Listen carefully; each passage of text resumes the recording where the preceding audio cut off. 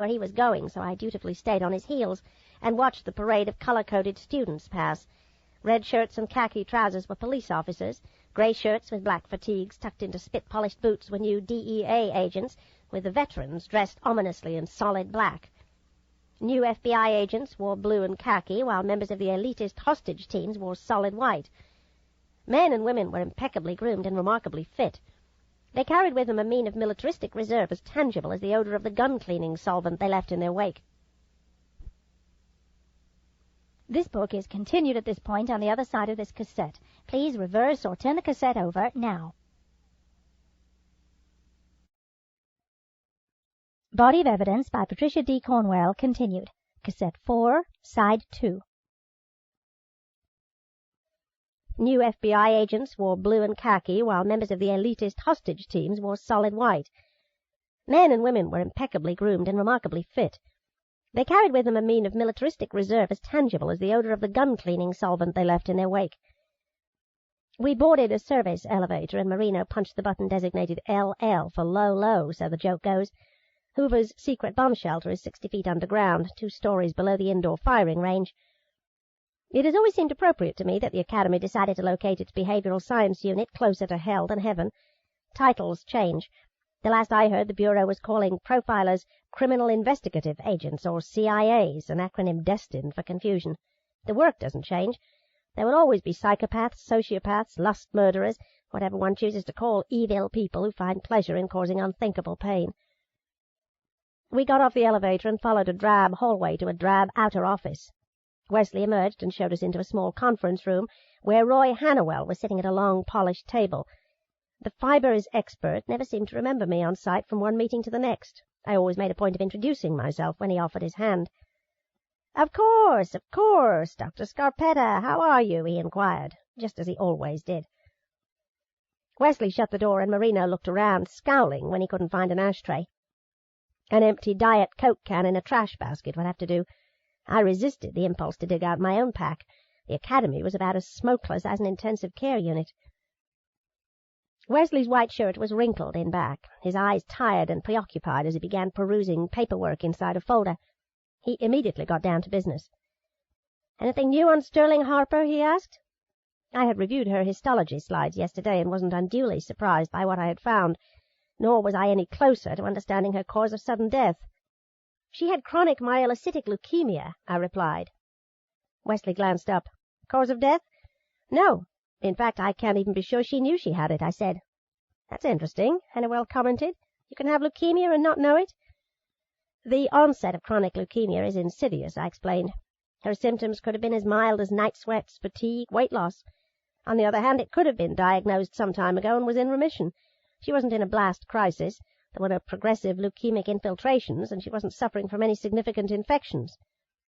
Hannawell looked perplexed. "Then what killed her?" "I don't know," I admitted. "Drugs?" Wesley asked, making notes. "The tox lab is beginning its second round of testing," I answered. "Her preliminary report shows a blood alcohol of 0.03. In addition, she had dextromethorphan on board, which is an antitussive found in numerous over-the-counter cough suppressants. At the scene, we found a bottle of Robitussin on top of the sink inside her upstairs bathroom. It was more than half full." "So that didn't do it," Wesley muttered to himself. "The entire bottle wouldn't do it," I told him, adding, "It's puzzling, I agree." "You'll keep me posted, let me know what turns up on her," Wesley said. More pages turned, and he went to the next item on his agenda.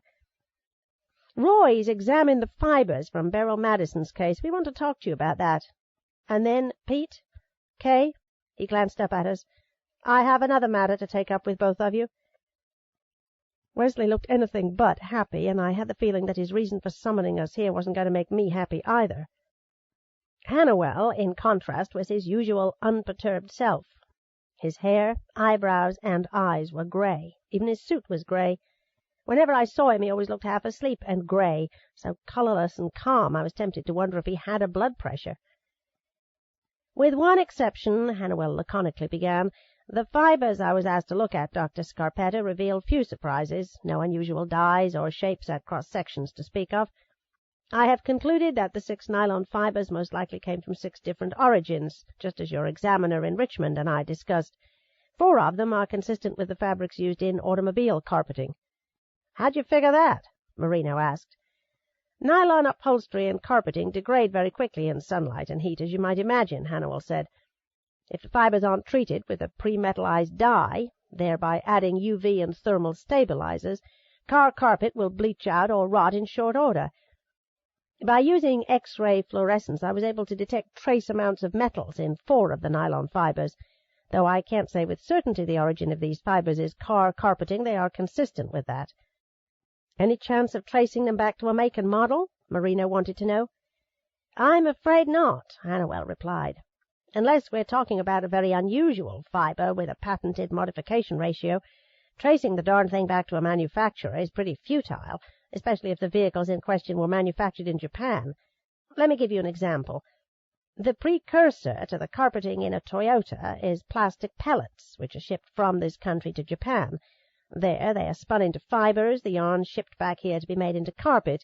The carpet is then sent back to Japan to be placed inside the cars coming off the line." He droned on. It only got more hopeless.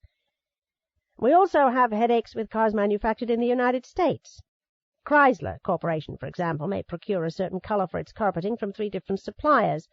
Then, halfway through the model year, Chrysler may decide to change suppliers. Let's say you and I are both driving 87 black LeBarons with burgundy interior, Lieutenant. Well, the suppliers for the burgundy carpet in mine may be different from the suppliers in yours. The point is, the only significance of the nylon fibers I've examined is the variety. 2 may be from household carpeting, 4 may be from automobile carpeting. The colors and cross-sections vary. You add to this the finding of olefin, Dynel acrylic fibers, and what you've got is a hodgepodge I find most peculiar." "Obviously," Wesley interjected, "the killer has a profession or some other preoccupation that puts him in contact with many different types of carpeting. And when he murdered Beryl Madison, he was wearing something that caused numerous fibers to adhere to him. Wool, corduroy, or flannel could account for that, I thought, but no wool or dyed cotton fibers had been found that were thought to have come from the killer." "What about Dynel?" I asked. "Usually associated with women's dresses, with wigs, fake furs," Hannawell answered. "Yes, but not exclusively," I said. "A shirt or pair of slacks made of Dynel would build up static electricity like polyester, causing everything to stick to it. This might explain why he was carrying so much trace." "Possibly," Hannawell said. "So maybe the squirrel was wearing a wig," Marino proposed. "We know Beryl let him in her house, translated into she didn't feel threatened. Most ladies ain't going to feel threatened by a woman at the door." "A transvestite?" Wesley suggested. "Could be," Marino replied. "Some of the best-looking babes you'll ever see. It's friggin' sickening. Even I can't tell with a few of them unless I get right up in their faces." "If the assailant were in drag," I pointed out, "how do we account for the fibers adhering to him? If the origin of the fibers is his workplace, certainly he wouldn't have been dressed in drag at work." "Unless he works the streets in drag," Marino said. "He's in and out of John's rides all night long, maybe in and out of motel rooms with carpeted floors." "Then his victim selection doesn't make any sense," I said. "No, but the absence of seminal fluid might make sense," Marino argued. "Male transvestites, faggots, usually don't go around raping women." "They usually don't go around murdering them either," I answered. "I mentioned an exception," Hannawell resumed, glancing at his watch. "This is the orange acrylic fiber you were so curious about." His gray eyes fixed impassively on me. "The 3-leaf clover shape," I recalled. "Yes," Hannawell said, nodding. "The shape is very unusual. The purpose, as is true with other trilobals, to hide dirt and scatter light. Only place I know you'll find fibers with this shape is in Plymouths manufactured in the late 70s. The fibers are in the nylon carpeting. They're the same 3-leaf clover shape at cross-section as the orange fiber in Beryl Madison's case." "But the orange fiber is acrylic," I reminded him, "not nylon." "That's correct, Dr. Scarpetta," he said. "I'm giving you background in order to demonstrate the unique properties of the fiber in question. The fact that it is acrylic versus nylon, the fact that bright colors such as orange are almost never used in automobile carpeting, assists us in excluding the fiber from a number of origins, including Plymouths manufactured in the late 70s, or any other automobile you might think of." "So you've never seen anything like this orange fiber before?" Marino asked. That's what I'm leading up to. Hannawell hesitated. Wesley took over. Last year we got in a fibre identical to this orange one in every respect when Roy was asked to examine trace recovered from a Boeing 747 hijacked in Athens, Greece. I'm sure you recall the incident, he said. Silence. Even Marino was momentarily speechless. Wesley went on, his eyes dark with trouble. The hijackers murdered 2 American soldiers on board and dumped their bodies on the tarmac. Chet Ramsey was a 24-year-old Marine, the first to be thrown out of the plane. The orange fibre was adhering to blood on his left ear. Could the fibre have come from the interior of the plane, I asked. It doesn't appear so, Hannawell replied. I compared it with exemplars of carpet, seat upholstery, the blankets stored in the overhead bins, and didn't come up with a match or even a near match. Either Ramsey picked up the fibre someplace else, and this doesn't seem likely since it was adhering to wet blood, or possibly it was the result of a passive transfer from one of the terrorists to him. The only other alternative I can think of is that the fibre came from one of the other passengers, but if so, this individual would have to have touched him at some point after he was injured. According to eyewitness accounts, none of the other passengers went near him. Ramsey was taken to the front of the plane, away from the other passengers, and beaten, shot, his body wrapped in one of the plane's blankets and thrown out onto the tarmac. The blanket, by the way, was tan. Marino said it first, and he wasn't good-humoured about it. You mind explaining how the hell a hijacking in Greece is connected with 2 writers getting whacked in Virginia? The fibre connects at least 2 of the incidences, Hannawell replied, the hijacking and Beryl Madison's death. This isn't to say that the actual crimes are connected, Lieutenant, but this orange fibre is so unusual we have to consider the possibility there may be some common denominator in what happened in Athens and what is happening here now. It was more than a possibility, it was a certainty. There was a common denominator, person, place, or thing, I thought. It had to be one of the 3, and the details were slowly materializing in my mind. I said, they were never able to question the terrorists. 2 of them ended up dead, another 2 managed to escape and have never been caught. Wesley nodded. Are we even certain they were terrorists, Benton? I asked. After a pause, he answered, We've never succeeded in tying them in with any terrorist group, but the assumption is they were making an anti-American statement. The plane was American, as were a third of its passengers. What were the hijackers wearing? I asked. Civilian clothes, slacks, open-neck shirts, nothing unusual, he said. And no orange fibres were found on the bodies of the 2 hijackers killed? I asked. We don't know, Hannawell answered. They were gunned down on the tarmac, and we weren't able to move fast enough to claim the bodies and fly them over here for examination along with the slain American soldiers. Unfortunately, I got only the fibre report from the Greek authorities. I never actually examined the hijackers' clothing or trace myself. Obviously, quite a lot could have been missed. But even if there had been an orange fibre or 2 recovered from one of the hijackers' bodies, they still wouldn't necessarily tell us the origin. Hey, what are you telling me? Marino demanded. What, I'm supposed to think we're looking for an escaped hijacker who's now killing people in Virginia? We can't completely rule it out, Pete, Wesley said, bizarre as it may seem. The 4 men who hijacked that plane have never been associated with any group, I recalled. We really don't know the whole of their purpose or who they were, except that 2 of them were Lebanese, if my memory serves me well, the other 2 who escaped possibly Greek. It seems to me there was some speculation at the time that the real target was an American ambassador on vacation who was scheduled to be on that flight with his family. This is true, Wesley said tensely.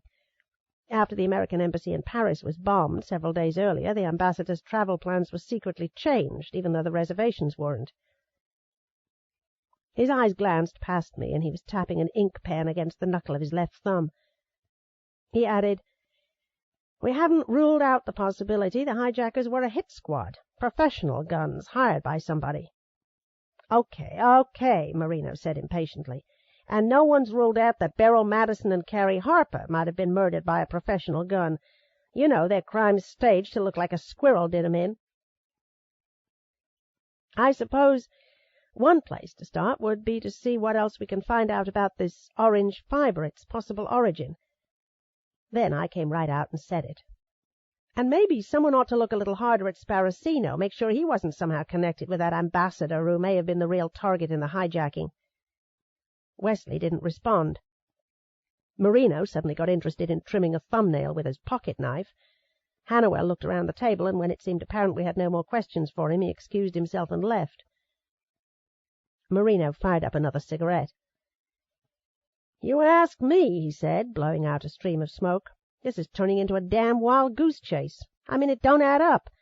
Why hire some international hitman to snuff a lady romance writer and a has-been novelist who ain't produced nothing in years?" "I don't know," Wesley said. "It all depends on who had what connections. Hell, it depends on a lot of things, Pete. Everything does. All we can do is follow the evidence as best we're able. This brings me to the next item on the agenda. Jeb Price." "He's back on the street," Marino said automatically. I looked at him in disbelief. "Since when?" Wesley inquired. "Yesterday," Marino replied.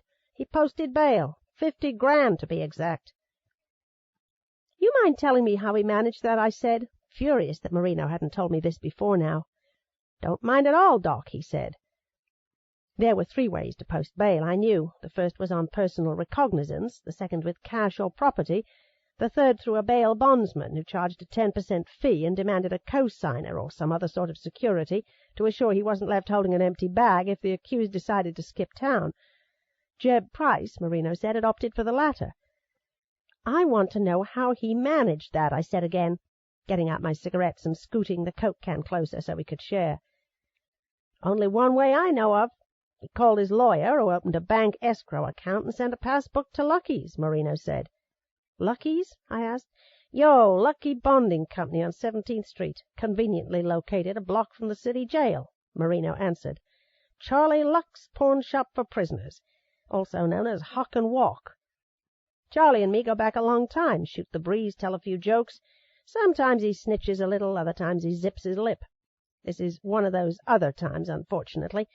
Nothing I could pull on him succeeded in getting me the name of Price's lawyer, but I've got a suspicion he ain't local." "Price obviously has connections in high places," I said. "Obviously," Wesley agreed grimly. "And he never talked?" I asked. "Had the right to remain silent, and he sure as hell did," Marino answered. "What did you find out about his arsenal?" Wesley was making notes to himself again. "You run it through ATF?"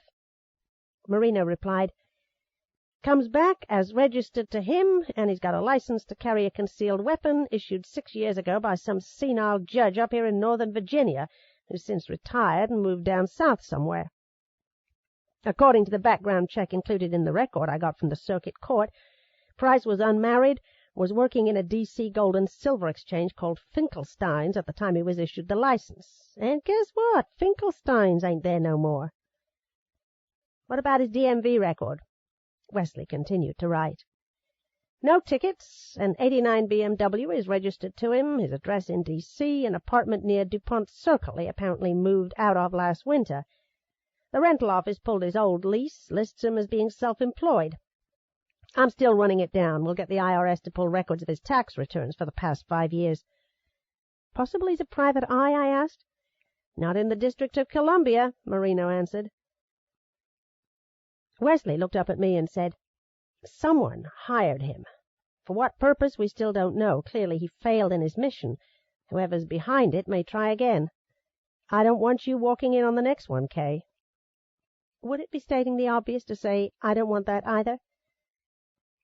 "I guess what I'm telling you," he went on, like a no-nonsense father, "is I want you to avoid placing yourself in any situation where you might be vulnerable. For example, I don't think it's a good idea for you to be in your office when no one else is inside the building. I don't mean just on the weekends. If you work until 6, 7 at night and everybody else has gone home, it's not a good idea for you to be walking out into a dark parking lot to get in your car. Possible you can leave at 5 when there are eyes and ears around?"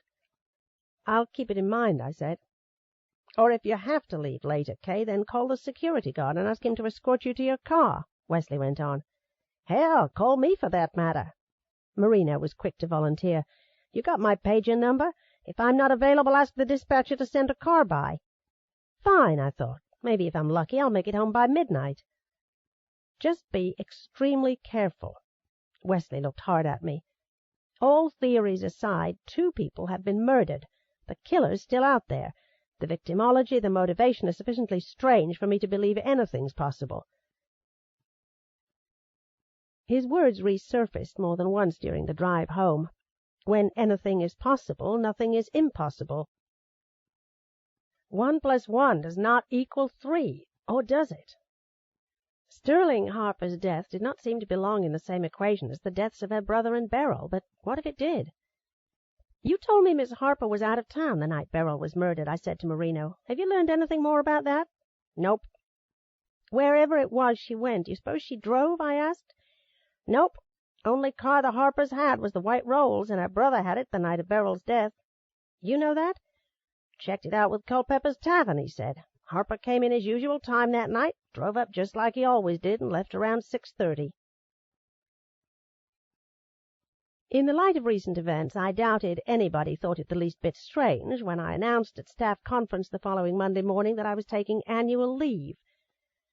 The assumption was that my encounter with Jeb Price had stressed me to the point I needed to get away, regroup, bury my head in the sand for a while. I didn't tell anybody where I was going because I didn't know. I just walked out, leaving behind a secretly relieved secretary and an overwhelmed desk. Returning home, I spent the entire morning on the phone, calling every airline that serviced Richmond's Byrd Airport, the airport most convenient for Sterling Harper. "Yes, I know there's a 20% penalty," I said to the U.S. air ticket agent. "You misunderstand. I'm not trying to change the ticket. This was weeks ago. I'm trying to find out if she ever got on the flight at all." "The ticket wasn't for you?" "No," I said for the 3rd time. "It was issued in her name. And she really needs to contact us herself." "Sterling Harper is dead," I said. "She can't contact you herself." A startled pause. "She died suddenly right around the time of a trip she was supposed to go on," I explained. "If you could just check your computer." This went on. It got to where I could recite the same lines without thinking. U.S. Air had nothing, nor did the computers for Delta, United, American, or Eastern. As far as the agents could tell from their records, Miss Harper had not flown out of Richmond during the last week of October when Beryl Madison was murdered. Miss Harper hadn't driven either. I seriously doubted she had taken the bus that left the train. An Amtrak agent named John said his computer was down and asked if he could call me back. I hung up as someone rang my doorbell. It was not quite noon. The day was as tart and crisp as a fall apple. Sunlight painted white rectangles in my living room and winked off the windshield of the unfamiliar silver Mazda sedan parked in my drive. The pasty blond young man I observed through the peephole was standing back from my front door, head down, the collar of a leather jacket up around his ears. My Ruger was hard and heavy in my hand, and I stuffed it in the pocket of my warm-up jacket as I unfastened the deadbolt. I didn't recognize him until we were face to face. "Dr. Scarpetta?" he asked nervously. I made no move to let him inside, my right hand in my pocket and firm around the butt of the revolver. "Please forgive me for appearing on your doorstep like this," he said. "I called your office and was told you were on vacation. I found your name in the book and the line was busy, so I concluded you were home. I really need to talk to you. May I come in?" He looked even more innocuous in person than he had looked on the videotape Marino had shown me. "What is this about?" I asked firmly. "Beryl Madison. It's about her," he said. My name's Al Hunt. I won't take much of your time, I promise." I backed away from the door, and he stepped inside. His face got as white as alabaster when he seated himself on my living-room couch, and his eyes fixed briefly on the butt of the revolver protruding from my pocket as I settled in a wing chair a safe distance away. You've got a gun," he said. "Yes, I do," I answered. I don't like them, like guns." "They're not very likable," I agreed. "No, ma'am," he said. "My father took me deer hunting once when I was a boy. He hit a doe. She was crying. She was crying, lying on her side and crying. I never could shoot anything." "Did you know Beryl Madison?" I asked. The police have talked to me about her," he stammered. Lieutenant Marino. He came by the car wash where I work and talked to me, then asked me down to headquarters. We talked for a long time. She used to bring her car in. That's how I met her." As he rambled on, I couldn't help but wonder what colors were radiating from me. Steely blue, maybe a hint of bright red because I was alarmed and doing my best not to show it. I contemplated ordering him to leave. I considered calling the police. I couldn't believe he was sitting inside my house, and perhaps the sheer audacity on his part and mystification on mine explains why I did nothing at all. I interrupted him. "Mr. Hunt—" "Please call me Al."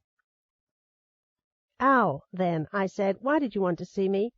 If you have information, why aren't you talking to Lieutenant Marino?" The color rose to his cheeks, and he looked uncomfortably down at his hands. "What I have to say doesn't really belong in the category of police information," he said. "I thought you might understand." "Why would you think that? You don't know me," I answered. "You took care of Beryl. As a rule, women are more intuitive, more compassionate than men," he said.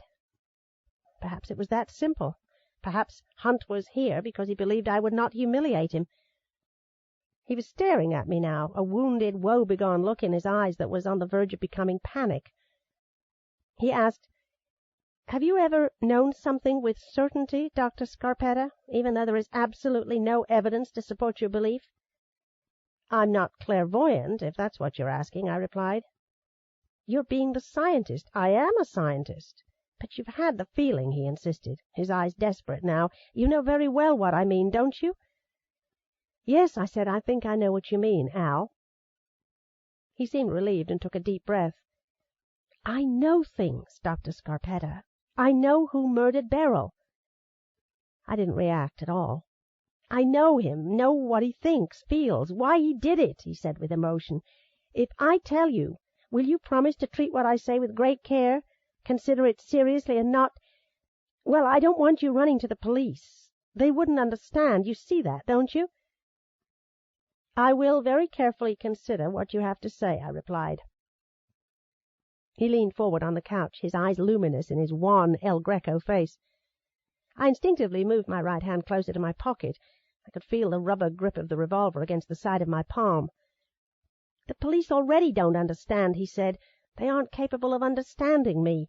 Why I left psychology, for example. The police wouldn't understand that. I have a master's degree." "And what? I worked as a nurse, and now I'm working in a car wash? You don't really think the police are going to understand that, do you?" I didn't respond. "When I was a kid, I dreamed of being a psychologist, a social worker, maybe even a psychiatrist," he went on. "It all came so naturally to me. It was what I should be, what my talents directed that I should be." "But you're not," I reminded him. "Why?" "Because it would have destroyed me," he said, averting his eyes. "It isn't something I have control over, what happens to me. I relate so completely to other people's problems and idiosyncrasies that the person who is me gets lost, suffocates. I didn't realize how dramatic this was until I spent time on a forensic unit for the criminally insane. It was part of my research for my thesis." He was getting increasingly distracted. "I'll never forget. Frankie was a paranoid schizophrenic. He beat his mother to death with a stick of firewood. I got to know Frankie. I very gently walked him through his life until we reached that winter's afternoon. I said to him, 'Frankie, what little thing was it? What pushed that button? Do you remember what was going through your mind, through your nerves?' He said he was sitting in the chair he always sat in before the fire, watching the flames burn down, when they began whispering to him, whispering terrible, mocking things. When his mother walked in, she looked at him the way she always did, but this time he saw it in her eyes. The voices got so loud he couldn't think, and next thing he was wet and sticky, and she didn't have a face any more. He came to when the voices were still. I couldn't sleep for many nights after that. Every time I'd close my eyes I'd see Frankie crying, covered with his mother's blood. I understood him. I understood what he'd done. Whoever I talked to, whatever story I heard, it affected me the same way." I was sitting calmly, my powers of imagination switched off, the scientist, the clinician, deliberately donned like a suit of clothes. I asked him, "Have you ever felt like killing anyone, Al?" "Everybody's felt that way at some point," he said as our eyes met. "Everybody? Do you really think so?" "Yes, every person has the capacity, absolutely." "Who have you felt like killing?" I asked. "I don't own a gun or anything else dangerous," he answered, "because I don't ever want to be vulnerable to an impulse. Once you can envision yourself doing something, once you can relate to the mechanism behind the deed, the door is cracked. It can happen. Virtually every heinous event that occurs in this world was first conceived in thought. We aren't good or bad, one or the other." His voice was trembling. "Even those classified as insane have their own reasons for why they do what they do." "What was the reason behind what happened to Beryl?" I asked. My thoughts were precise and clearly stated, and yet I was sick inside as I tried to block the images, the black stains on the walls, the stab wounds clustered over her breast, her book standing primly on the library shelf, quietly waiting to be read. "The person who did this loved her," he said.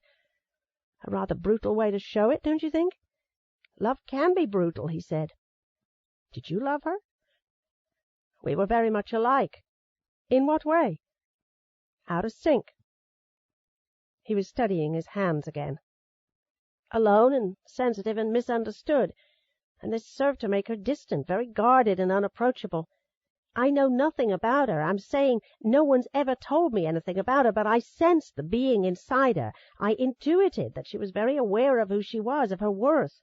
But she was deeply angered by the price she paid for being different. She was wounded, I don't know by what. Something had hurt her. This made me care for her. I wanted to reach out because I knew I would have understood her." "Why didn't you reach out to her?" I asked. "The circumstances weren't right. Maybe if I'd met her somewhere else," he replied. "Tell me about the person who did this to her, Al," I said. "Would he have reached out to her had the circumstances ever been right?" "No." "No?" "The circumstances would never have been right because he is inadequate and knows it," Hunt said. His sudden transformation was disconcerting. Now he was the psychologist. His voice was calmer. He was concentrating very hard, tightly clasping his hands in his lap. He was saying, "He has a very low opinion of himself and is unable to express feelings in a constructive manner. Attraction turns to obsession. Love becomes pathological. When he loves, he has to possess because he feels so insecure and unworthy, is so easily threatened.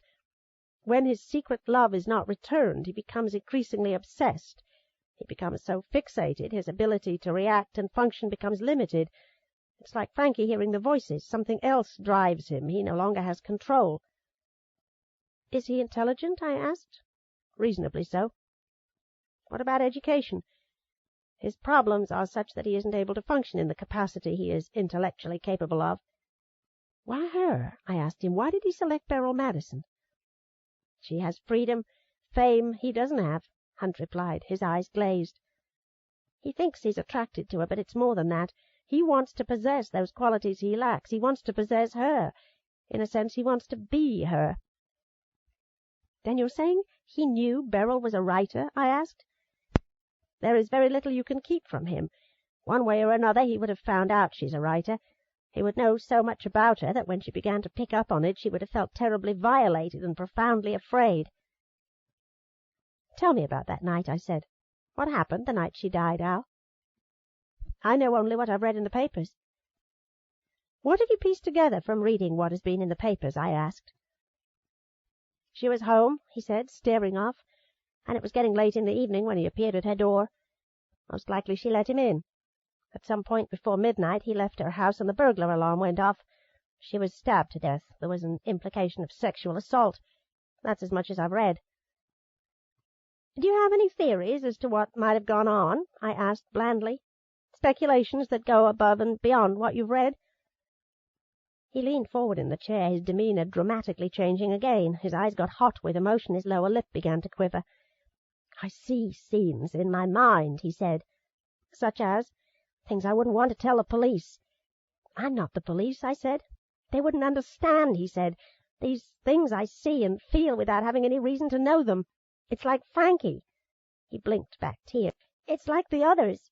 I could see what happened and understand it, even though I wasn't always given the details. But you don't always need the details, nor are you likely to get them in most instances. You know why that is, don't you?"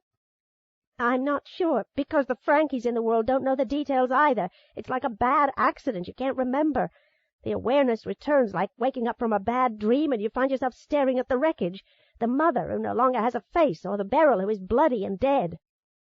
The Frankies wake up when they're running, or a cop they don't remember calling pulls up in front of the house. Are you telling me Beryl's killer doesn't remember exactly what he did? I asked carefully. He nodded. You're quite sure of that? Your most skilled psychiatrist could question him for 1,000,000 years, and there would never be an accurate replay, Hunt said. The truth will never be known. It has to be recreated and to an extent inferred. Which is what you've done. Recreated and inferred, I said. He wet his bottom lip, his breathing tremulous. Do you want me to tell you what I see? Yes, I answered. Much time had elapsed since his first contact with her, he began, but she had no awareness of him as a person, though she may have seen him somewhere in the past, seen him without having any idea. His frustration, his obsessiveness had driven him to her doorstep. Something kicked that off, made it an overwhelming need to confront her. What? I asked. What kicked it off? I don't know. What was he feeling when he decided to come after her? Hunt closed his eyes and said, Anger. Anger, because he couldn't make things work the way he wanted. Anger because he couldn't have a relationship with Beryl? I asked. Eyes still shut, Hunt slowly shook his head from side to side and said, No. Maybe that's what was closest to the surface, but the root was much deeper. Anger because nothing worked the way he wanted it to in the beginning. When he was a child? I asked. Yes. Was he abused? He was emotionally, Hunt said. By whom? Eyes still shut, he answered. His mother. When he killed Beryl, he killed his mother. Do you study forensic psychiatry books, Al? Do you read about these things? I asked. He opened his eyes and stared at me as if he had not heard what I had said. He went on emotionally. You have to appreciate how many times he had imagined the moment. It wasn't impulsive in the sense he simply rushed to our house without premeditation. The timing may have been impulsive, but his method had been planned with meticulous detail. He absolutely couldn't afford for her to be alarmed and refuse him entrance into her house. She'd call the police, give them a description. And even if he wasn't apprehended, his mask had been ripped off and he'd never be able to come near her again. He had created a scheme that was guaranteed not to fail, something that would not excite her suspicions. When he appeared at her door that night, he inspired trust, and she let him in. In my mind, I saw the man in Beryl's foyer, but I could not see his face or the color of his hair, just an indistinct figure in the glinting of the long steel blade as he introduced himself with the weapon he used to murder her. This is when it deteriorated for him, Hunt continued. He won't remember what happened next. Her panic, her terror are not pleasant for him. He had not completely thought out this part of his ritual. When she ran, tried to get away from him, when he saw the panic in her eyes, he fully realized her rejection of him. He realized the horrible thing he was doing, and his contempt for himself was acted out as contempt for her, rage. He quickly lost control of her while he was reduced to the lowest form, a killer, a destroyer, a mindless savage, tearing and cutting and inflicting pain. Her screams, her blood were awful for him. And the more he raised and defaced this temple where he had worshipped for so long, the more he couldn't bear the sight of it. He looked at me, and there was nobody home behind his eyes.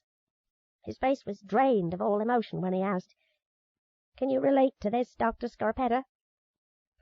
I'm listening, was all I said. He is in all of us, he said. Does he feel remorse, Al? He is beyond that, he said. I don't think he feels good about what he did or even completely realizes what he did. He was left with confused emotions. In his mind, he will not let her die. He wonders about her, relives his contacts with her, and fantasizes that his relationship with her was the deepest, most profound of all, because she was thinking about him when she breathed her last, and this is the ultimate closeness to another human being. In his fantasies, he imagines she continues to think about him after death. But the rational part of him is unsatisfied and frustrated.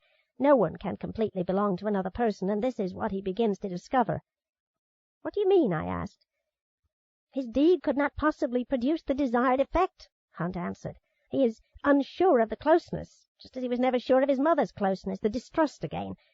And there are other people now who have a more legitimate reason to have a relationship with Beryl than he does. Like who? The police? His eyes focused on me. And you? Because we're investigating her murder? I asked, a chill running up my spine. Yes.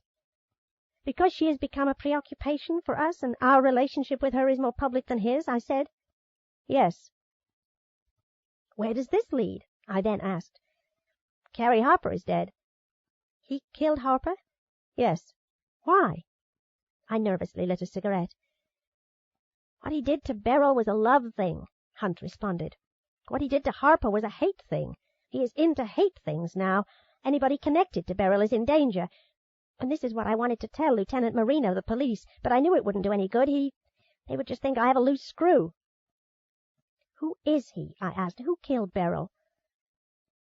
Al Hunt moved to the edge of the couch and rubbed his face in his hands. When he looked up, his cheeks were splotched red. "Jim, he whispered. "Jim?" I asked, mystified. "I don't know."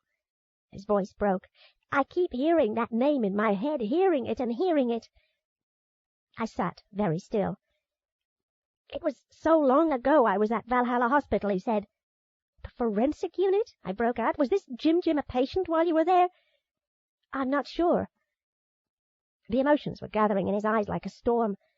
"I hear his name and I see that place. My thoughts drift back to its dark memories like I'm being sucked down a drain. It was so long ago, so much blacked out now. Jim. Jim, like a train chugging. The sound won't stop. I have headaches because of the sound." "When was this?" I demanded.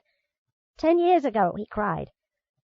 Hunt couldn't have been working on a master's thesis then. I realized he would have been only in his late teens. "Al," I said, "you weren't doing research in the forensic unit. You were a patient there, weren't you?" He covered his face with his hands and wept. When he finally was in sufficient control, he refused to talk any more. Obviously deeply distressed, he mumbled he was late for an appointment and practically ran out the door. My heart was racing and wouldn't slow down. I fixed myself a cup of coffee and paced the kitchen, trying to figure out what to do next. I jumped when the telephone rang. "Kay Scarpetta, please." "Speaking." "This is John with Amtrak. I finally got your information, ma'am. Let's see. Sterling Harper had a round-trip ticket on the Virginian for October 27th, returning on the 31st. According to my record, she was on the train, or at least somebody with her tickets was. You want the times?" "Yes, please," I said, and I wrote them down. "What stations?" He answered, "Originating in Fredericksburg, destination Baltimore." I tried to call Marino. He was on the street. It was evening when he returned my call with news of his own. "Do you want me to come?" I asked, stunned. This book is continued on Cassette 5, Side 1. Body of Evidence by Patricia Cornwell continued. Cassette 5, Side 1. I tried to call Marino. He was on the street. It was evening when he returned my call with news of his own. "Do you want me to come?" I asked, stunned. "Don't see no point in it." Marino's voice came over the line. "No question what he did. He wrote a note and pinned it to his undershorts. Said he was sorry he couldn't take it no more. That's pretty much it. Nothing suspicious about the scene. We're about to clear on out. And Doc Coleman's here," he added, referring to one of my local medical examiners. Shortly after Al Hunt left my house, he drove to his own, a brick colonial in Ginter Park, where he lived with his parents. He took a pad of paper and a pen from his father's study. He descended the stairs leading to the basement and removed his narrow black leather belt. He left his shoes and trousers on the floor. When his mother went down later to put in a load of wash, she found her only son hanging from a pipe inside the laundry room.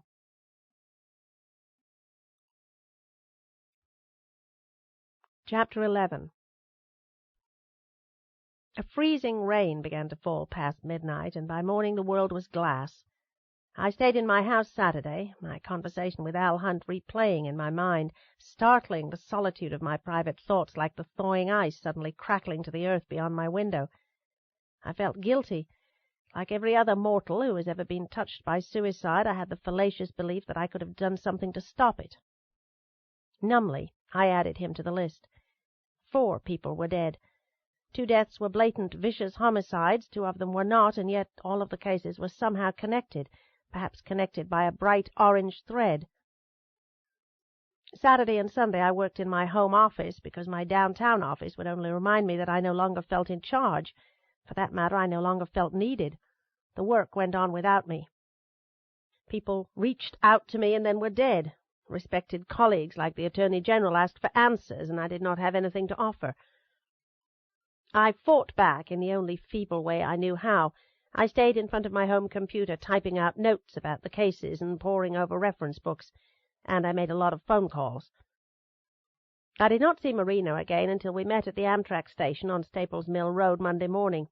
We passed between two waiting trains, the dark, wintry air warmed by engines and smelling of oil. We found seats in the back of our train and resumed a conversation we had started inside the station. Dr. Masterson wasn't exactly chatty, I said, about Hunt's psychiatrist as I carefully set down the shopping bag I was carrying, but I'm suspicious he remembers Hunt a lot more clearly than he's letting on. Why was it I always got a seat with a footrest that didn't work? Marino yawned voraciously as he pulled down his, which worked just fine. He didn't offer to exchange seats with me. If he had, I would have accepted. He answered, "So, Hunt would have been 18-19 when he was in the bin." "Yes, he was treated for severe depression," I said. "Yeah, well, I guess so." "And what's that supposed to mean?" I asked. "His type's always depressed." "What is his type, Marino?" "Let's just say the word fag went through my mind more'n once when I talked to him," he said. The word fag went through Marino's mind more than once when he talked to anybody who was different. The train glided forward silently like a boat from a pier. "I wish you'd taped that conversation," Marino went on, yawning again. "With Dr. Masterson?" "No, the one with Hunt, when he dropped by your crib," he said. "It's moot and it doesn't matter," I replied uncomfortably. "I don't know. Seems to me like the squirrel knew an awful lot.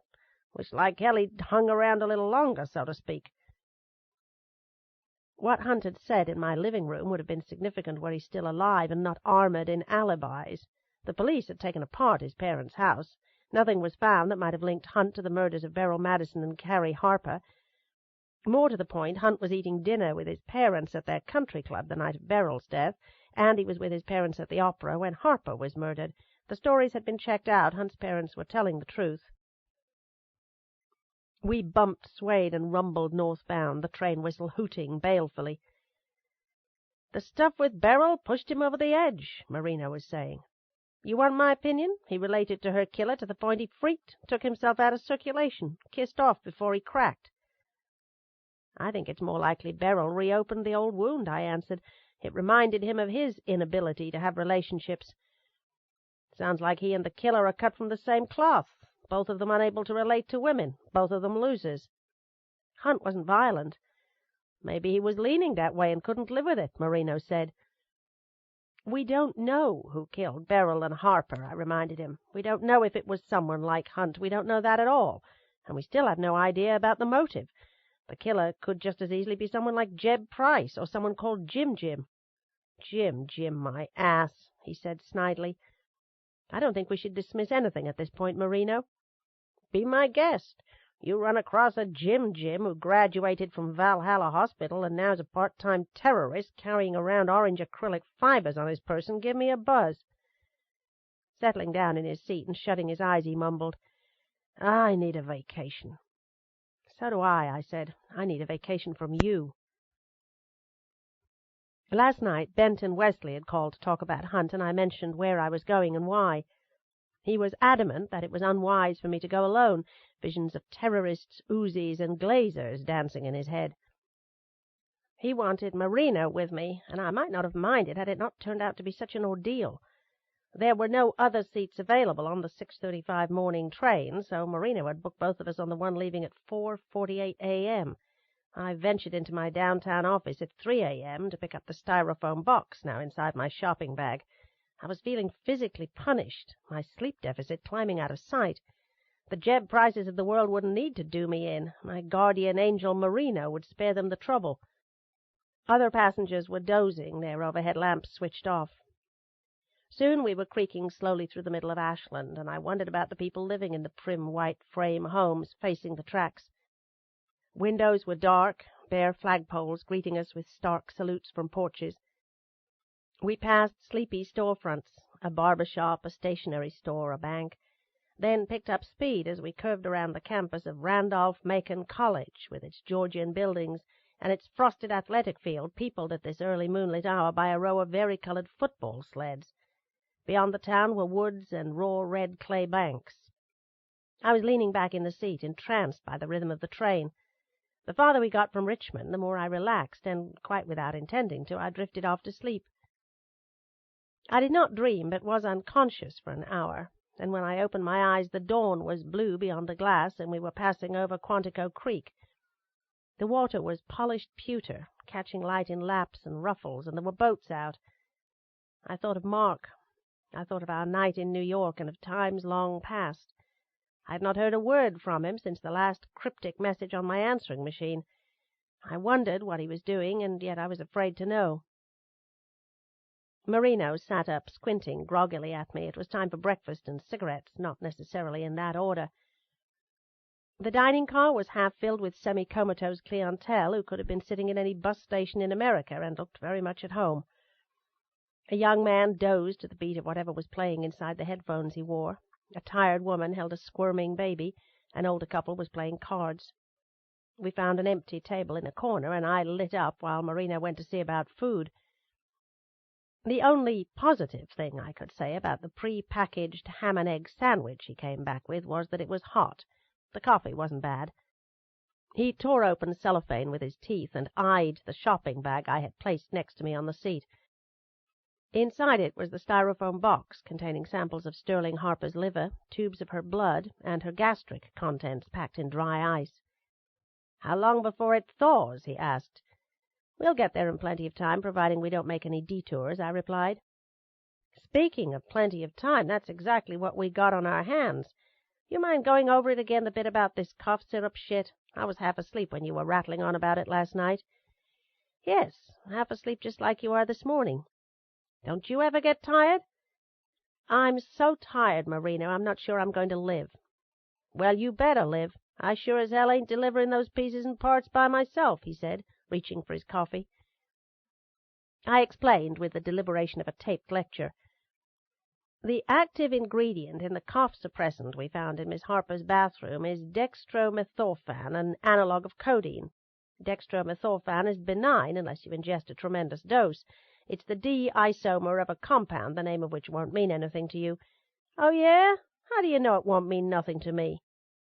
3-methoxy-N-methylmorphinan. "You're right. Don't mean a damn thing to me." I went on. "There's another drug which is the L-isomer of this same compound that dextromethorphan is the D-isomer of. The L-isomer compound is levomethorphan, a potent narcotic about 5 times stronger than morphine.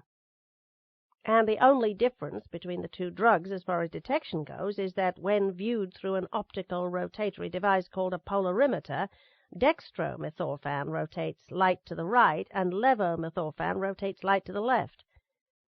In other words, without this contraption you can't tell the difference between the two drugs," Marino concluded. "Not in tox tests routinely done," I answered. "Levomethorphan comes up as dextromethorphan because the compounds are the same. The only discernible difference is they bend light in opposite directions, just as D-sucrose and L-sucrose bend light in opposite directions even though they're both structurally the same disaccharide. D-sucrose is table sugar. L-sucrose has no nutritional value to humans." "I'm not sure I get it," Marino said, rubbing his eyes. "How can compounds be the same but different?" "Think of dextromethorphan and levomethorphan as identical twins," I said. "They're not the same people, so to speak, but they look the same, except one is right-handed, the other left-handed. One is benign, the other strong enough to kill. Does that help?" "Yeah, I guess." "So how much of this levomethorphan stuff would it take for Miss Harper to snuff herself?" 30 milligrams would probably do it. 15 2-milligram tablets, in other words," I answered. "What then? Saying she did." "She would very quickly slip into a deep narcosis and die." "You think she would have known about this isomer stuff?" "She might have," I replied. "We know she had cancer, and we also suspect she wanted to disguise her suicide, perhaps explaining the melted plastic in the fireplace and the ashes of whatever else it was she burned right before she died. It's possible she deliberately left the bottle of cough syrup out to throw us off track. After seeing that, I wasn't surprised when dextromethorphan came up in her tox." Miss Harper had no living relatives, very few friends, if any. and she didn't strike me as someone who travelled very often. After discovering she had recently made a trip to Baltimore, the first thing that came to mind was Johns Hopkins, which has one of the finest oncology clinics in the world. A couple of quick calls confirmed that Miss Harper had made periodic visits to Hopkins for blood and bone marrow workups, a routine relating to a disease she obviously had been quite secretive about. When I was informed of her medication, the pieces suddenly snapped together in my mind. The labs in my building did not have a polarimeter or any way to test for levomethorphan. Dr. Ismail at Hopkins had promised to assist if I could supply him with the necessary samples. It was not quite 7 now, and we were on the outer fringes of D.C. Woods and swamps streamed past until the city was suddenly there, the Jefferson Memorial flashing white through a break in the trees. Tall office buildings were so close I could see plants and lampshades through spotless windows before the train plunged underground like a mole and burrowed blindly beneath them all. We found Dr. Ismail inside the pharmacology lab of the oncology clinic. Opening the shopping bag, I set the small styrofoam box on his desk. "Are these the samples we talked about?" he asked with a smile. "Yes," I replied. "They should still be frozen. We came here straight from the train station." "If the concentrations are good, I can have an answer for you in a day or so," he said. "What exactly will you do with the stuff?" Marino inquired as he looked around the lab, which looked like every lab I have ever seen. "It's very simple, really," Dr. Ismail replied patiently. "First, I will make an extract of the gastric sample. That will be the longest, most painstaking part of the test. When that is done, I place the extract into the polarimeter, which looks very much like a telescope, but it has rotatory lenses. I look through the eyepiece and rotate the lenses to the left and right. If the drug in question is dextromethorphan, then it will bend light to the right, meaning the light in my field will get brighter as I rotate the lenses to the right. For levomethorphan, the opposite is true." He went on to explain that levomethorphan is a very effective pain reliever, prescribed almost exclusively for people terminally ill with cancer. Because the drug had been developed there, he kept a list of all Hopkins patients who were on it. The purpose was to establish the therapeutic range. The bonus for us was he had a record of Miss Harper's treatments. She would come in every 2 months for her blood and bone marrow workups, and on each visit was given a supply about 250 2-milligram tablets, Dr. Ismail was saying, as he smoothed open the pages of a thick monitoring book. "Let's see. Her last visit was October 28th. She should have had at least 75, if not 100 tablets left." "We didn't find them," I said. "A shame." He lifted dark, saddened eyes. "She was doing so well. A very lovely woman. I was always pleased to see her and her daughter." After a moment of startled silence, I asked, "Her daughter?" "I assume so. A young woman, blonde." Marino cut in, "She with Miss Harper the last weekend in October?" Dr. Ismail frowned and said, "No, I don't recall seeing her then. Miss Harper was alone." "How many years had Miss Harper been coming here?" I asked. "I'll have to pull her chart, but I know it has been several, at least 2 years." "Was her daughter, the young blonde woman, always with her?" I asked. "Not so often in the early days," he answered, "but during the past year she was with Miss Harper on every visit, except for this last one in October, and possibly the one before that. I was impressed. Being so ill, well, it is nice when one has the support of family." "Where did Miss Harper stay when she was here?"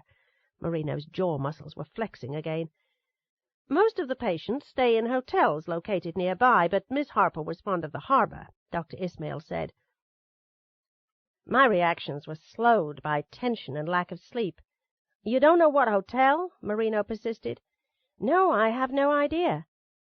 Suddenly I began seeing images of the fragmented, typed words on filmy white ash. I interrupted both of them. "May I see your telephone directory, please?" 15 minutes later, Marino and I were standing out on the street looking for a cab. The sun was bright, but it was quite cold. "Damn," he said again. "I hope you're right." "We'll find out soon enough," I said tensely. In the business listings of the telephone directory was a hotel called Harbor Court. B-O-R-C-O. B-O-R-C. I kept seeing the miniature black letters on the wisps of burned paper. The hotel was one of the most luxurious in the city, and it was directly across the street from Harbor Place. "I'll tell you what I can't figure," Marino went on as another taxi passed us by. "Why all the bother? So Miss Harper kills herself, right? Why go to all the trouble to do it in such a mysterious way? Make any sense to you?" "She was a proud woman. Suicide was probably a shameful act to her. She may not have wanted anyone to figure it out, and she may have chosen to take her life while I was inside her house. Why? Perhaps because she didn't want her body found a week later.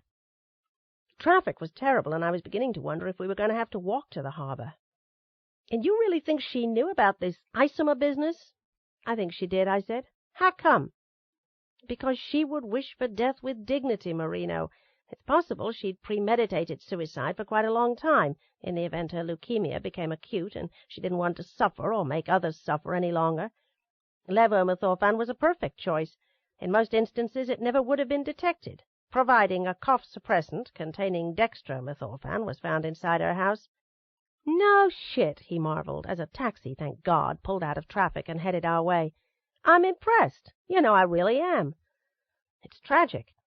"I don't know." He peeled open a stick of gum and began to chew with vigor. "Me, I wouldn't want to be tied down to no hospital bed with tubes in my nose. Maybe I would have thought like she did." "She didn't kill herself because of her cancer." "I know," he said as we ventured off the curb, "but it's related. Gotta be. She's not long for this world anyway. Then Beryl gets whacked. Next her brother gets whacked." He shrugged. "Why hang around?" We got into the taxi, and I gave the driver the address. For 10 minutes we rode in silence.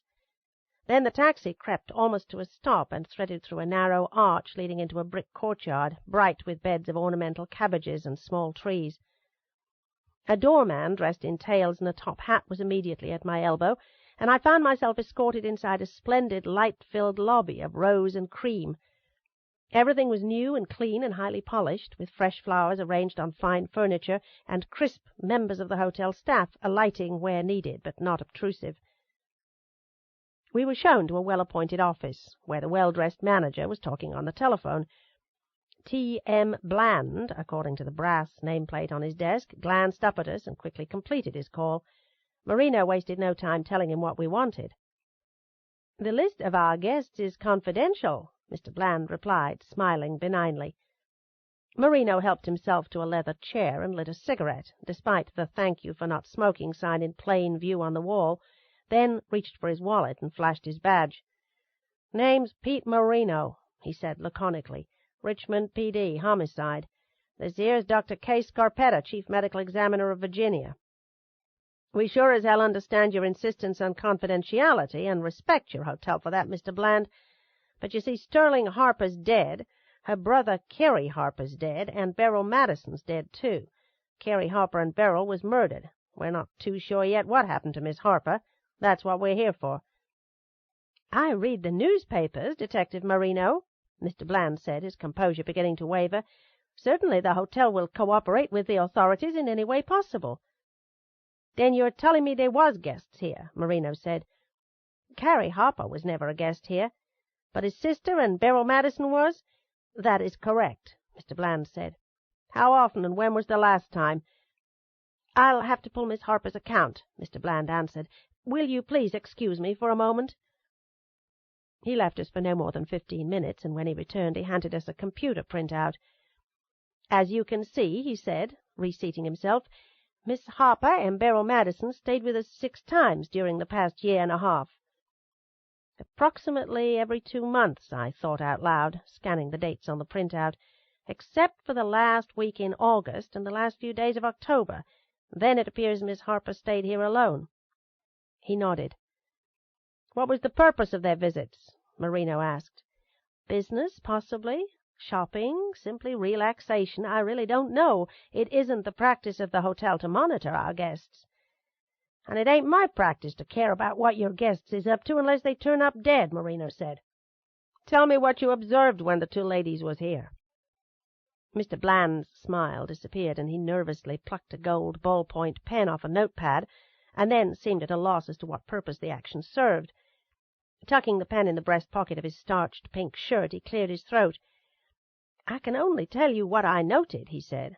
"Please do," Marino said. The two women made separate travel arrangements. Usually Miss Harper checked in the night before, Beryl Madison did, and they often didn't leave at the same time or together.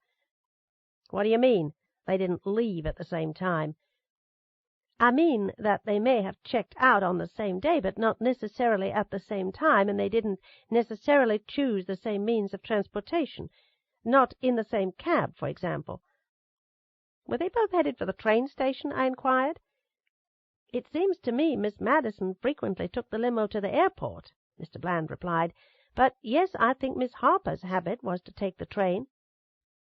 "What about their accommodations?" I asked, studying the printout. "Yeah," Marino butted in. "They don't say nothing about their room on this thing." He tapped the printout with his index finger. "They stay in a double or a single, one bed or two."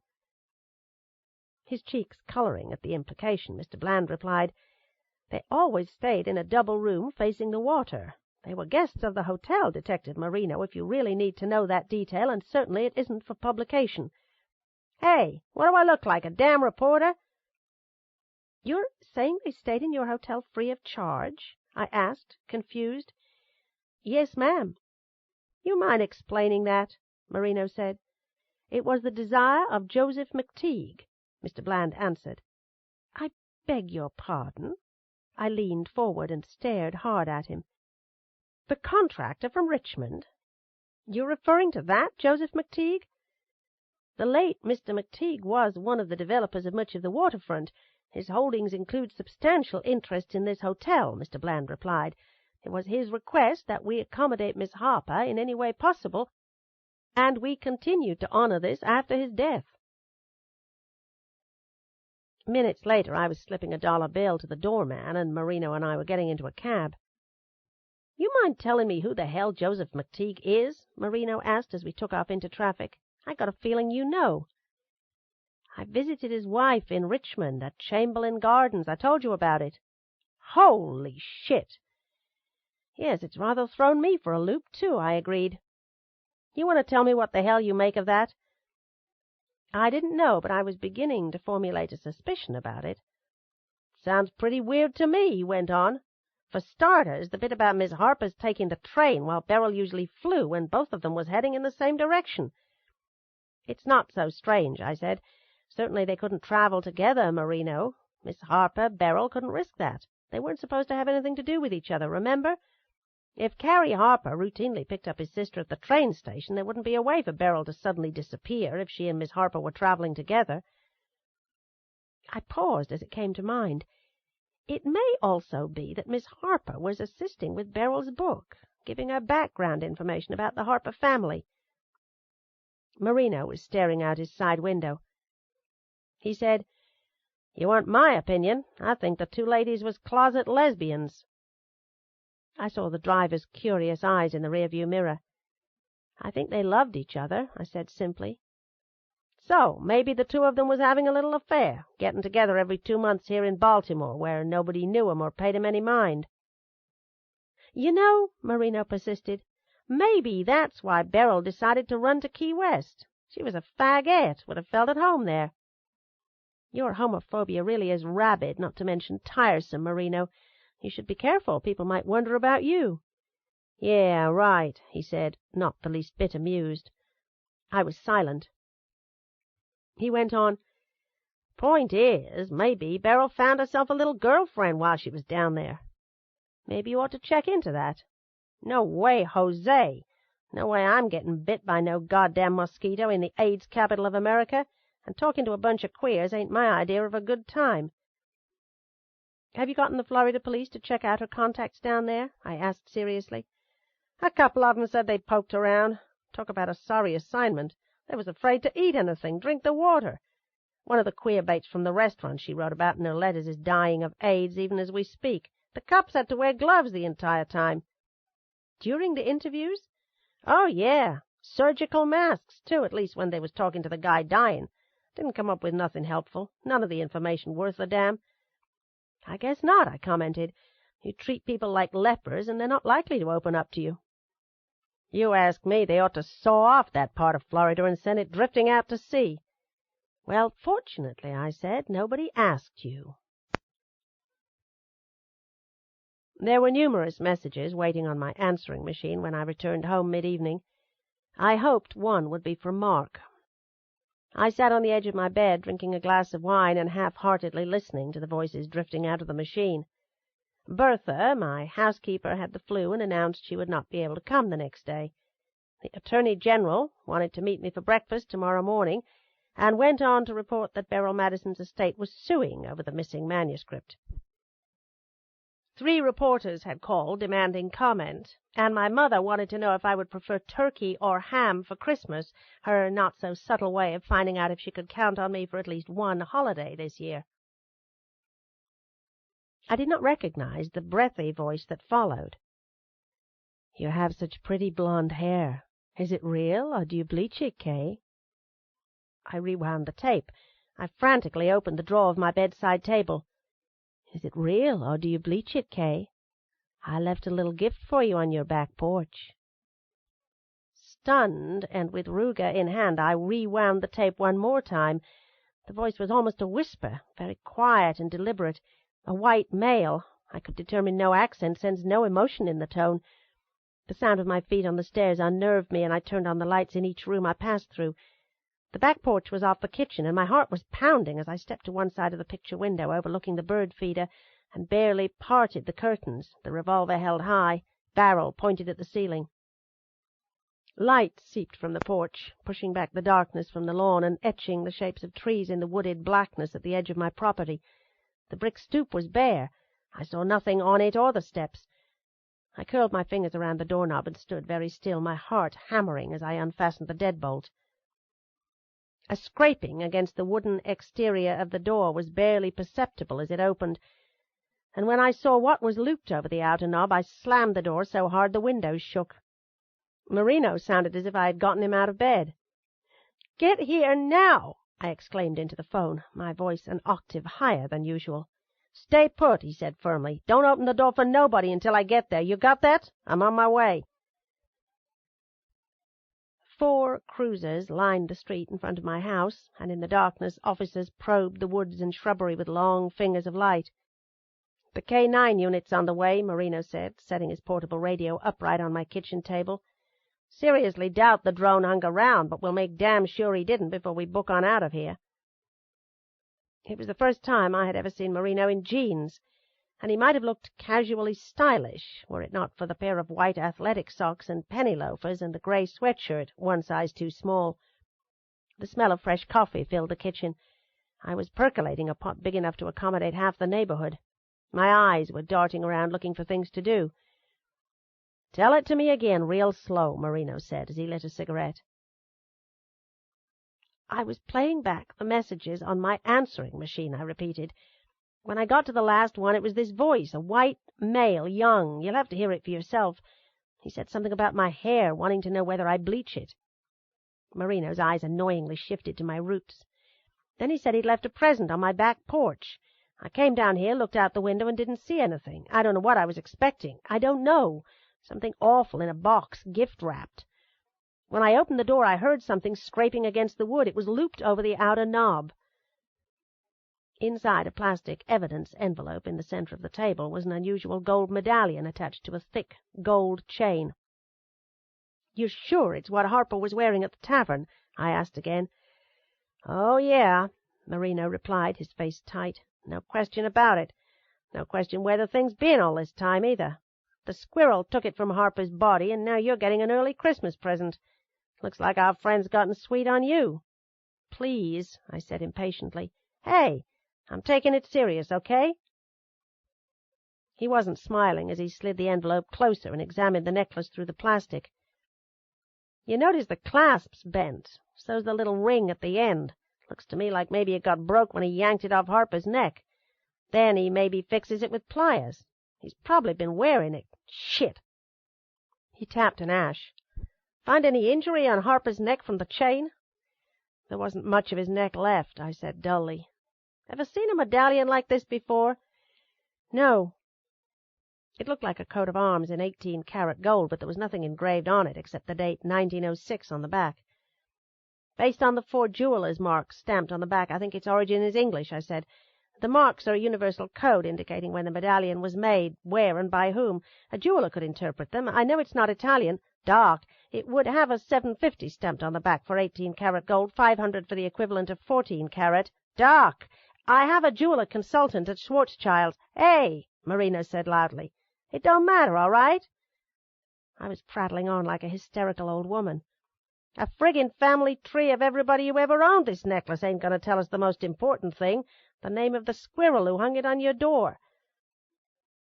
His eyes softened a little, and he lowered his voice. What you got to drink in this crib?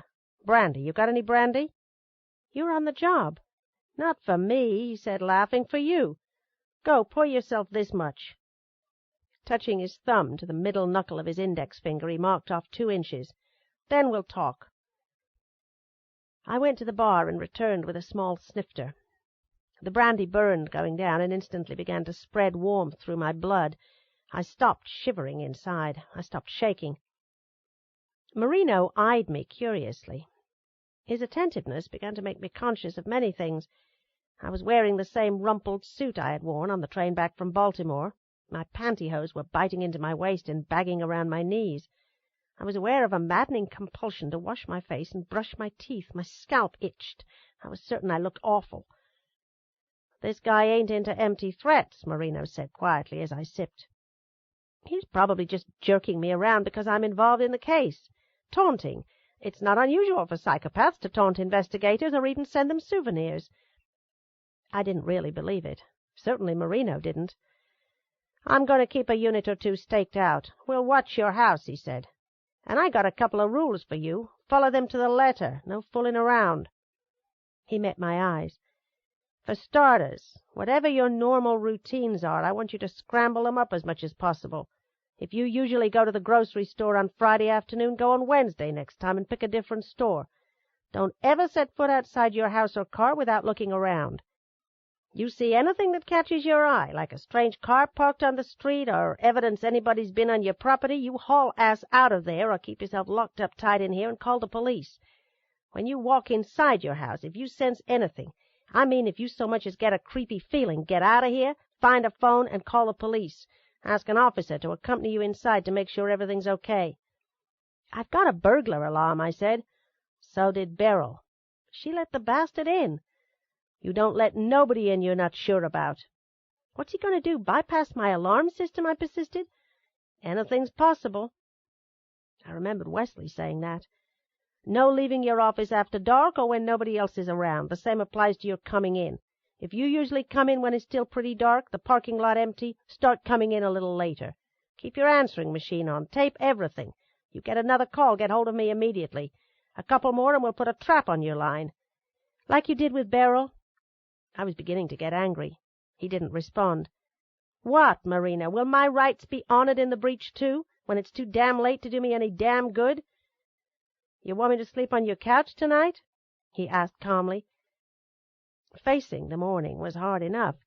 I envisioned Marino in boxer shorts, a T-shirt stretched taut over his big belly as he padded bare-footed in the general direction of the bathroom. He probably still left the seat up. I'll be fine, I said.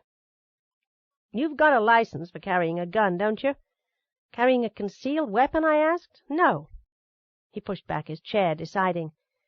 I'll have a little chat with Judge Reinhardt in the morning. We'll get you one. That was all. It was almost midnight. Moments later I was alone and unable to sleep. I downed another shot of brandy, then one more, and lay in bed staring up at the dark ceiling.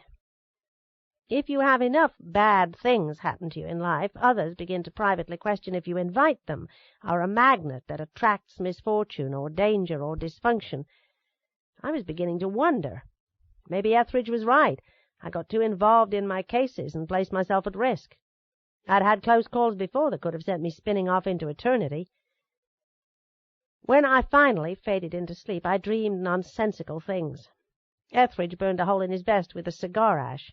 Fielding was working on a body that was beginning to look like a pincushion because he couldn't find an artery that had any blood. Marino was riding a pogo stick up a steep hill, and I knew he was going to fall.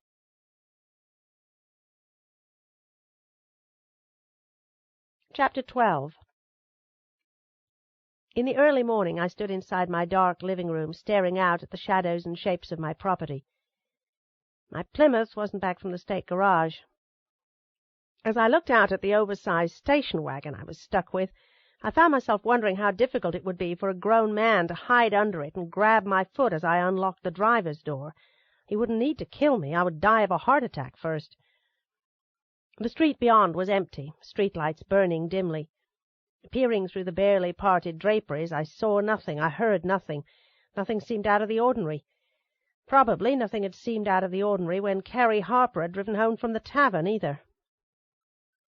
My breakfast appointment with the Attorney General was in less than an hour. I was going to be late if I didn't muster up the courage to step outside my own front door and negotiate the 30 feet of sidewalk that would lead me to my car. I studied the shrubbery and small dogwoods bordering my front lawn, scrutinizing their quiet silhouettes as the sky lightened by degrees. The moon was roundly iridescent like a white morning glory, grass silver with frost. How had he gotten to their houses, to my house? He had to have some means of transportation. There had been little speculation about the killer's ability to move around. Type of vehicle is as much a part of criminal profiling as age and race are, and yet no one was commenting, not even Wesley. I wondered why as I stared at the vacant street, and Wesley's grim demeanor in Quantico still bothered me. I voiced my concern as Etheridge and I were eating breakfast. "It may be simply that there are things Wesley chooses not to tell you," he suggested. "He's always been very open with me in the past. The Bureau tends to be very close-mouthed, Kay." "Wesley is a profiler," I replied. "He's always been generous with his theories and opinions. But in this instance he's not talking. He's barely profiling these cases at all. His personality has changed. He's humorless, and he scarcely looks me in the eyes. It's weird and incredibly unnerving." I took a deep breath. Then Etheridge said, "You're still feeling isolated, aren't you, Kay?" "Yes, Tom, and just a little paranoid." "That, too," I said. "Do you trust me, Kay? Do you believe I'm on your side and have your best interests in mind?" he asked. I nodded and took another deep breath. We were talking in quiet voices inside the dining room of the Capitol Hotel, a favorite watering hole for politicians and plutocrats. 3 tables away sat Senator Partin, his well-known face more wrinkled than I remembered, as he talked seriously to a young man I had seen somewhere before. Most of us feel isolated and paranoid during stressful times. We feel alone in the wilderness. Etheridge's eyes were kind on me, his face troubled. "I am alone in the wilderness," I replied. "I feel that way because it's true. I can see why Wesley is worried. Of course. What worries me about you, Kay, is you're basing your theories on intuition, going on instinct. Sometimes that can be very dangerous. Sometimes it can be, but it can also be very dangerous when people begin to make things too complicated. Murder is usually depressingly simple." "Not always, though." "Almost always, Tom." "You don't think Sparacino's machinations are related to these deaths?" the Attorney General queried. "I think it would be all too easy to be distracted by his machinations. What he's doing and what the killer is doing could be trains running on parallel tracks, both of them dangerous, even deadly, but not the same, not connected, not driven by the same forces." "You don't think the missing manuscript is connected?" "I don't know." "You're no closer to knowing?" The interrogation made me feel as if I hadn't done my homework. I wished he hadn't asked. "No, Tom," I admitted. "I have no idea where it is." "Is it possible it could be what Sterling Harper burned in her fireplace right before she died?" "I don't think so. The documents examiner looked at charred bits of paper, identified them as 20-pound high-quality rag. They're consistent with fine stationery or the paper lawyers use for legal documents. It's very unlikely someone would write a book draft on paper like that. It's more likely Miss Harper burned letters, personal papers." "Letters from Beryl Madison?" "We can't rule it out," I replied, even though I had pretty much ruled it out. "Or perhaps Carrie Harper's letters." "There was quite a collection of his private papers found inside the house," I said. "There's no evidence that any of it had been disturbed or recently gone through." "If the letters were from Beryl Madison, why would Miss Harper burn them?" "I don't know," I replied, and I knew Etheridge was thinking about his nemesis Sparacino again. Sparacino had moved quickly. I had seen the lawsuit, all 33 pages of it. Sparacino was suing me, the police, the governor. The last time I had checked in with Rose, she had informed me that People magazine had called, and one of its photographers was out front taking pictures of my building the other day after being refused entrance beyond the lobby. I was becoming notorious. I was also becoming expert at refusing comment and making myself scarce. "You think we're dealing with a psycho, don't you?" Etheridge asked me point blank. Orange acrylic fibre connected with hijackers or not, that was what I thought, and I told him so. He looked down at his half-eaten food, and when he lifted his eyes I was undone by what I saw in them. Sadness, disappointment, a terrible reluctance.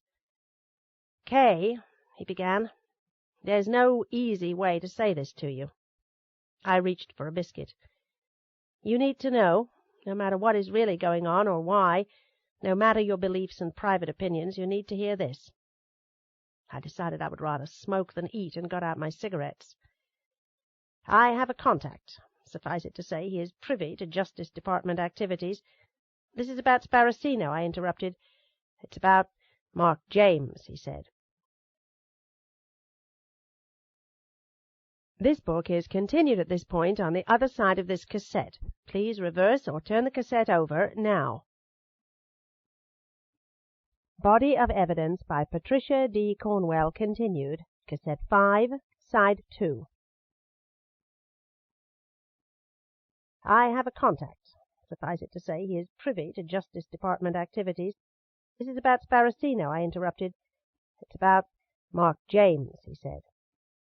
I couldn't have been more unnerved had the Attorney General just sworn at me. I asked, "What about Mark?" "I'm wondering if I should ask you that, Kay." "What do you mean exactly?" "The two of you were seen together in New York several weeks ago at Gallagher's." An awkward pause as he coughed and added inanely, "I haven't been there in years." I stared at the smoke drifting up from my cigarette.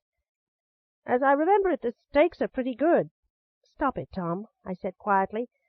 "A lot of good-hearted Irishmen in that place who don't hold back on the booze or the banter." "Stop it, God damn it," I said a little too loudly. Senator Partin stared straight at our table, his eyes mildly curious as they briefly alighted on Etheridge, then me. Our waiter was suddenly pouring more coffee and inquiring if we needed anything. I was uncomfortably warm. "Don't bullshit me, Tom," I said. "Who saw me?" He waved it off. "What matters is how you know him." "I've known him for a very long time." "That's not an answer. Since law school." "You were close?" "Yes." "Lovers?" "Jesus, Tom." "I'm sorry, Kay. It's important." Dabbing his lips with his napkin, he reached for his coffee, his eyes drifting around the dining room. Etheridge was very ill at ease. "Let's just say that the two of you were together most of the night in New York, at the Omni." My cheeks were burning. "I don't give a damn about your personal life, Kay. I doubt anybody else does either, except in this one instance. You see, I'm very sorry." He cleared his throat, finally giving me his eyes again. "Damn it. Mark's pal, Sparacino, is being investigated by the Justice Department." "His pal?" "It's very serious, Kay," Etheridge went on. "I don't know what Mark James was like when you knew him in law school, but I do know what's become of him since. I know his record. After you were spotted with him, I did some investigating. He got in serious trouble in Tallahassee 7 years ago. Racketeering, fraud, crimes for which he was convicted and for which he actually spent time in prison. It was after all this that he ended up with Sparacino, who is suspected of being tied in with organized crime." I felt as if a vice were rapidly squeezing the blood from my heart, and I must have become pale, because Etheridge quickly handed me my glass of water and waited patiently until I composed myself. But when I met his eyes again, he picked up where he had interrupted his damaging testimony. "Mark has never worked for Orndorff and Berger, Kay. The firm has never even heard of him. Which doesn't surprise me. Mark James couldn't possibly practice law. He was disbarred. It appears he is simply Sparacino's personal aide." "Does Sparacino work for Orndorff and Berger?" I managed to ask. "He's their entertainment lawyer, that much is true," he answered. I said nothing, tears fighting to break out. "Stay away from him, Kay. Etheridge said, his voice a rough caress in its attempt to be tender. "For God's sake, break it off. Whatever you've got going with him, break it off." "I don't have anything going with him," I said shakily. "When's the last time you had contact with him?" "Several weeks ago. He called. We talked no more than 30 seconds. He nodded as if he had expected as much. The paranoid life, one of the poisonous fruits of criminal activity. "I doubt Mark James is given to long telephone conversations, and I doubt he'll approach you at all unless there is something he wants. Tell me how it is you were with him in New York." "He wanted to see me. He wanted to warn me about Sparacino." I added lamely, "Oh, this is what he said." "And did he warn you about him?" "Yes." "What did he say?" "The very sorts of things you've already mentioned about Sparacino." "Why did Mark tell you this?" "He said he wanted to protect me." "Do you believe that?" "I don't know what the hell I believe," I said. "Are you in love with this man?" I stared mutely at the Attorney General, my eyes turning to stone. He said very quietly, "I need to know how vulnerable you are. Please don't think I'm enjoying this, Kay." "Please don't think I'm enjoying this either, Tom," I said, an edge to my voice. Etheridge removed his napkin from his lap and folded it neatly, deliberately, before tucking it under the rim of his plate. "I have reason to fear," he said, so softly I had to lean forward to hear him, "that Mark James could do you terrible damage, Kay. There is reason to suspect he's behind the break-in at your office." "What reason?" I cut him off, my voice rising. "What are you talking about? What proof—" The words caught in my throat as Senator Partin and his young companion were suddenly at our table. I hadn't noticed them get up and head toward us. I could tell by the look on their faces they realized they had intruded upon a tense conversation. "John, good to see you." Etheridge was pushing back his chair. "You know the chief medical examiner, Kay Scarpetta, don't you?" Of course, yes. How are you, Dr. Scarpetta?" The senator was shaking my hand, smiling, his eyes distant. "And this is my son, Scott." I noticed that Scott had not inherited his father's rugged, rather coarse features or short, stocky build. The young man was incredibly handsome, tall, fit, his fine face framed by a crown of magnificent black hair. He was in his 20s, with a quiet, burning insolence in his eyes that bothered me. The cordial conversation did not ease my disconcertedness, nor did I feel any better when father and son finally left us alone again. "I've seen him somewhere before," I said to Etheridge, after the waiter refilled our coffees. "Who, John?" No, of course I've seen the senator before. I'm talking about his son, Scott. He looks very familiar." "You've probably seen him on TV," he replied, stealing a distracted glance at his watch. "He's an actor, or trying to be one at any rate. I think he's had a few minor roles in a couple of the soaps." "Oh, my God," I muttered. "Maybe a couple of bit parts in movies, too. He was out in California, now lives in New York." "No," I said, stunned. Etheridge put down his coffee cup and fixed calm eyes on me. "How did he know we were having breakfast here this morning, Tom?" I asked, working hard to keep my voice steady as the images came back to me. Gallagher's. The lone young man drinking beer several tables away from where Mark and I had been sitting. "I don't know how he knew," Etheridge replied, his eyes glinting with a secret satisfaction. "Suffice it to say that I'm not surprised, Kay. Young Partin's been shadowing me for days." "He's not your Justice Department contact?" "Good God, no," Etheridge said flatly. "Sparacino?" "I would think so. That would make the most sense, wouldn't it, Kay?" "Why?" He began studying the check, then said, "To make sure he knows what's going on, to spy, to intimidate." He glanced up at me. "Take your choice." Scott Partin had struck me as one of these self-contained young men often a study in sullen splendor. I remembered he had been reading the New York Times and gloomily drinking a beer. I had been vaguely aware of him only because extremely beautiful people, like gorgeous arrangements of flowers, are difficult not to notice. I felt a compulsion to tell Marino all about it as we rode the elevator down to the first floor of my building later that morning. "I'm certain," I repeated, "he was sitting 2 tables over from us at Gallagher's." "And he wasn't with nobody?" "Correct. He was reading, drinking a beer. I don't think he was eating, but I really don't remember, I replied, as we cut through a large storage room smelling of cardboard and dust. My mind and heart were racing, trying to outrun yet another one of Mark's lies. Mark had said that Sparacino didn't know I was coming to New York, that it was coincidence when Sparacino appeared at the steakhouse. That couldn't be true. Young Partin had been sent to spy on me that night, and that could have happened only if Sparacino knew I was there with Mark. "Well, there's another way to look at it," Marino said as we walked through the dusty bowels of my building. "Let's say one of the ways he stays alive in the Big Apple is he does some part-time snitching for Sparacino, okay?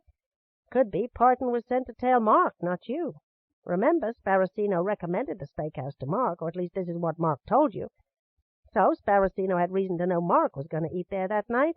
Sparacino tells Partin to be there, check out what Mark's up to. Partin does. He's sitting alone drinking a brew when the two of you walk in. Maybe at some point he slips out to call Sparacino, give him the scoop. Bingo! Next thing you know, Sparacino's walking in." I wanted to believe it. "Just a theory," Marino added. I knew I could not believe it. The truth, I harshly reminded myself, was that Mark had betrayed me, that he was the criminal Etheridge had described. "You got to consider all the possibilities," Marino concluded. "Of course," I muttered. Down another narrow corridor we stopped before a heavy metal door. Finding the right key, I led us inside the range where the firearms examiners conducted test fires on virtually every weapon known to man. It was a drab, lead-contaminated, cinder-block room, one entire wall covered by a pegboard and lined with scores of handguns and machine pistols confiscated by the courts and eventually released to the lab. Propped up in racks were shotguns and rifles. The far wall was heavy steel, reinforced in the center and pitted by thousands of rounds fired over the years.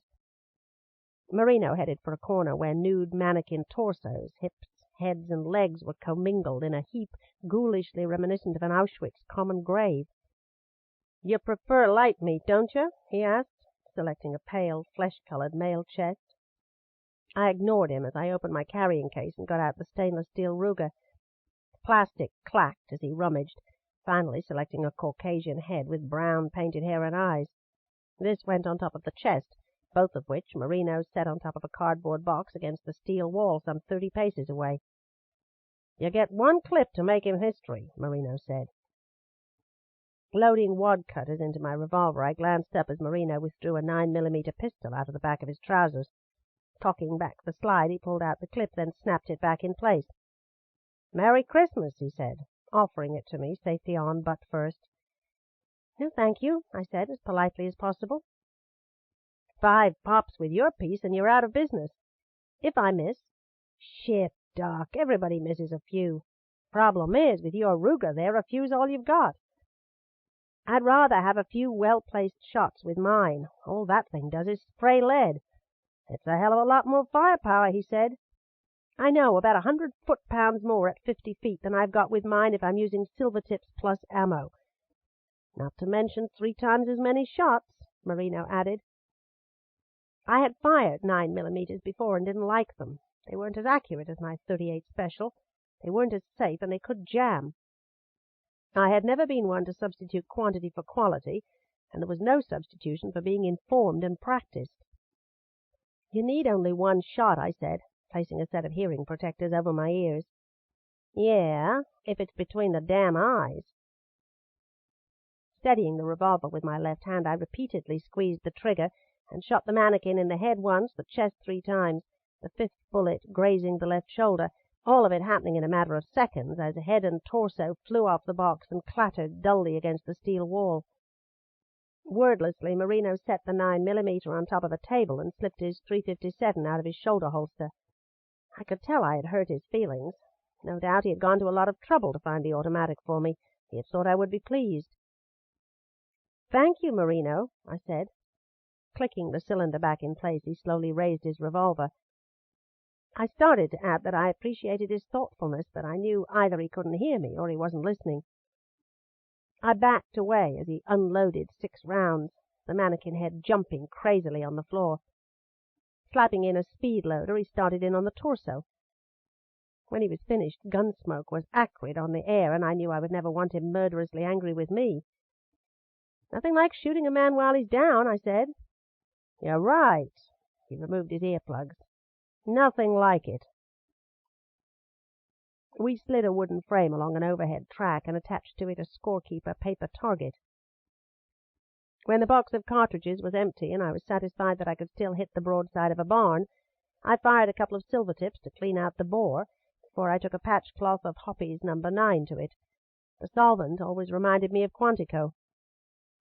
"You want my opinion?" Marino said, cleaning his gun as well. "What you need at home's a shotgun."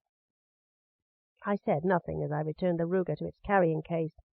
"You know, something like an auto-loading Remington, 3-inch Magnum double-aught buck. Be like hitting the fool with 15 .32 caliber bullets. 3 times, but you hit him with all 3 rounds. We're talking 45 friggin' pieces of lead. He ain't going to come back for more." "Marino," I said quietly, "I'm fine, all right? I really don't need an arsenal." He looked up to me, his eyes hard. "You got any idea what it's like to shoot a guy and he keeps on coming?" "No, I don't," I said. "Well, I do. Back in New York I emptied my gun on this animal who's freaked out on PCP.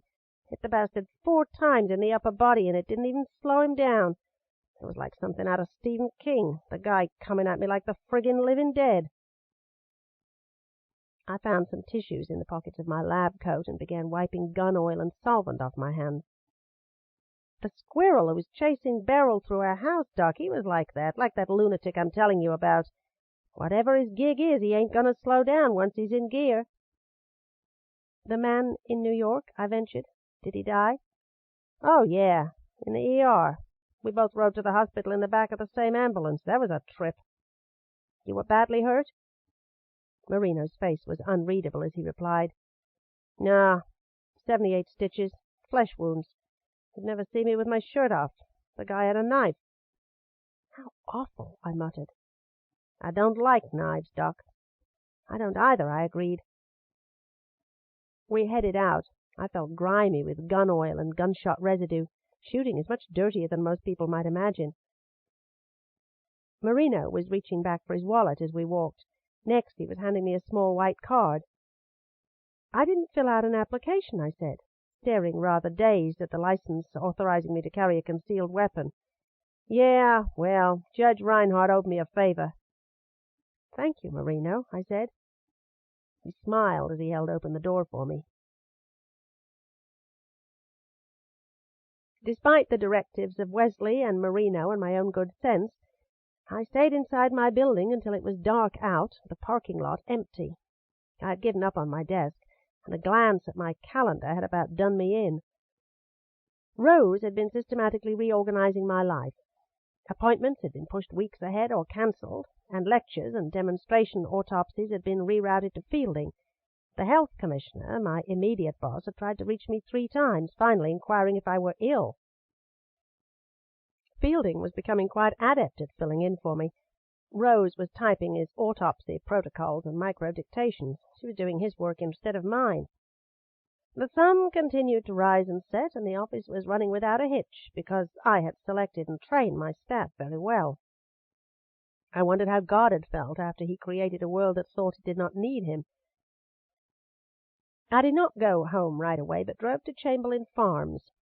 The same outdated notices were still taped to the elevator walls.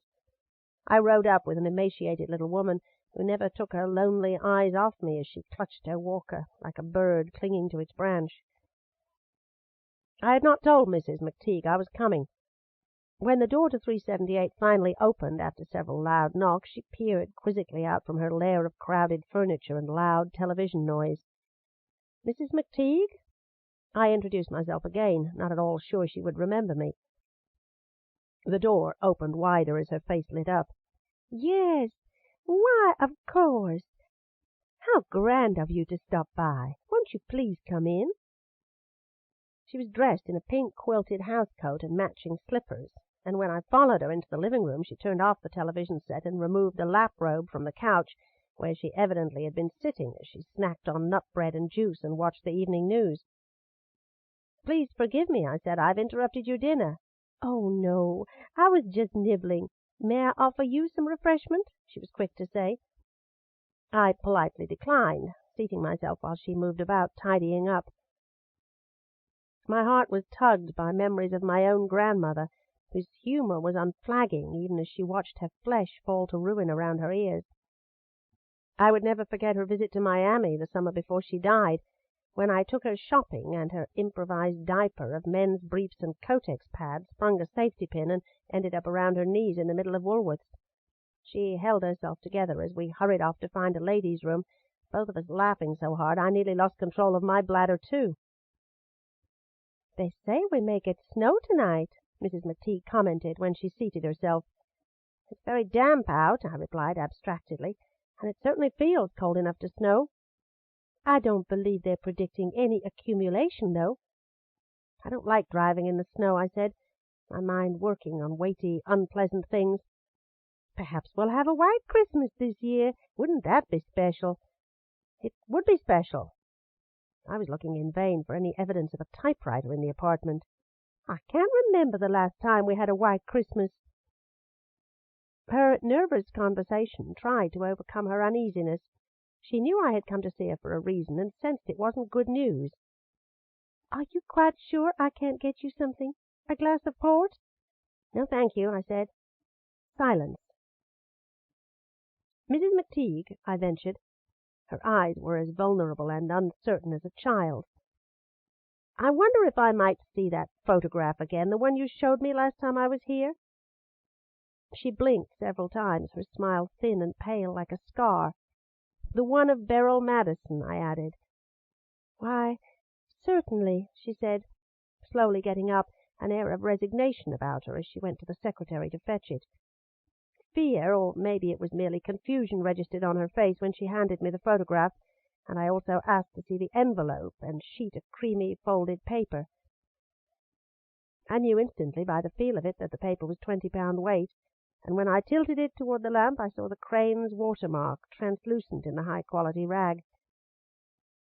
I briefly glanced at the photograph, and by now Mrs. McTeague looked thoroughly bewildered. "I'm sorry," I said. "I know you must be wondering what on earth I'm doing." She was at a loss for words. "I'm curious. The photograph looks much older than the stationery." "It is," she replied, her frightened eyes not leaving me. "I found the photograph among Joe's papers and tucked it in the envelope for safekeeping." "This is your stationery?" I asked, as benignly as possible. "Oh, no." She reached for her juice and carefully sipped. "It was my husband's, but I did pick it out for him. A very nice engraved stationery for his business, you see. After he passed on, I kept only the blank second sheets and envelopes. I have more than I'll ever use." There was no way to ask her without being direct. "Mrs. McTeague, did your husband have a typewriter?" "Why, yes. I gave it to my daughter. She lives in Falls Church. I always write my letters out in longhand. Not so many any more because of my arthritis." "What kind of typewriter?" "Dear me, I don't recall, except that it's electric and fairly new," she stammered. "Joe would trade it in on a new one every few years. You know, even when these computers came out, he insisted on handling his correspondence the way he always had. Bert," that was his office manager, "urged Joe for years to start using the computer, but Joe always had to have his typewriter." "At home or in his office?" I asked. "Why, both. He often stayed up late working on things in his office at home." "Did he correspond with the Harpers, Mrs. McTeague?" She had slipped a tissue out of a pocket of her robe and was twisting it in her fingers. "I'm sorry to ask you so many questions," I persisted gently. She stared down at her gnarled, thin-skinned hands and said nothing. "Please," I said quietly. "It's important, or I wouldn't ask." "It's about her, isn't it?" The tissue was shredding, and she wouldn't look up. "Sterling Harper?" "Yes." "Please tell me, Mrs. McTeague." "She was very lovely, and so gracious. A very fine lady," Mrs. McTeague said. "Did your husband correspond with Miss Harper?" I asked. "I'm quite sure he did." "What makes you think that?" "I came in on him once or twice when he was writing a letter. He always said it was business." I said nothing. Yes, my Joe. She smiled, her eyes dead. Such a ladies' man. You know he always kissed a lady's hand and made her feel the queen. Did Miss Harper write to him as well? I asked hesitantly, for I did not enjoy irritating an old wound. Not that I'm aware. He wrote her, but she never returned his letters. Joe was a man of letters. He always said he would write a book some day. He was always reading something, don't you know? I can see why he would enjoy Carrie Harper so much, I commented. Quite often when Mr. Harper was frustrated he would call. I suppose writer's block is the term. He would call Joe and they would talk about the most interesting things, literature and what not. The tissue was little bits of twisted paper in her lap. Joe's favourite was Faulkner, if you can imagine. He was also quite fond of Hemingway and Dostoevsky. When we were courting, I lived in Arlington and he was here. He would write me the most beautiful letters you can imagine. Letters like the ones he began to write his love in later life, I thought. Letters like the ones he began to write the gorgeous, unmarried Sterling Harper. Letters she was kind enough to burn before she committed suicide, because she did not wish to shatter the heart and memories of his widow. You found them, then? She barely said. Found letters to her? Yes, his letters. No. It was perhaps the most merciful half-truth I had ever told. No, I can't say that we found anything like that, Mrs. McTeague. The police found no correspondence from your husband among the Harpers' personal effects, no stationery with your husband's letterhead, nothing of an intimate nature addressed to Sterling Harper. Her face relaxed as denial was blessedly reinforced. Did you ever spend any time with the Harpers? Socially, for example, I asked. Why, yes, twice that I remember. Once Mr. Harper came for a dinner party, and on one other occasion the Harpers and Beryl Madison were overnight guests. This piqued my interest. When were they your overnight guests? Mere months before Joe passed on. I expect that would have been the first of the year, just a month or two after Beryl spoke to our group. In fact, I'm sure it was, because the Christmas tree was still up. I remember that. It was such a treat to have her. To have Beryl? Oh, yes, I was so pleased. It seems the three of them had been in New York on business. They were seeing Beryl's agent, I believe. They flew into Richmond on their way home and were generous enough to stay the night with us. Or at least the Harpers stayed the night. Beryl lived here, you see. Late in the evening Joe gave her a ride back to her home. Then he took the Harpers back to Williamsburg the following morning. What do you remember about that night? I asked. Let me see. I remember I fixed leg of lamb, and they were late coming in from the airport because the airline lost Mr. Harper's bags. Almost a year ago, I considered. This would have been before Beryl had begun receiving the threats, based on the information we had gotten. They were rather tired from the trip, Mrs. McTeague continued, but Joe was so good. He was the most charming host you'd ever want to meet. Could Mrs. McTeague tell? Did she know by the way her husband looked at Miss Harper that he was in love with her? I remembered the distant look in Mark's eyes during those final days so long ago when we were together, when I knew. It was instinct. I knew he was not thinking about me, and yet I would not believe he was in love with someone else until he finally told me. Kay, I'm sorry, he said, as we drank Irish coffee for the last time in our favorite bar in Georgetown, while tiny flakes of snow spiraled down from gray skies and beautiful couples walked by, bundled in winter coats and brightly knitted scarves. You know I love you, Kay. But not the same way I love you, I said, my heart gripped by the worst pain I ever remember feeling. He looked down at the table. I never intended to hurt you. Of course you didn't. I'm sorry. I'm so sorry. I knew he was. He really and truly was. And it didn't change a goddamn thing. I never knew her name because I did not want to know it. And she was not the woman he said he had later married. Janet, who had died. But then, maybe that was a lie, too. He had quite a temper. Who did? I asked, my eyes focusing on Mrs. McTeague again. Mr. Harper, she replied, and she was beginning to look very tired. He was so irritable about his luggage. Fortunately, it came in on the very next flight. She paused. Goodness, that seems so long ago, and it really wasn't that long ago at all. What about Beryl? I asked. What do you remember about her that night? All of them gone now? Her hands went still in her lap as she faced that dark, empty mirror. Everyone was dead but her, the guests from that cherished and frightful dinner party, ghosts. We are talking about them, Mrs. McTeague. They are still with us. I expect that's so, she said, her eyes bright with tears. We need their help, and they need ours. She nodded. Tell me about that night, I said again, about Beryl. She was very quiet. I remember her watching the fire. What else? Something happened. What happened, Mrs. McTeague? She and Mr. Harper seemed to be unhappy with each other, she said. Why? Did they have an argument? It was after the boy delivered the luggage. Mr. Harper opened one of the bags and pulled out an envelope that had papers in it.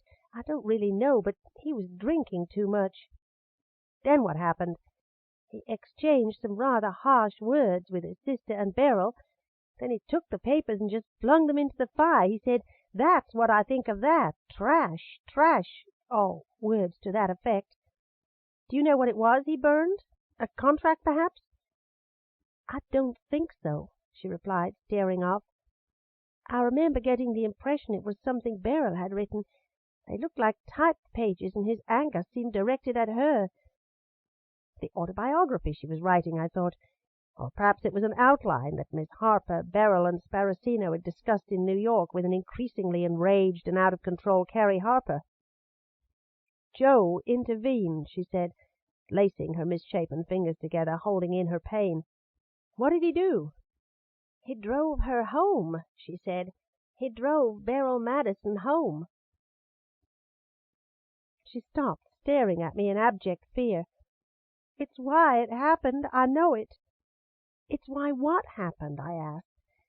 It's why they're dead, she said. I know it. I had this feeling at the time. It was such a frightful feeling. Describe it to me. Can you describe it?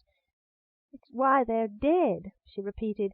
There was so much hate in the room that night.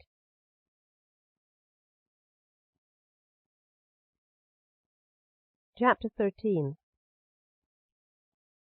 Valhalla Hospital was situated on a rise in the genteel world of Albemarle County, where my faculty ties with the University of Virginia brought me periodically throughout the year. Though I had often noticed the formidable brick edifice rising from a distant foothill visible from the interstate, I had never visited the hospital for either personal or professional reasons. Once a grand hotel, frequented by the wealthy and well-known, it went bankrupt during the Depression and was bought by three brothers who were psychiatrists. They systematically set about to turn Valhalla into a Freudian factory, a rich man's psychiatric resort where families with means could tuck away their genetic inconveniences and embarrassment, their senile elders and poorly programmed kids.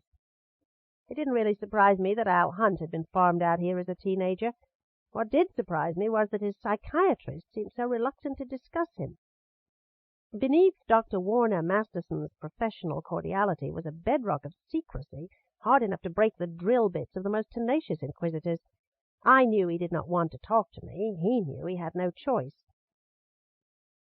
Parking in the gravel lot designated for visitors, I went into a lobby of Victorian furnishings, oriental rugs, and heavy draperies with ornate cornices well along their way to being threadbare. I was about to announce myself to the receptionist when I heard someone behind me speak. "Dr. Scarpetta?"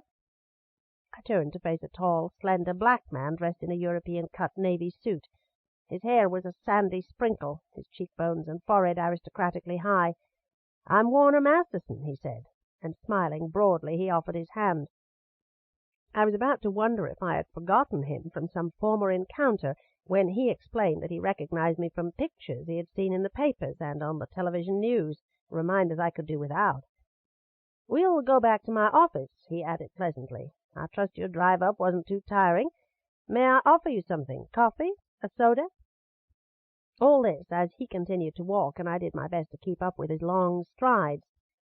A significant portion of the human race has no idea what it is like to be attached to short legs, and I am forever finding myself indignantly pumping along like a hand-car in a world of express trains. Dr. Masterson was at the other end of a long, carpeted corridor when he finally had the presence of mind to look around. Pausing at a doorway, he waited until I caught up with him, then ushered me inside. I helped myself to a chair while he took his position behind his desk and automatically began tamping tobacco into an expensive briar pipe.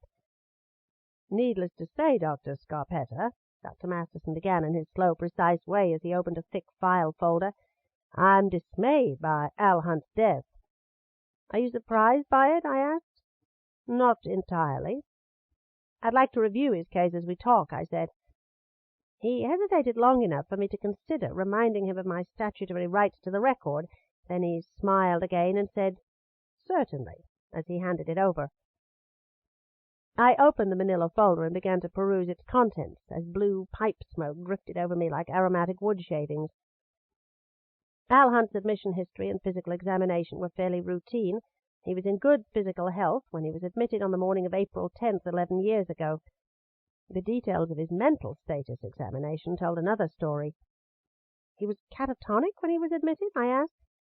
"Extremely depressed and unresponsive," Dr. Masterson replied.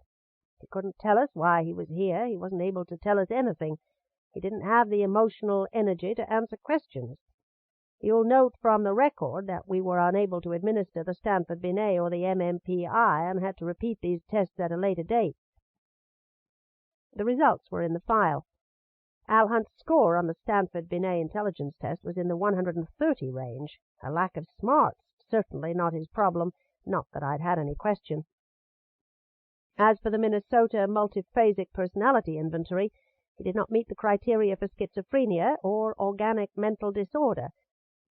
According to Dr. Masterson's evaluation, what Al Hunt suffered from was a schizotypal personality disorder with features of borderline personality, which presented as a brief reactive psychosis when he cut his wrists with a steak knife after locking himself in the bathroom. It was a suicidal gesture, the superficial wounds a cry for help versus a serious attempt to end his life. His mother rushed him to a nearby hospital emergency room where he was stitched up and released. The next morning he was admitted at Valhalla. An interview with Mrs. Hunt revealed that the incident was precipitated by her husband losing his temper with Al during dinner. "Initially," Dr. Masterson went on, "Al would not participate in any of the group or occupational therapy sessions or social functions the patients are required to attend. His response to antidepressant medication was poor, and during our sessions I could barely get a word out of him. When there was no improvement after the first week," Dr. Masterson continued to explain, "he considered electroconvulsive treatment, or ECT, which is the equivalent of rebooting a computer versus determining the reason for the errors. Though the end result may be a healthy reconnecting of brain pathways, a realignment of sorts, the formatting bugs causing the problem will inevitably be forgotten and possibly forever lost. As a rule, ECT is not the treatment of choice in the young." "Was ECT administered?" I asked, for I was finding no record of it in the file. "No. Just at the point when I was deciding I had no other viable alternative, a small miracle occurred during psychodrama one morning." He paused to relight his pipe. "Explain psychodrama as it was conducted in this instance," I said. "Some of the routines are done by rote and are warm-ups, you might say. During this particular session the patients were lined up and asked to imitate flowers, tulips, daffodils, daisies, whatever came to mind, each person contorting himself into a flower of his private choosing. Obviously there is much one can infer from the patient's choice.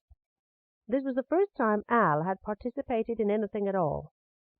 He made loops with his arms and bent his head. He demonstrated, looking more like an elephant than a flower. When the therapist asked what flower he was, he replied, 'A pansy.'" I said nothing, experiencing a mounting wave of pity for this lost boy we had conjured up before us. Of course, one's first reaction was to assume this was a reference to what Al's father thought of him, Dr. Masterson explained, cleaning his glasses with a handkerchief. Harsh, mocking references to young Al's effeminate traits, his fragility. But it was more than that. Slipping his glasses back on, he looked steadily at me. Are you aware of Al's color associations? Remotely. Pansy is also a color. Yes, a very deep violet, I agreed. It is what you get if you blend the blue of depression with the red of rage, the color of bruises, the color of pain. Al's color. It is the color he said radiated from his soul. It is a passionate color, I said, very intense. Al Hunter was a very intense young man, Dr. Scarpetta. Are you aware that he believed he was clairvoyant? Not exactly, I replied uneasily. His magical thinking included clairvoyance, telepathy, superstitiousness. Needless to say, these characteristics became much more pronounced during times of extreme stress, when he believed he had the ability to read other people's minds. Could he? He was very intuitive. His lighter was out again. I have to say there was often validity in his perceptions, and this was one of his problems.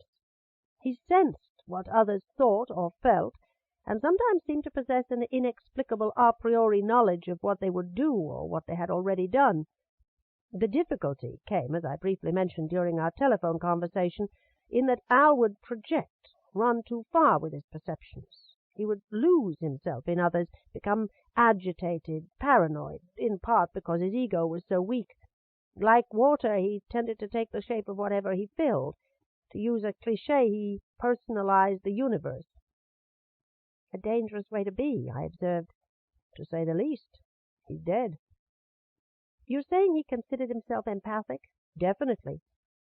That strikes me as inconsistent with his diagnosis, I said. People with borderline personality disorders generally feel nothing for others. Ah, but this was part of his magical thinking, Dr. Scarpetta. Al blamed his social and occupational dysfunction on what he believed was his overwhelming empathy for others. He truly believed he sensed and even experienced other people's pain, that he knew their minds, as I've already mentioned. In fact, Al Hunt was socially isolated. The staff at Metropolitan Hospital described him as having a very good bedside manner when he worked there as a nurse, I pointed out. Unsurprisingly, Dr. Masterson countered. He was a nurse in the ER. He would never have survived in a long-term care unit. Al could be very attentive, providing he didn't have to get close to anyone, providing he wasn't forced to truly relate to that person. Explaining why he could get his master's degree, but then be unable to function in the setting of a psychotherapy practice, I conjectured. Exactly. What about his relationship with his father? It was dysfunctional, abusive, he replied. Mr. Hunt is a hard, overbearing man. His idea of raising a son was to beat him into manhood.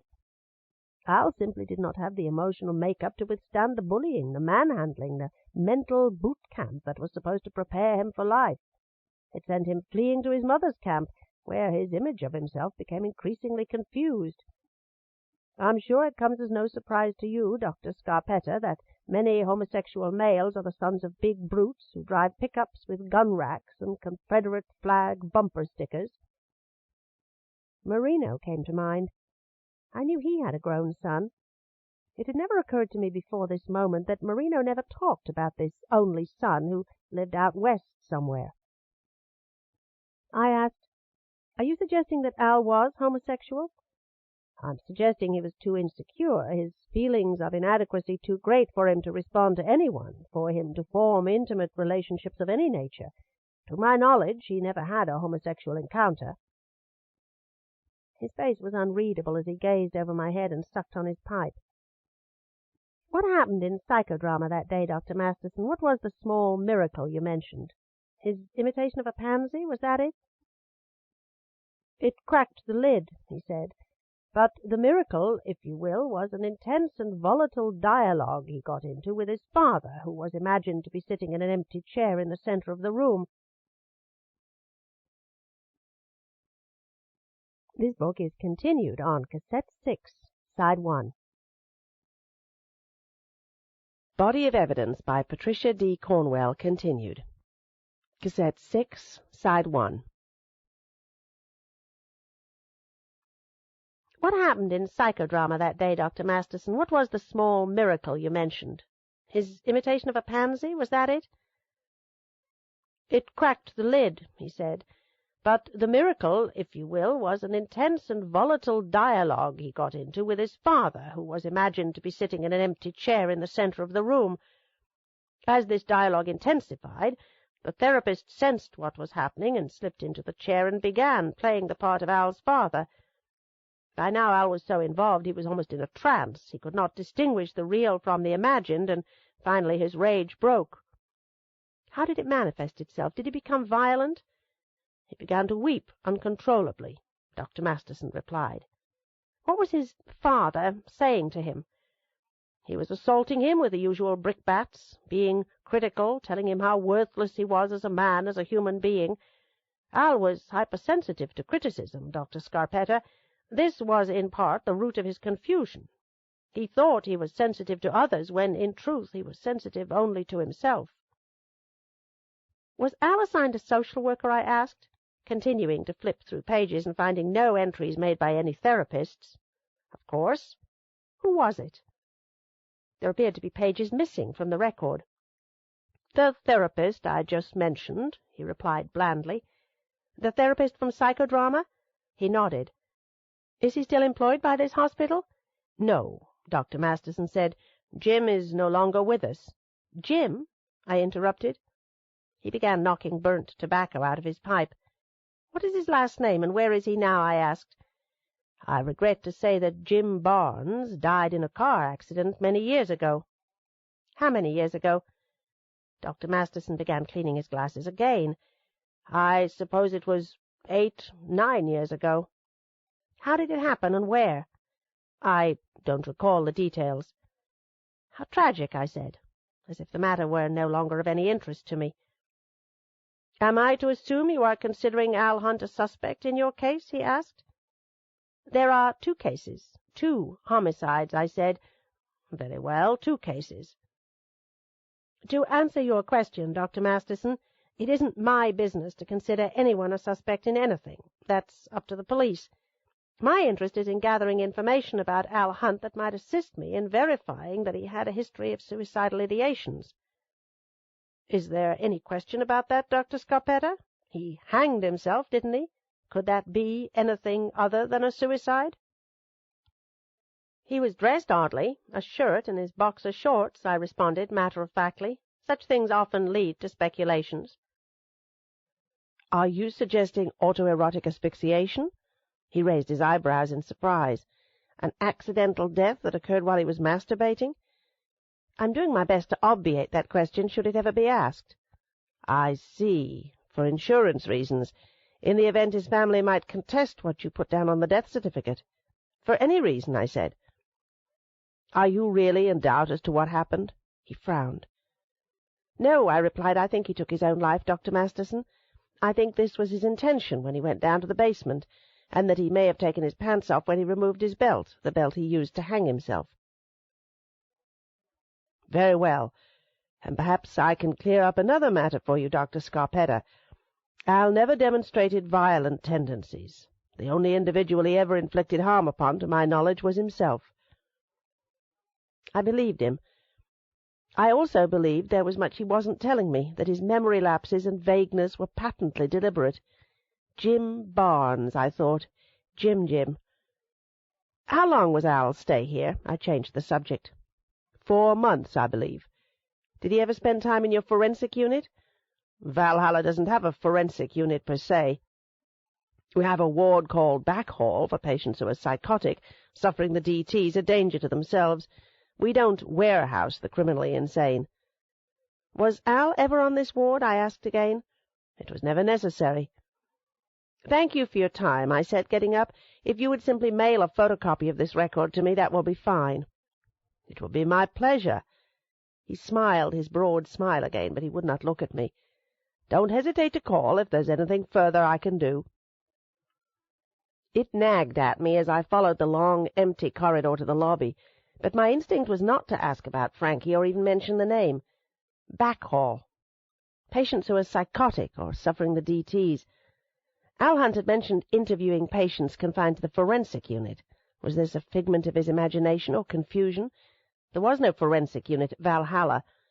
Yet there very well may have been someone named Frankie locked up on Backhall. Maybe Frankie had improved and was later moved to a different ward while Al was a patient at Valhalla. Maybe Frankie had imagined he had murdered his mother, or maybe he had wished he could. Frankie beat his mother to death with a stick of firewood. The killer beat Carrie Harper to death with a segment of metal pipe. By the time I got to my office, it was dark out, and the custodians had come and gone. Seating myself at my desk, I swiveled around to face the computer terminal. After several commands, the amber screen was before me, and moments later I was staring at Jim Barnes's case. 9 years ago, on April 21st, he had been in a single-car accident in Albemarle County, the cause of death closed head injuries. His blood alcohol was 0.18, almost twice the legal limit, and he had nortriptyline and amitriptyline on board. Jim Barnes was a man with a problem. In the computer analyst's office down the hall, the archaic boxy microfilm machine sat squarely on a back table like a Buddha. My audio-visual skills have never been extraordinary. After an impatient search through the film library, I found the role I was looking for, and somehow managed to thread it properly into the machine. With lights out, I watched an endless stream of fuzzy black-on-white print flow by. My eyes were beginning to ache by the time I found the case. Film quietly creaked as I worked to knob and centered the handwritten police report on the screen. At approximately 10:45 on a Friday night, Barnes's 1973 BMW was traveling east on I-64 at a high rate of speed. When his right wheel left the pavement, he overcorrected, hit the median strip, and became airborne. Advancing the film, I found the medical examiner's initial report of investigation. In the comments section, a Dr. Brown had written that the decedent was fired that afternoon from Valhalla Hospital, where he had been employed as a social worker. When he left Valhalla at approximately 5 p.m. that day, he was noted to be extremely agitated and angry. Barnes was unmarried when he died, and he was only 31 years old. There were 2 witnesses listed on the medical examiner's report, individuals Dr. Brown must have interviewed. One was Dr. Masterson, the other an employee at the hospital named Miss Jeannie Sample. Sometimes, working a homicide case is like being lost. Whatever street seems even remotely promising, you follow it. Maybe, if you're lucky, a back road will eventually steer you toward the main drag. How could a therapist, dead 9 years, have anything to do with the recent murders of Beryl Madison and Carrie Harper? Yet I felt there was something, a link. I was not looking forward to quizzing Dr. Masterson's staff, and was willing to bet that he would already have warned those who counted that, if I called, they were to be polite and silent. The next morning, Saturday, I continued to let my subconscious work on this problem, while I rang up Johns Hopkins, hoping Dr. Ismail might be in. He was, and he confirmed my theory.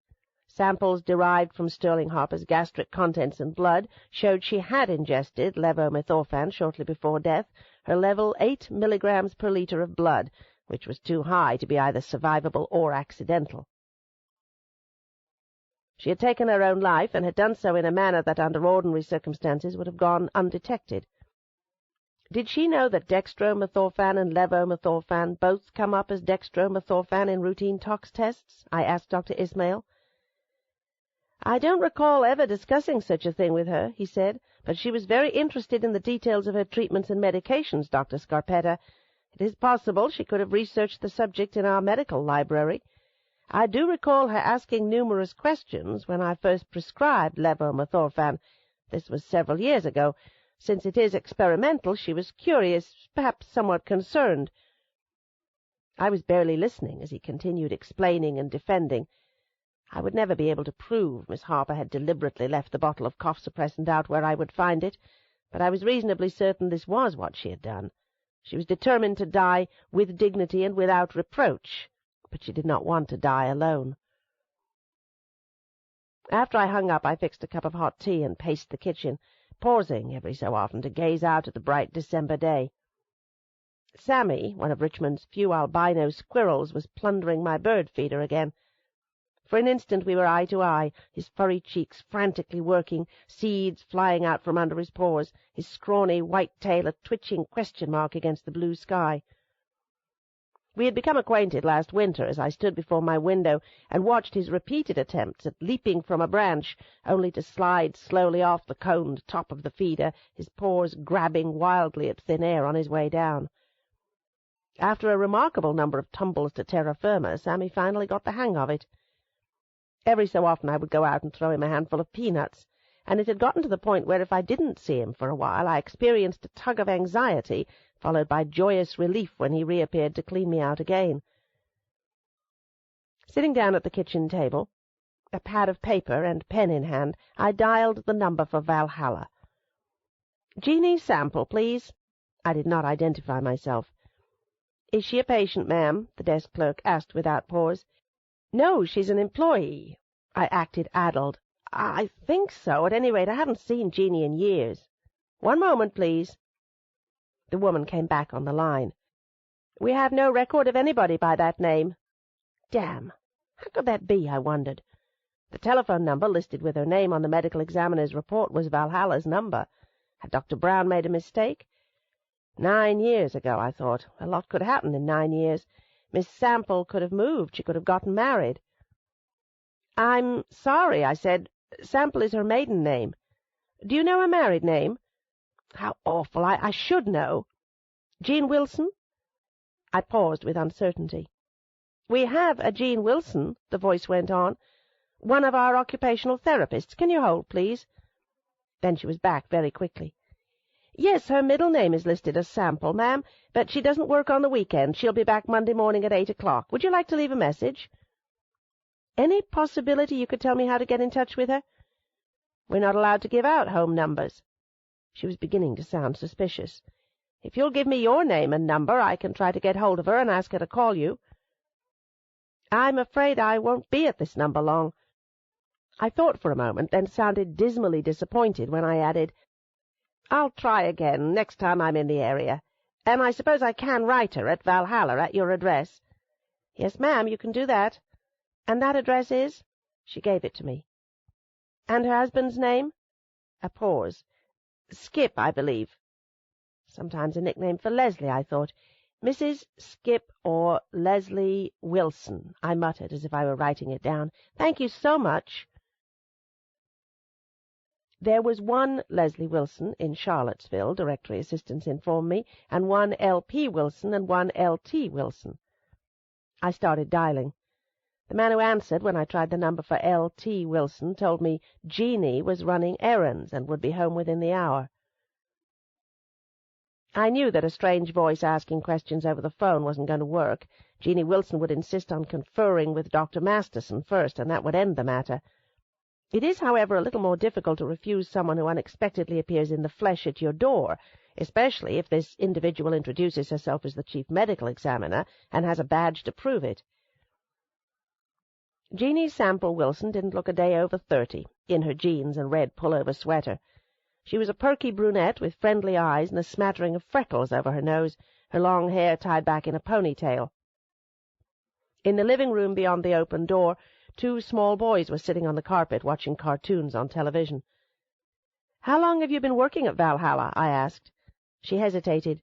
About 12 years. I was so relieved I almost sighed out loud.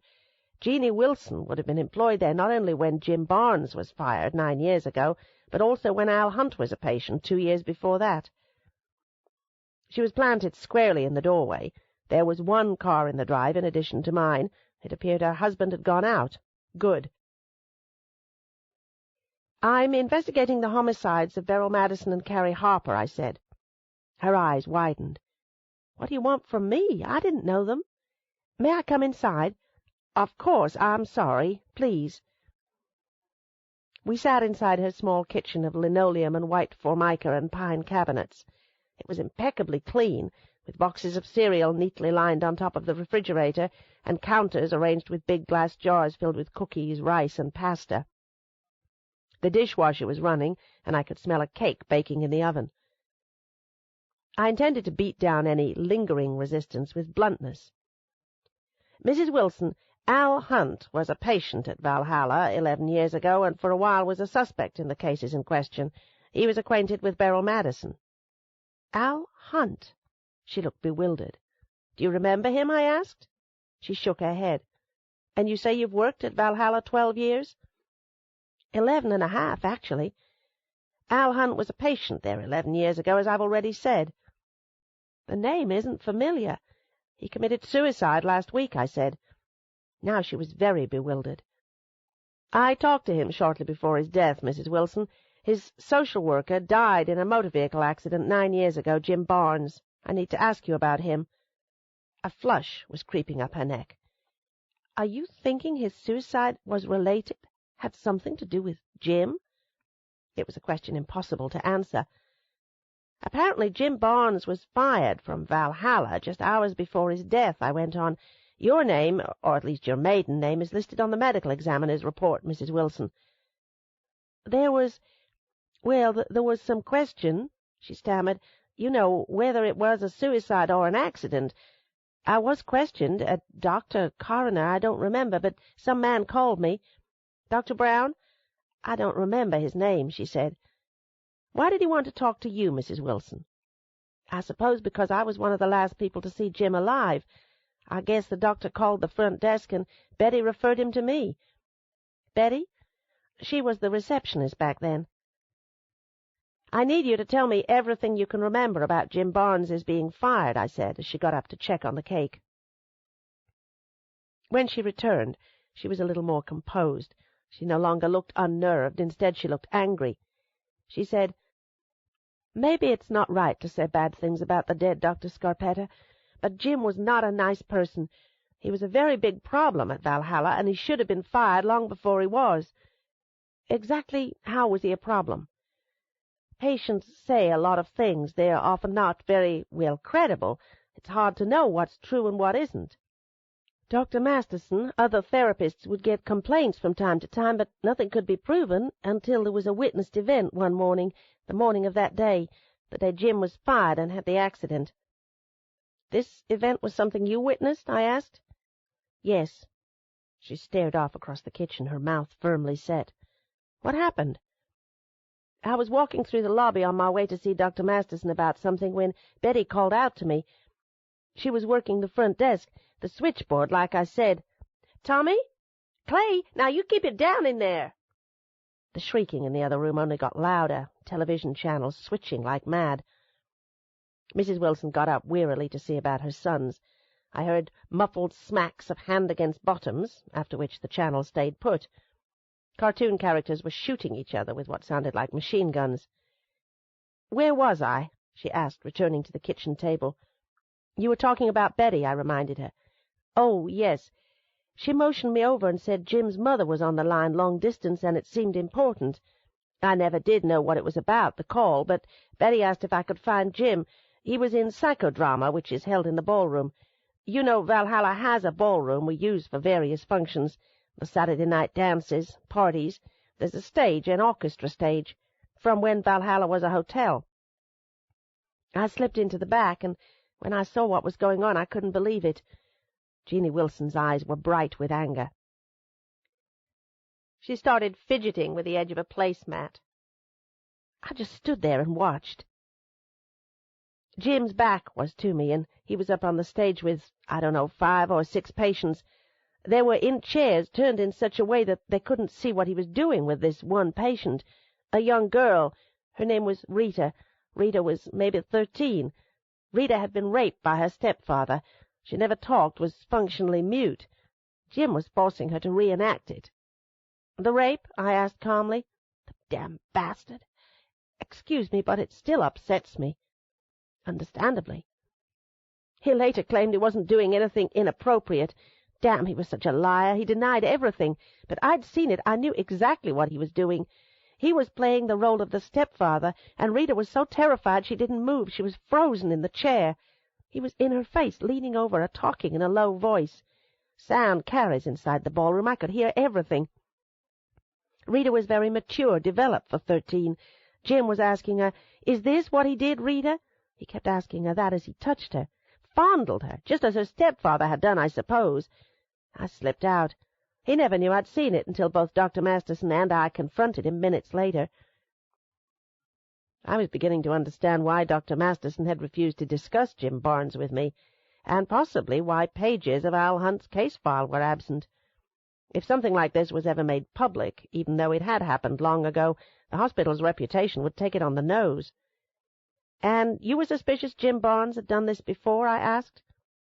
"Some of the early complaints would indicate he had," Jeannie Wilson replied, her eyes flashing. "Always females?" "Not always." "You received complaints from male patients?" "From one of the young men, yes, but no one took it seriously at the time. He had sexual problems anyway, supposedly had been molested or something, the very type someone like Jim would fix on, because who would believe anything the poor kid said?" "Do you remember this patient's name?" "God." She frowned. It was so long ago. She thought. Frankie. That's it. I remember some of the patients called him Frankie. I don't recall his last name. How old was he?" I could feel my heart beating. "I don't know, 17, 18. "What do you remember about Frankie?" I asked. "It's important, very important." A timer went off, and she pushed back her chair to take the cake out of the oven.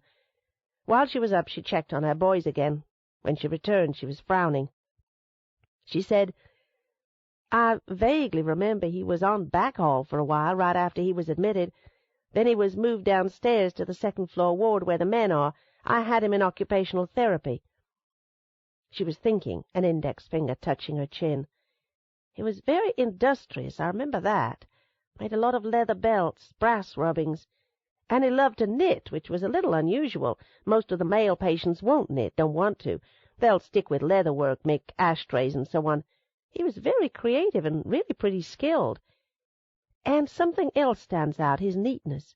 He was obsessively neat, always cleaning off his workspace, picking bits and pieces of whatever off the floor, like it really bothered him if everything wasn't just right, clean." She paused, lifting her eyes to mine. "When did he make the complaint about Jim Barnes?" I asked. "Not too long after I started working at Valhalla." She hesitated, thinking hard. "I think Frankie had only been at Valhalla a month or so when he said something about Jim. I think he said it to another patient. In fact—" She paused, her prettily arched brows moving together in a frown. "It was actually this other patient who complained to Dr. Masterson." "Do you remember who the patient was? The patient Frankie told this to?" "No." "Could it have been Al Hunt? You mentioned you hadn't been working at Valhalla long. Hunt would have been a patient 11 years ago during the spring and summer." "I don't remember Al Hunt." "They would have been close to the same age," I added. "That's interesting." Her eyes filled with innocent wonder as they fixed on mine. "Frankie had a friend, another teenage boy, I do remember that. Blonde, the boy was blonde, very shy, quiet. I don't recall his name." "Al Hunt was blonde," I said. Silence. "Oh, my God." I prodded her. "He was quiet, shy." "Oh, my God," she said again.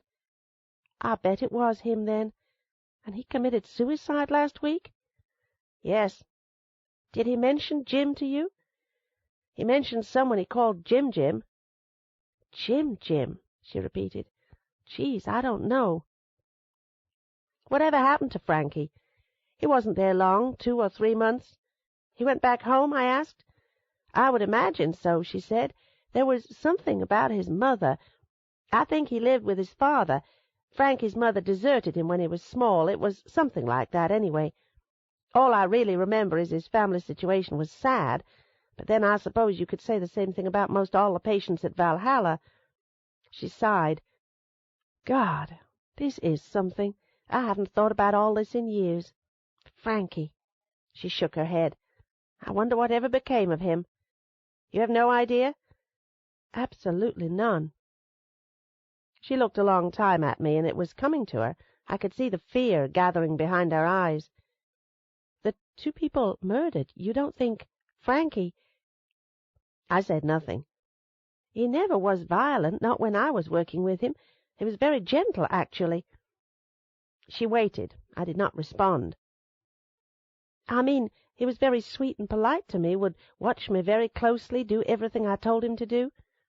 He liked you then, I said. He knitted a scarf for me. I just remembered. Red, white, and blue. I'd completely forgotten. I wonder what happened to it. Her voice trailed off. I must have given it to the Salvation Army or something. I don't know. Frankie, well, I think he sort of had a crush on me. She laughed nervously. Mrs. Wilson, what did Frankie look like? Tall, thin, with dark hair. She briefly shut her eyes. It was so long ago. She was looking at me again. He doesn't stand out, but I don't remember him as being particularly nice-looking. You know, I would remember him better maybe if he had been really nice-looking or really ugly, so I think he was kind of plain. Would your hospital have any photographs of him on file? No. Silence again. Then she looked at me with surprise. He stuttered, she said slowly, then again with conviction. Pardon? Sometimes he stuttered. I remember when Frankie got extremely excited or nervous, he stuttered. Jim. Al Hunt had meant exactly what he had said. When Frankie was telling Hunt what Barnes had done or tried to do, Frankie would have been upset, agitated. He would have stuttered. He would have stuttered whenever he talked to Hunt about Jim Barnes. Jim. I hit the first payphone after leaving Jeannie Wilson's house. Marino, the dope, had gone bowling.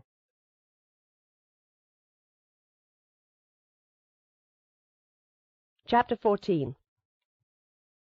Monday rolled in on a tide of clouds, marbled and ominous gray, that shrouded the Blue Ridge foothills and obscured Valhalla from view.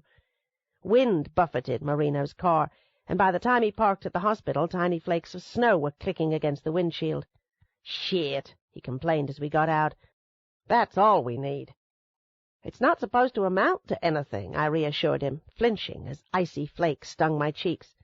We bent our heads against the wind and hurried in frigid silence toward the front entrance. Dr. Masterson was waiting for us in the lobby, his face as hard as stone behind his forced smile. When the two men shook hands, they eyed each other like unfriendly cats, and I did nothing to ease the tension, for I was frankly sick of the psychiatrist's games. He had information we wanted, and he would give it to us, unvarnished and in its entirety by virtue of cooperation or a court order. He could take his pick. Without delay we accompanied him to his office, and this time he shut the door. "Now what may I help you with?" he asked right off as he took his chair. "More information," I replied. "Of course. But I must confess, Dr. Scarpetta," he went on as if Marino were not in the room, "I fail to see what else I can tell you about Al Hunt that might assist you in your cases. You've reviewed his record, and I've told you as much as I remember." Marino cut him off. "Yeah, well, we're here to massage that memory of yours," he said, getting out his cigarettes. "And it ain't Al Hunt we're all that interested in." "I don't understand."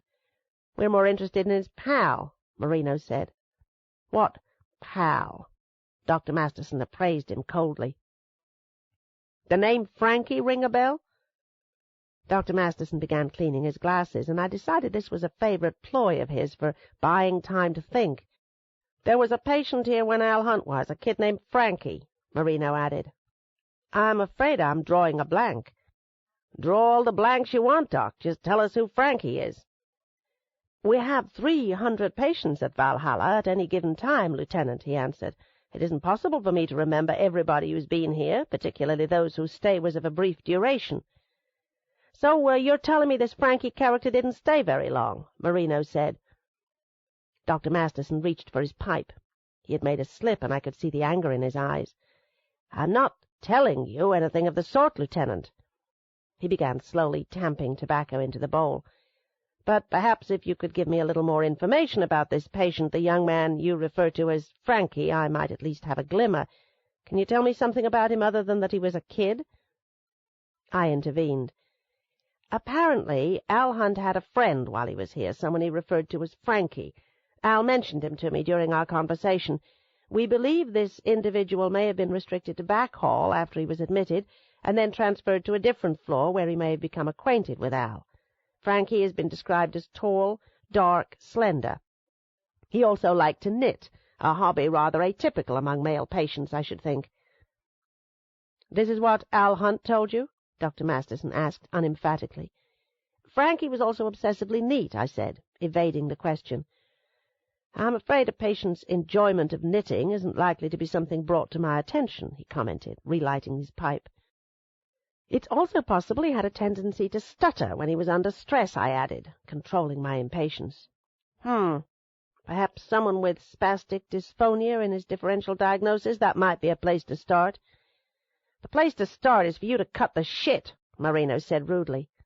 "Really, Lieutenant?" Dr. Masterson gave him a condescending smile. "Your hostility is unwarranted."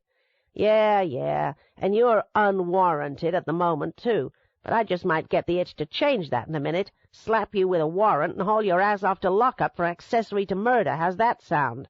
Marino glared at him. "I think I've about had enough of your impertinence," he replied with maddening calm. "I don't respond well to threats, Lieutenant." "And I don't respond well to someone jerking me around," Marino retorted. "Who is Frankie?" I tried again. "I assure you I don't know offhand," Dr. Masterson replied. "But if you'll be so kind as to wait a few minutes, I'll go see what we can pull up on our computer." "Thank you," I said. "We'll be right here." The psychiatrist had barely gotten out the door before Marino started in. "What a dirtbag!" "Marino," I said wearily, "it ain't like this joint's overrun with kids.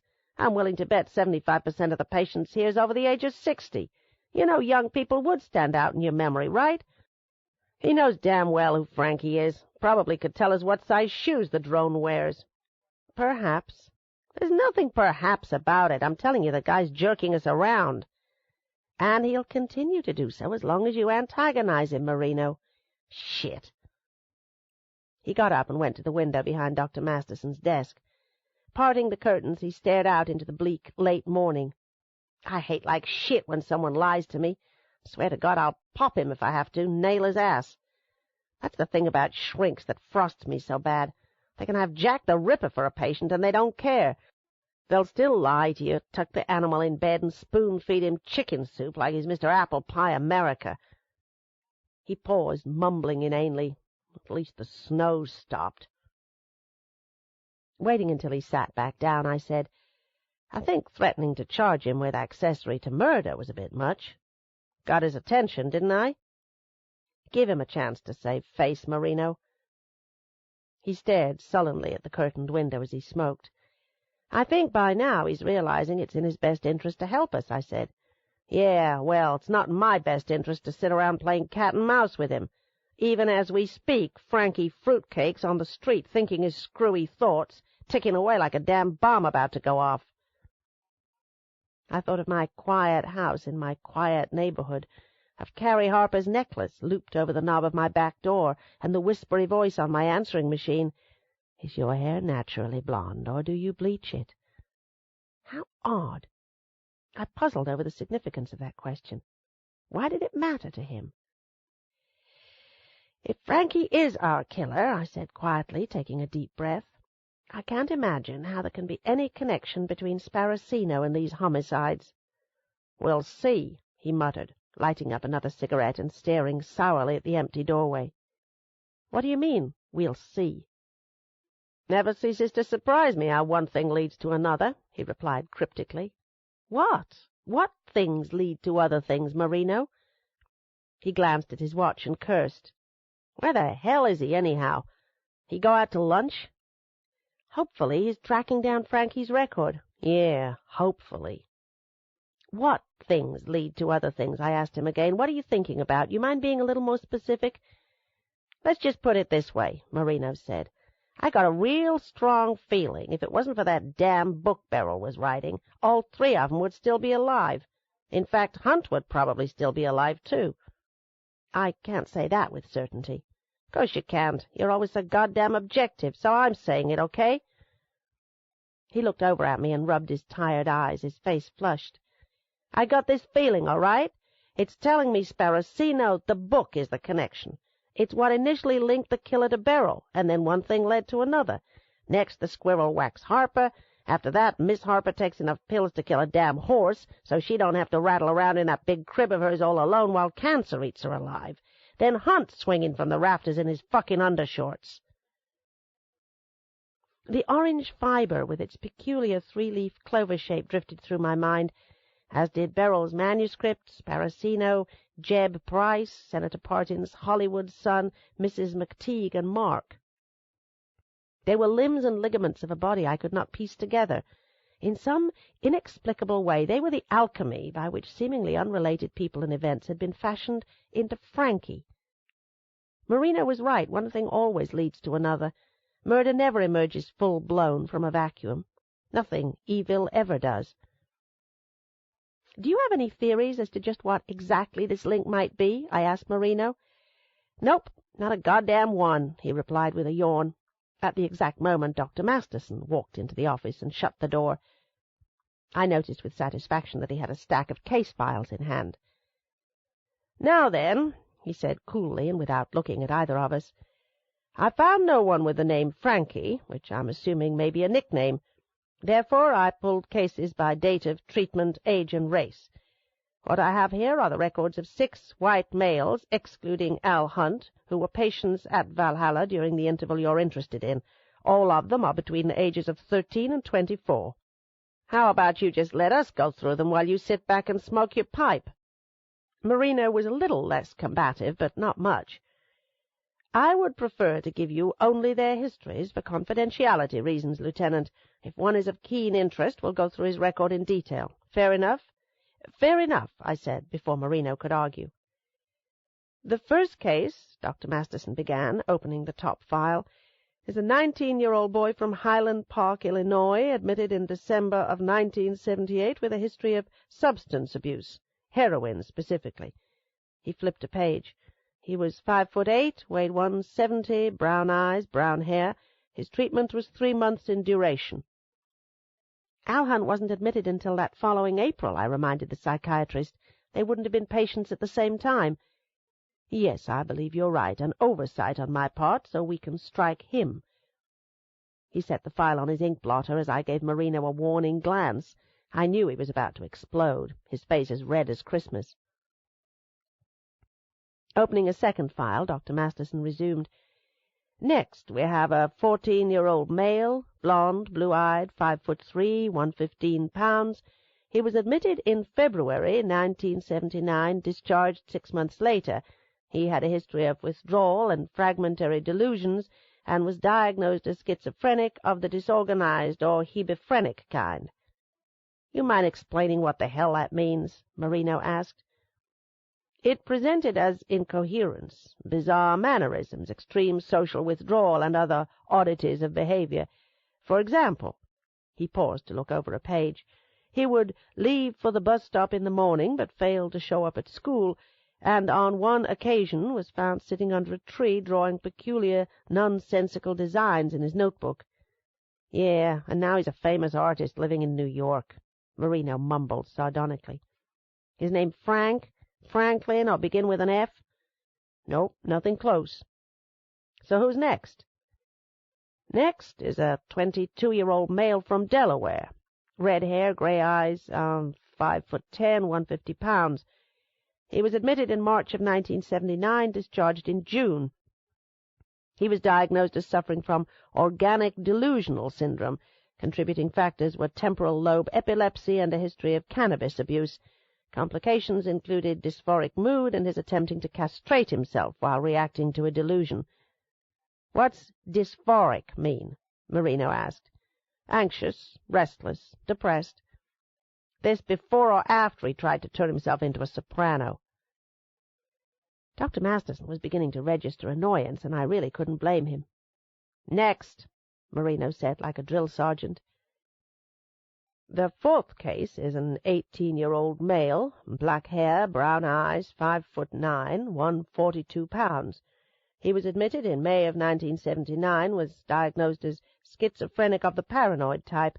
His history," he flipped a page, then reached for his pipe, "includes unfocused anger and anxiety, with doubts about gender identity and a marked fear of being thought of as homosexual.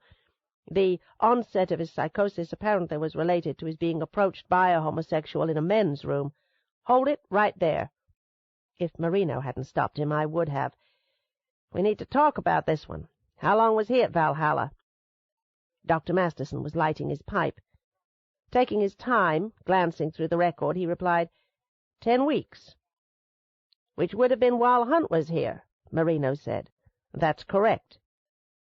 "So he was approached in a men's room and lost his cookies. What happened? What psychosis?" Marino asked. Dr. Masterson was turning pages. Pushing up his glasses, he replied, "An episode of delusional thinking of a grandiose nature. He believed God was telling him to do things." "What things?" Marino asked, leaning forward in his chair. "There's nothing specific, nothing written here, except that he was talking in rather bizarre ways." "And he was paranoid schizophrenic?" Marino asked. "Yes. You want to define that? Like, what are the other symptoms?" "Classically speaking," Dr. Masterson replied, "there are associated features which include grandiose delusions or hallucinations with a grandiose content. There may be delusional jealousy, extreme intensity in interpersonal interactions, argumentativeness, and, in some instances, violence." "Where was he from?" I asked. "Maryland." "Shit," Marino muttered. "He lived with both parents?" "He lived with his father." I said, "You sure he was paranoid versus undifferentiated?" The distinction was important. Schizophrenics of the undifferentiated type often exhibit grossly disorganized behavior. They generally don't have the wherewithal to premeditate crimes and successfully evade apprehension. The person we were looking for was organized enough to successfully plan and execute his crimes and escape detection. "I'm quite sure," Dr. Masterson answered. After a pause, he added blandly, "The patient's first name, interestingly enough, is Frank." Then he handed me the file, and Marino and I briefly looked it over. Frank Ethan Ames, or Frank E., and thus Frankie, I could only conclude, had left Valhalla in late July of 1979, and soon after, according to a note Dr. Masterson had made at the time, Ames ran away from his home in Maryland. "How do you know he ran away from home?" Marino asked, looking up at the psychiatrist. "How do you know what happened to him after he left this joint?" "His father called me. He was very upset," Dr. Masterson said. "Then what?" "I'm afraid there was nothing I or anyone else could do. Frank was of legal age, Lieutenant." "Do you recall anyone ever referring to him by the nickname Frankie?" I asked. He shook his head. "What about Jim Barnes? Was he Frank Ames's social worker?" I asked. "Yes," Dr. Masterson said reluctantly. "Did Frank Ames have a bad encounter with Jim Barnes?" I asked. He hesitated. "Allegedly." "Of what nature?" "Allegedly of a sexual nature, Dr. Scarpetta, and for God's sake, I'm trying to help. I hope you'll be mindful of that." "Hey," Marino said, "we're mindful of it, all right? I mean, we ain't planning on sending out press releases." "Then Frank knew Al Hunt," I said. Dr. Masterson hesitated again, his face tight. "Yes, it was Al who came forward with the accusations." "Bingo," Marino mumbled. "What do you mean by saying Al Hunt came forth with the accusations?" I asked. "I mean that he complained to one of our therapists," Dr. Masterson replied, his tone beginning to sound defensive. "He also said something to me during one of our sessions. Frank was questioned, and he refused to say anything. He was a very angry, withdrawn young man. It wasn't possible for me to act on what Al had said. Without Frank's corroboration, the accusations were hearsay." This book is continued at this point on the other side of this cassette. Please reverse or turn the cassette over now. Body of Evidence by Patricia D. Cornwell continued. Cassette 6, Side 2. "I mean that he complained to one of our therapists," Dr. Masterson replied, his tone beginning to sound defensive. "He also said something to me during one of our sessions. Frank was questioned, and he refused to say anything. He was a very angry, withdrawn young man.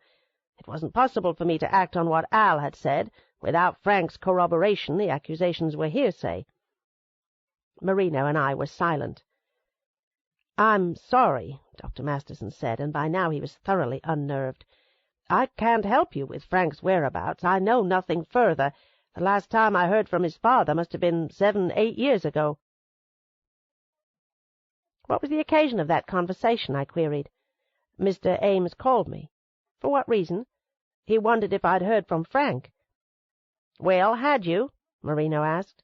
"No," Dr. Masterson answered. "I've never heard a word from Frank, I'm sorry to say." "Why did Mr. Ames want to know if you'd heard from Frank?" I put forth the critical question. "He wanted to find him, hoped that perhaps I might have a clue as to his whereabouts, because his mother had died. Frank's mother, that is." "Where did she die and what happened?" I asked. "Freeport, Maine. I'm really not clear on the circumstances." "A natural death?" I asked. "No," Dr. Masterson said, refusing to meet our eyes. "I'm fairly certain it wasn't." It didn't take Marino long to track it down. He called the Freeport, Maine police. According to their records, on the late afternoon of January 15, 1983, Mrs. Wilma Ames was beaten to death by a burglar who was apparently inside her house when she returned from grocery shopping. She was 42 when she died, a petite woman with blue eyes and bleached blonde hair. The case remained unsolved. I had no doubts about who the so-called burglar was. Marino didn't either. He said, "So maybe Hunt really was clairvoyant, huh? He knew about Frankie's taking out his mother. That sure as hell happened a long time after the two fruitcakes was in the bin together." We were idly watching Sammy Squirrel's antics around the bird feeder. After Marino had driven me back from the hospital and let me out at my house, I invited him in for coffee. "You're certain Frankie wasn't employed at Hunt's car wash at any point during the past few years?" I asked. "I don't remember any Frank or Frankie Ames on their books," he said. "He very well may have changed his name," I said. "Probably did if he whacked his old lady. Figure the cops might look for him." He reached for his coffee. "Problem is, we don't have a recent description, and joints like Master Wash are a damn revolving door. Guys in and out all the time. Work a couple of days, a week, a month. You got any idea how many white guys are tall, thin, and dark? I'm running down names and running out of road." We were so close, but so far away it was maddening. "The fibers are consistent with a car wash," I said in frustration. "Hunt worked in the car wash Beryl patronized, and he possibly knew her killer. Do you understand what I'm saying, Marino? Hunt knew about Frankie's killing his mother because Hunt and Frankie may have had contact after Valhalla. Frankie may have worked at Hunt's car wash, perhaps even recently. It's possible Frankie may have first fixed on Beryl when she brought her car in to be cleaned.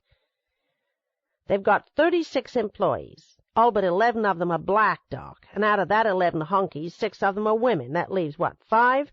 3 of them is under 20, meaning they were 8, 9 back when Frankie was at Valhalla, so we know that ain't right. The other 3 don't fit either, for various other reasons." "What various other reasons?" I asked. "Like they was just hired during the last couple of months, weren't even working there when Beryl would have been bringing in her ride. Not to mention their physical descriptions aren't even close. One guy's got red hair, another one's a munchkin almost as short as you are. Thanks a lot." "I'll keep checking," he said, turning away from the bird feeder as Sammy Squirrel watched us with pink-rimmed eyes. "What about you?" "What about me?" "Your office downtown, know you still work there?" Marino asked. He was looking strangely at me. "Everything's under control," I added. "I'm not so sure about that, Doc." "I'm quite sure of it." "Me?" Marino wouldn't give it a rest. "I think you ain't doing so hot." "I'm going to stay out of the office for a couple more days," I explained firmly. "I've got to track down Beryl's manuscript. Etheridge is on my case about it. And we need to see what's there, maybe the link you were talking about." "Just so long as you remember my rules." He pushed back from the table. "I'm being quite careful," I assured him. "And nothing more from him, right?" "That's right," I said. "No calls, not a sign of him, nothing." "Well, let me just remind you his style wasn't to call Beryl every day either." I didn't need the reminder. I didn't want him starting in again. If he calls, I'll simply say, "Hello, Frankie, what's going on?" "Hey, it ain't a joke." He stopped in the foyer and turned around. "You were kidding, right?" "Of course," I smiled, patting his back. "I mean, really, Doc, don't do nothing like that. You hear him on your machine, don't pick up the damn phone." Marino froze as I opened the door, his eyes widening in horror. "Holy shit!" He stepped out on my porch, idiotically reaching for his revolver, casting about like a madman. I was too stunned to speak as I stared past him, the winter air alive with the crackle and roar of heat. Marino's LTD was an inferno against the black night, flames dancing, licking up toward the quarter moon. Grabbing Marino's sleeve, I yanked him back inside the house just as the wailing of a siren sounded in the distance and the gas tank exploded. The living room windows lit up as a ball of fire shot into the sky and ignited the small dogwood trees at the edge of my yard. "Oh, God!" I cried as the power went out. Marino's big shape paced the carpet in the dark like a crazed bull about to charge as he fumbled with his portable radio and swore. "The fucking bastard! The fucking bastard!" I sent Marino away shortly after the incinerated heap that was left of his beloved new car was hauled off in a flatbed truck. He had insisted on staying the night. I had insisted that the several patrol units staking out my house would suffice. He had insisted I check into a hotel, and I had refused to budge. He had his wreckage to deal with, and I had mine. My street and yard were a sooty swamp, the downstairs hazy with vile-smelling smoke. The mailbox at the end of my drive looked like a blackened matchstick, and I had lost at least half a dozen boxwoods and just as many trees. More to the point, though I appreciated Marino's concern, I needed to be alone. It was well past midnight, and I was undressing in candlelight when the telephone rang. Frankie's voice seeped like a noxious vapor into my bedroom, poisoning the air I breathed, fouling the privileged refuge of my home. Sitting on the edge of the bed, I stared blindly at the answering machine as bile crept up my throat and my heart thudded sickly against my ribs. I wish I could have stayed around to watch. Was it impressive, Kay? Wasn't it something? I don't like it when you have other men in your house. Now you know. Now you know. The answering machine stopped, and the message light began to blink. Shutting my eyes, I took slow, deep breaths as my heart raced, shadows from the candle flame wavering silently on the walls. How could this be happening to me? I knew what I had to do. It was the same thing Beryl Madison had done. I wondered if I was experiencing the same fear she had felt when fleeing the car wash, the ragged heart scratched on her car door. My hands trembled violently as I opened the drawer in the bedside table and pulled out the yellow pages. After I made the reservations, I called Benton Wesley. "I don't advise that, Kay," he said, instantly wide awake. "No, under no circumstances. Listen to me, Kay. I have no choice, Benton. I just wanted someone to know. You can inform Marino if you wish, but don't interfere, please. The manuscript, Kay, I've got to find it. I think that's where it is. Kay, you're not thinking right. Look!" My voice rose. "What am I supposed to do? Wait here until the bastard decides to kick in my door or blow up my car? I stay here, I'm dead. Haven't you figured that out yet, Benton? You've got an alarm system. You've got a gun. He can't blow up your car with you in it. Marino called. He told me what happened. They're pretty sure someone doused a rag with gasoline, stuffed it into the gas tank. They found pry marks. He pried open the... Jesus, Benton, you're not even listening to me. Listen. You listen. Please listen to me, Kay. I'll get cover for you, get someone to move in with you, all right? One of our female agents. Good night, Benton. Kay!" I hung up and didn't answer when he immediately called back.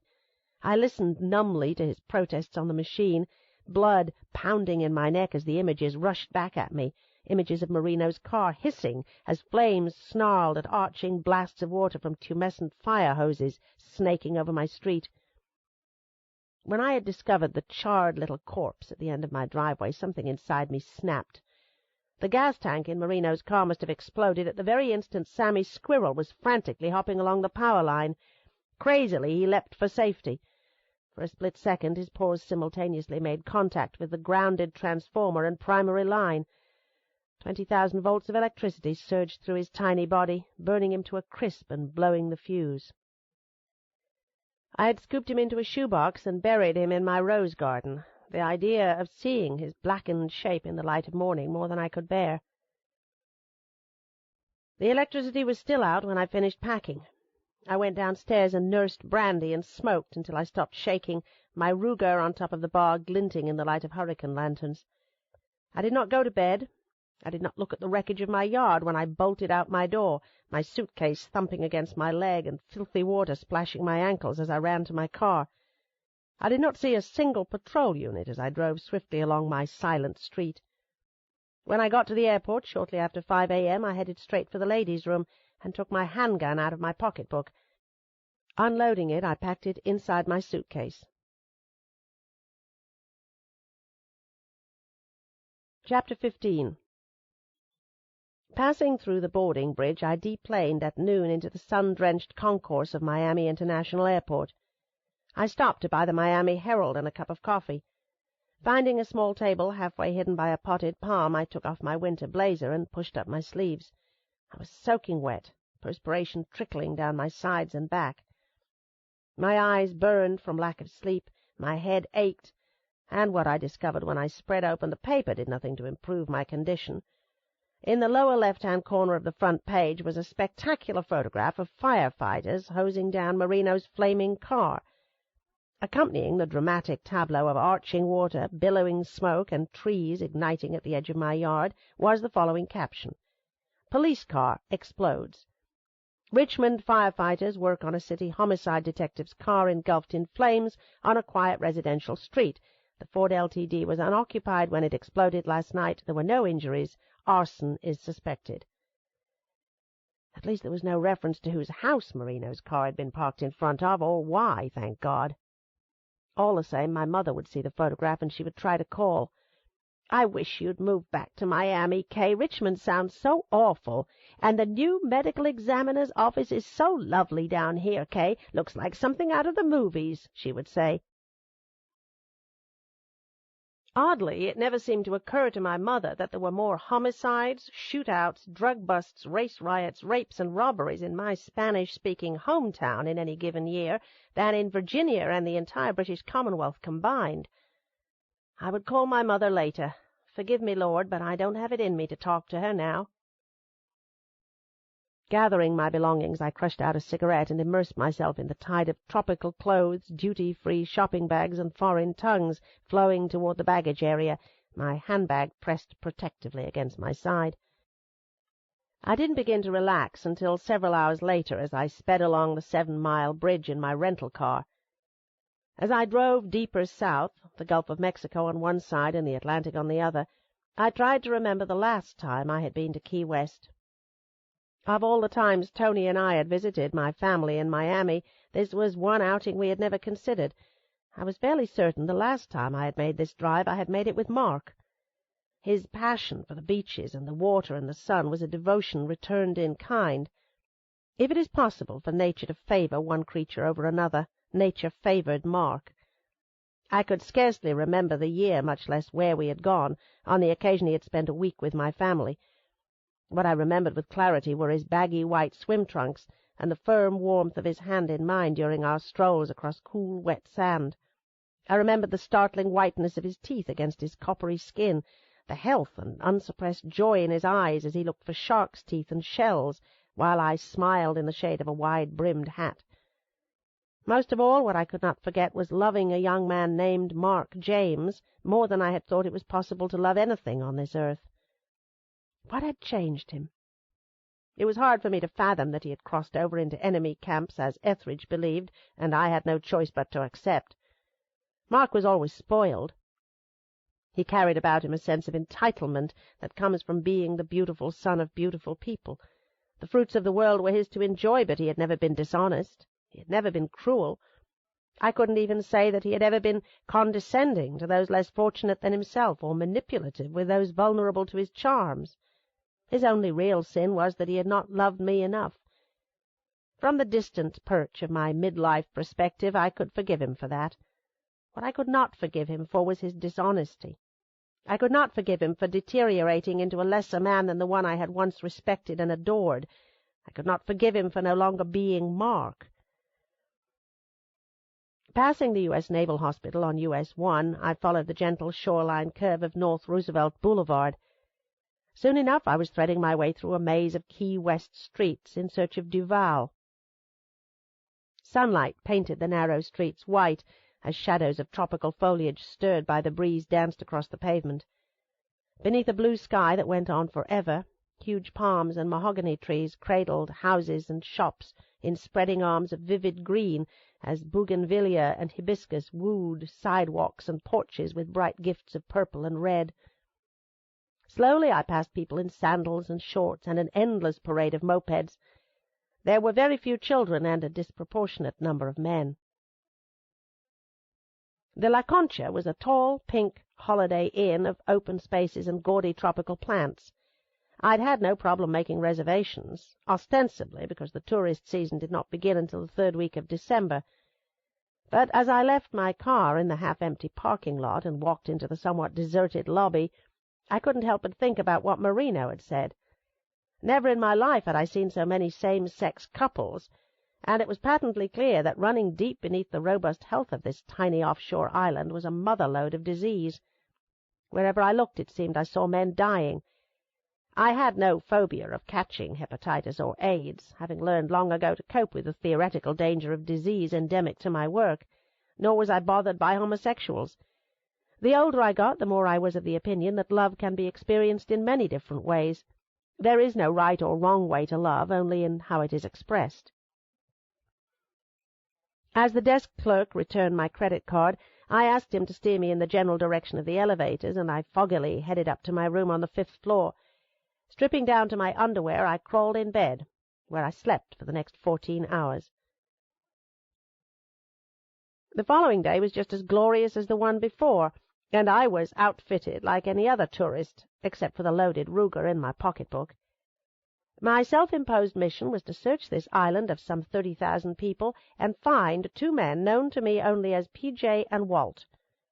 I knew from the letters Beryl had written in late August that they were her friends and lived in the rooming house where she had stayed.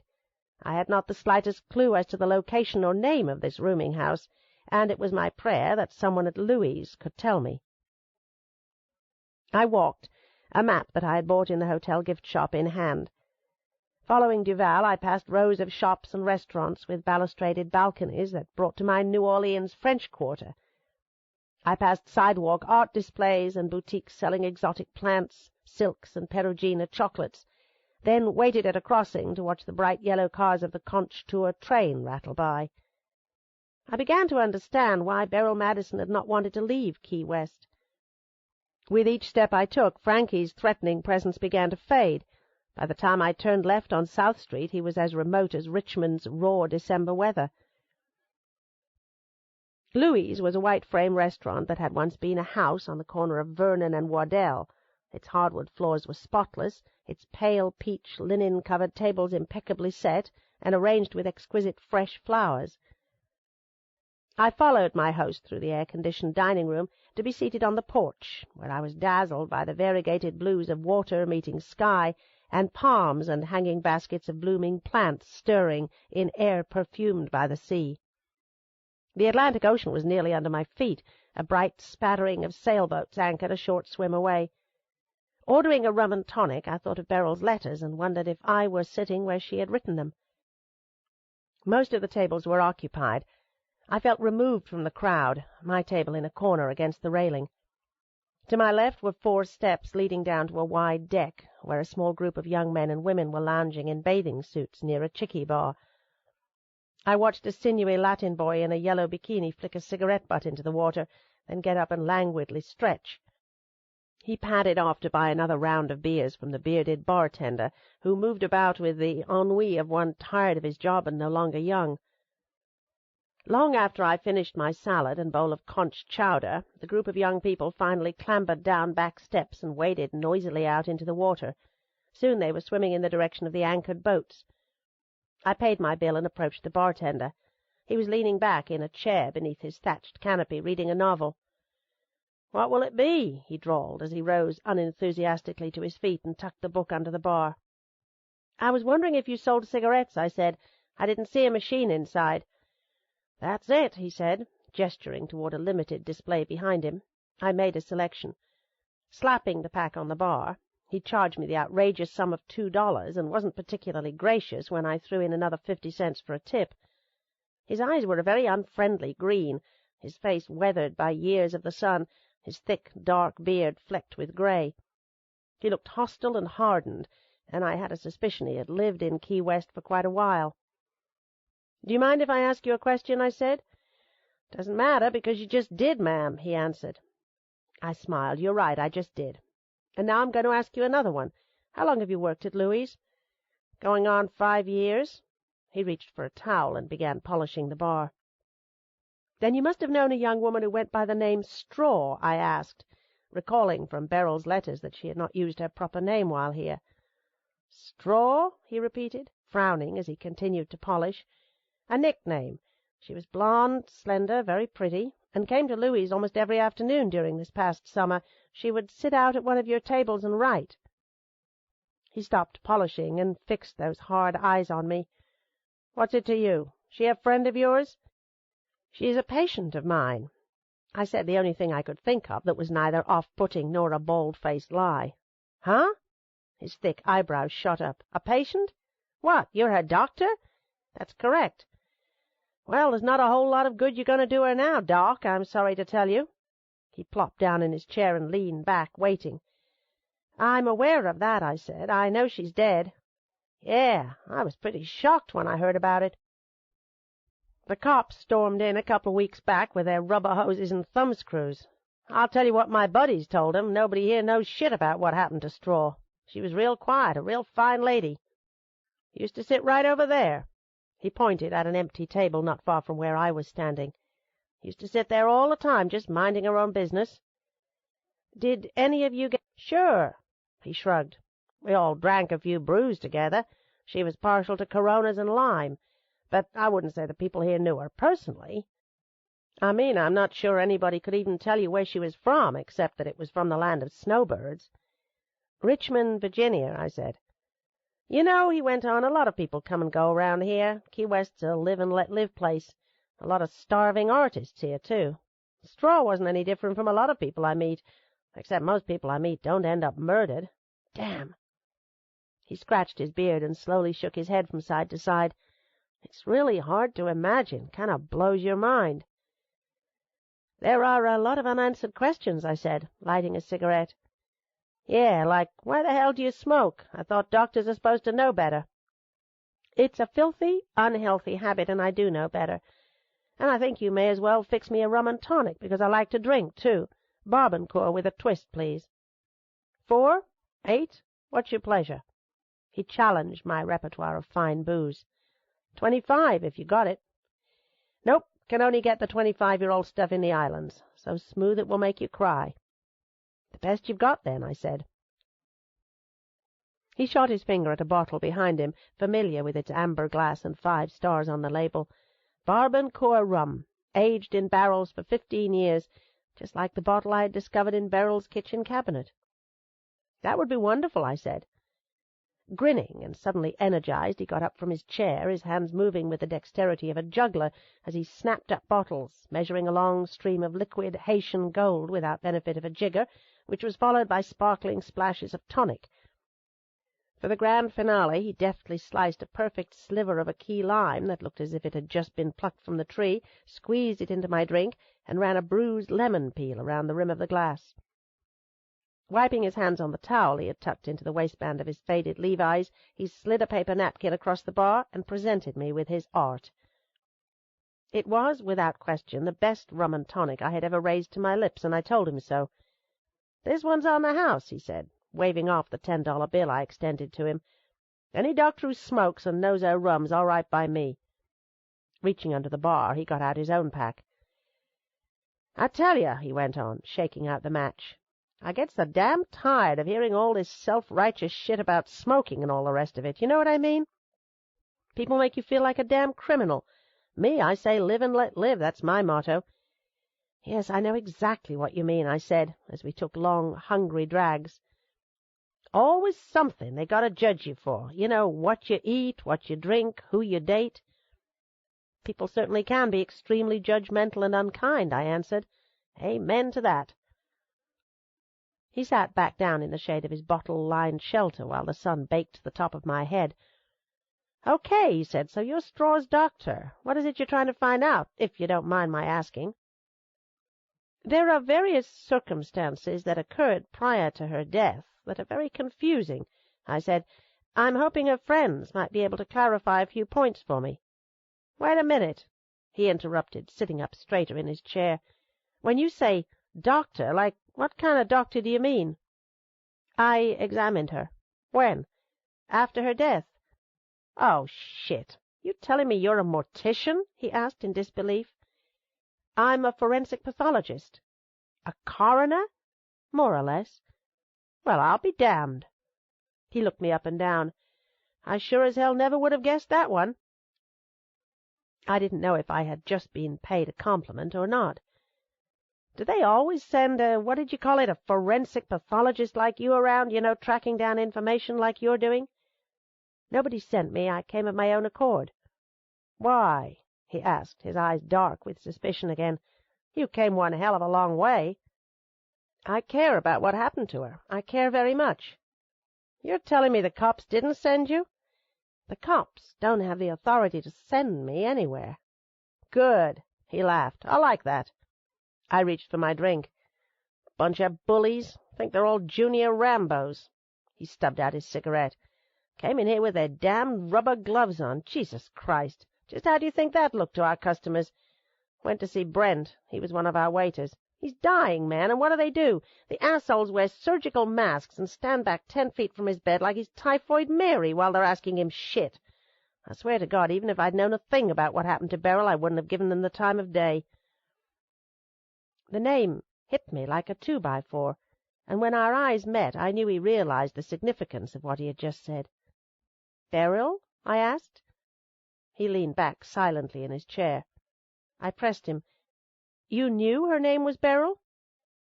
"Like I said, the cops were here asking questions, talking about her."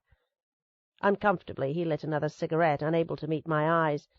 My bartender friend was a very poor liar. "Did they talk to you?" "Nope. I made myself scarce when I saw what was going on." "Why?" "I told you, I don't like cops. I've got a barracuda, a beat-up piece of shit I've had since I was a kid. For some reason they've always got to pop me, always giving me tickets for one thing or another, throwing their weight around with their big guns and Ray-Bans, like they think they're stars in their own TV series or something." "You knew her name when she was here," I said quietly. "You knew her name was Beryl Madison long before the police came." "So what if I did? What's the big deal?" "She was very secretive about it," I replied with feeling. "She didn't want people down here to know who she was. She didn't tell people who she was.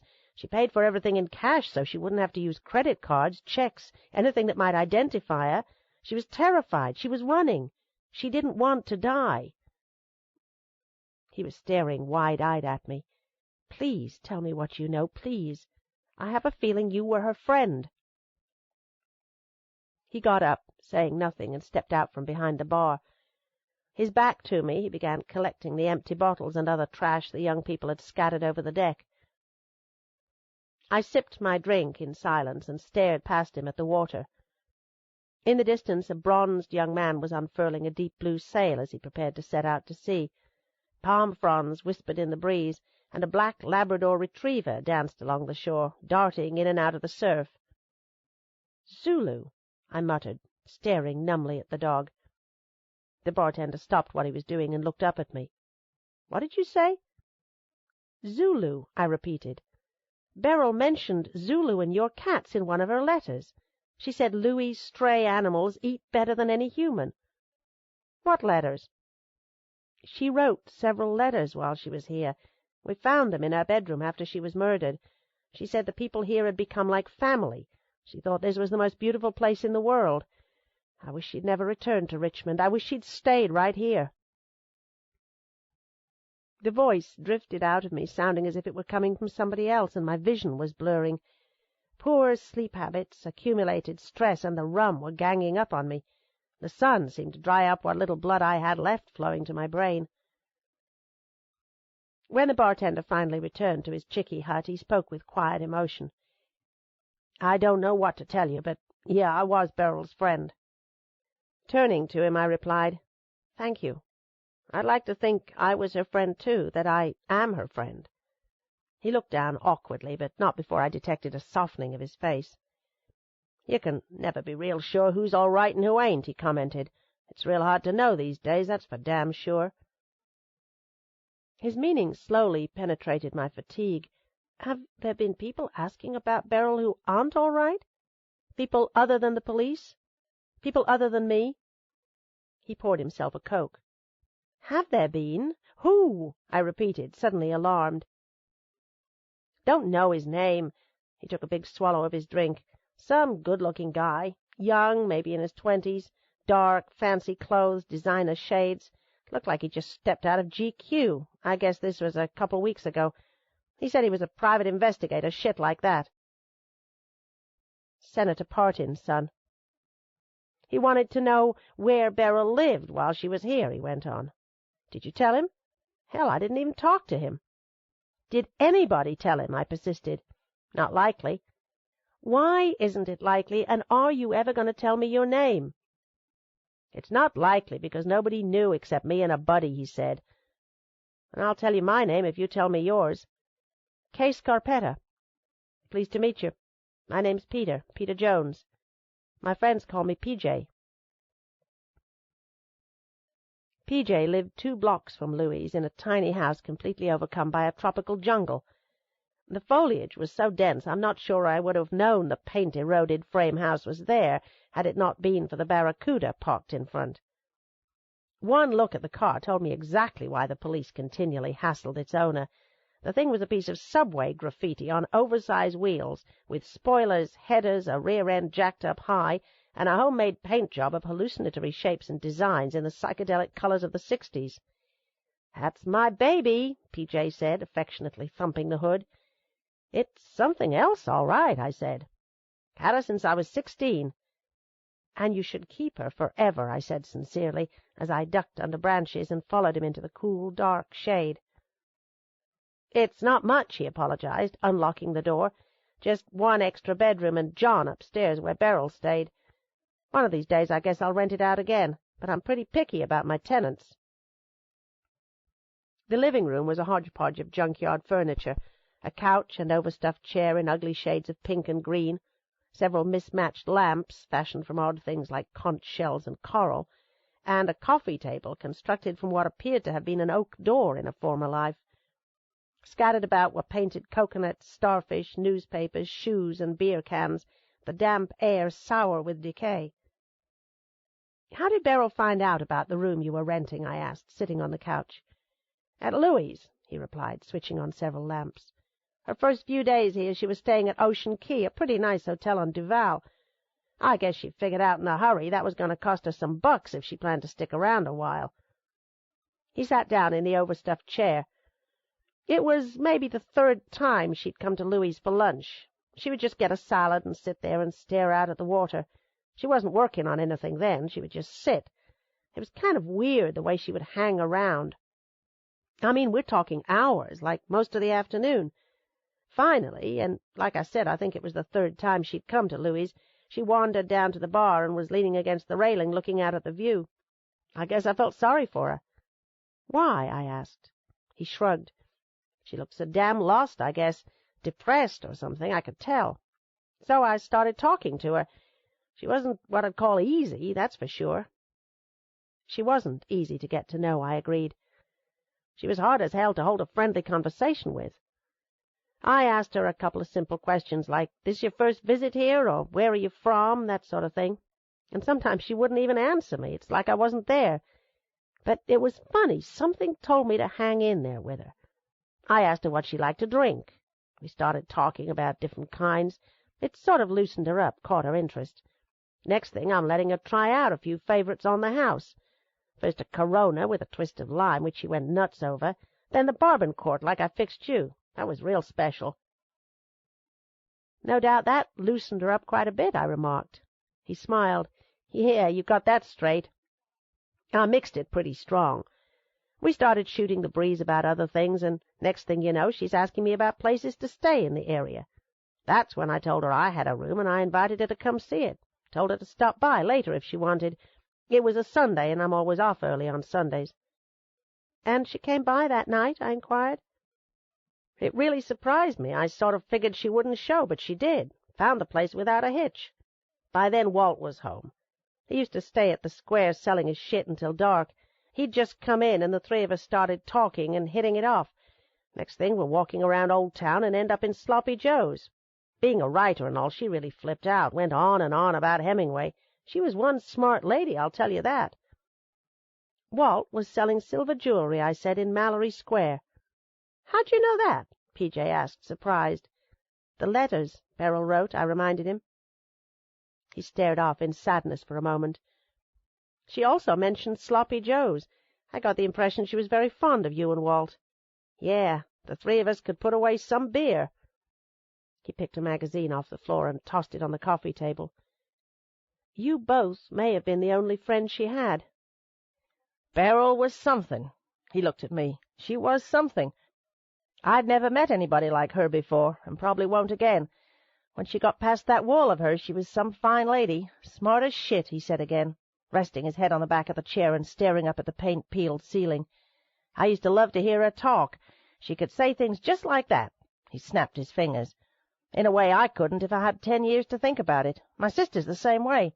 She teaches school in Denver, English. I've never been real quick with words. Before I bartended, I did a lot of things with my hands. Construction, bricklaying, carpentry.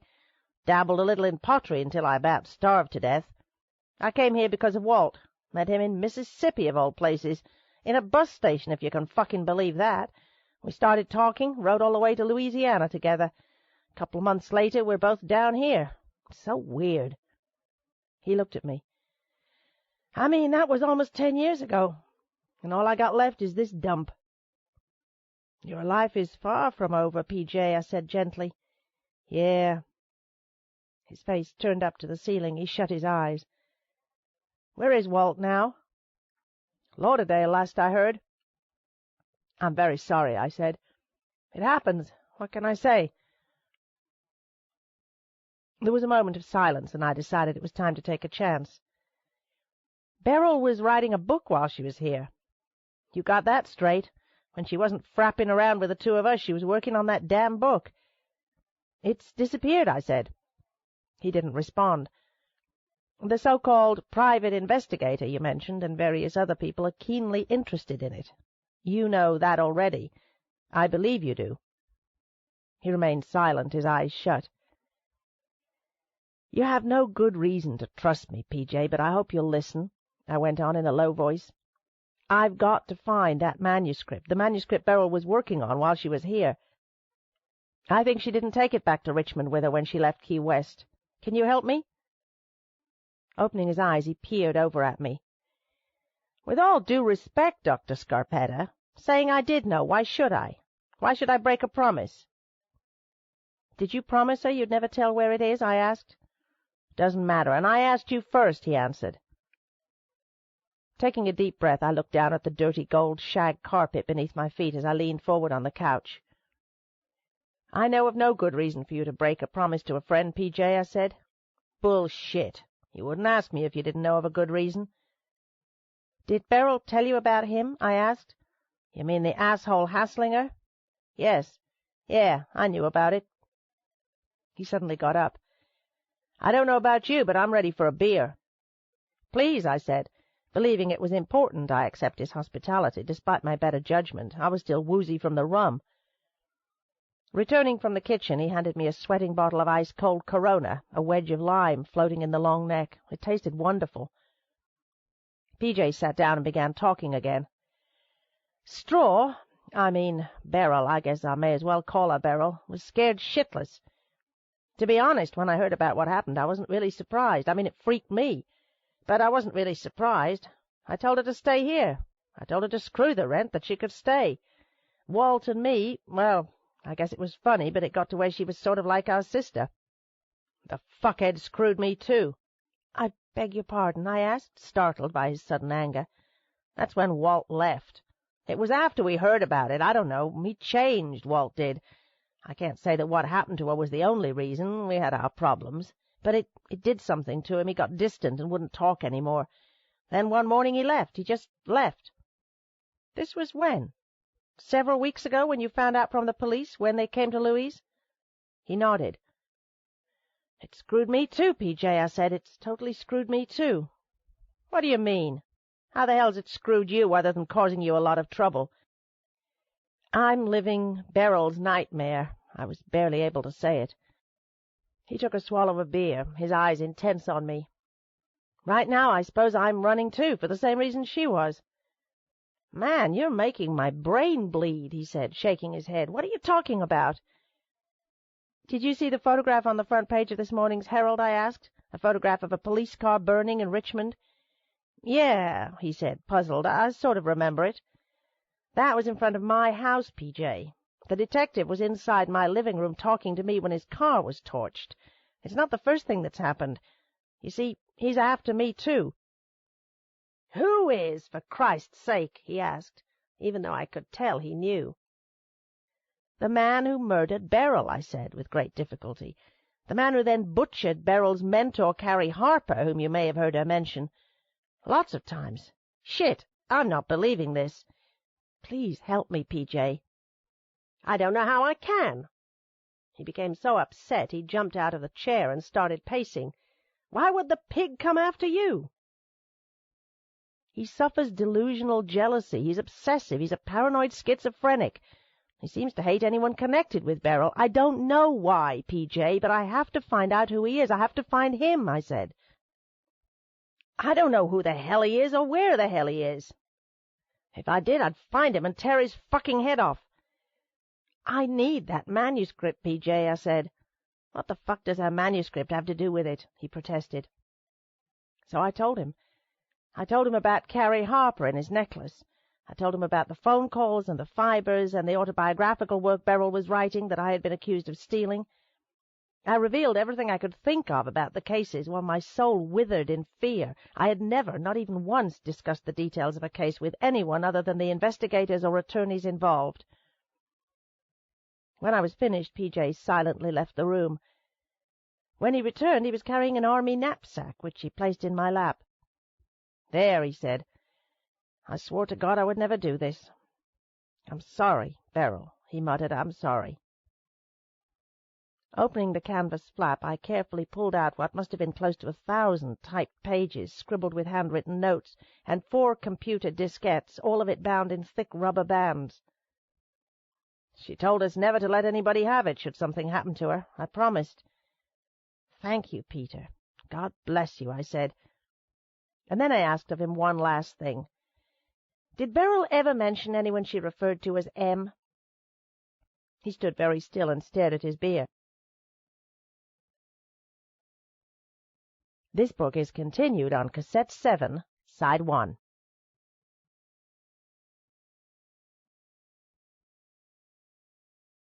Body of Evidence by Patricia D. Cornwell, continued. Cassette 7, Side 1. "She told us never to let anybody have it should something happen to her. I promised."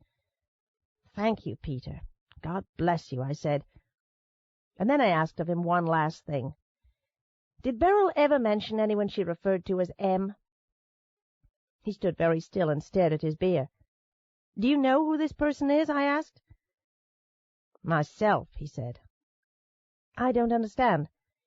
"M for myself. She wrote letters to herself," he said. "The 2 letters we found," I said to him. "The ones we found on the floor of her bedroom after she was murdered. The ones that mentioned you and Walt were addressed to M." "I know," he said, shutting his eyes. "How do you know?" "I knew it when you mentioned Zulu and the cats. I knew you'd read those letters. That's when I decided you were all right, that you were who you said you were." "Then you've read the letters too?" I asked, stunned. He nodded. "We never found the originals," I muttered. "The 2 we found are photocopies." "That's because she burned everything," he said, taking a deep breath, steadying himself. "But she didn't burn her book." "No, she told me she didn't know where she'd go next or what she'd do if he was still there, still after her, that she'd call me later on and tell me where to mail the book, and if I didn't hear from her to hold on to it, never give it up to anyone. She never called, you know. She never fucking called." He wiped his eyes, averting his face from me. "The book was her hope, you know, her hope of being alive. His voice caught when he added, "She never stopped hoping things would turn out all right." "What exactly was it that she burned, P.J.?" "Her diary," he replied. "I guess you could call it that. Letters she'd been writing to herself. She said it was her therapy and that she didn't want anyone to see them. They were very private, her most private thoughts. The day before she left, she burned all her letters except 2. "The 2 I saw," I almost whispered. "Why? Why didn't she burn those 2 letters?"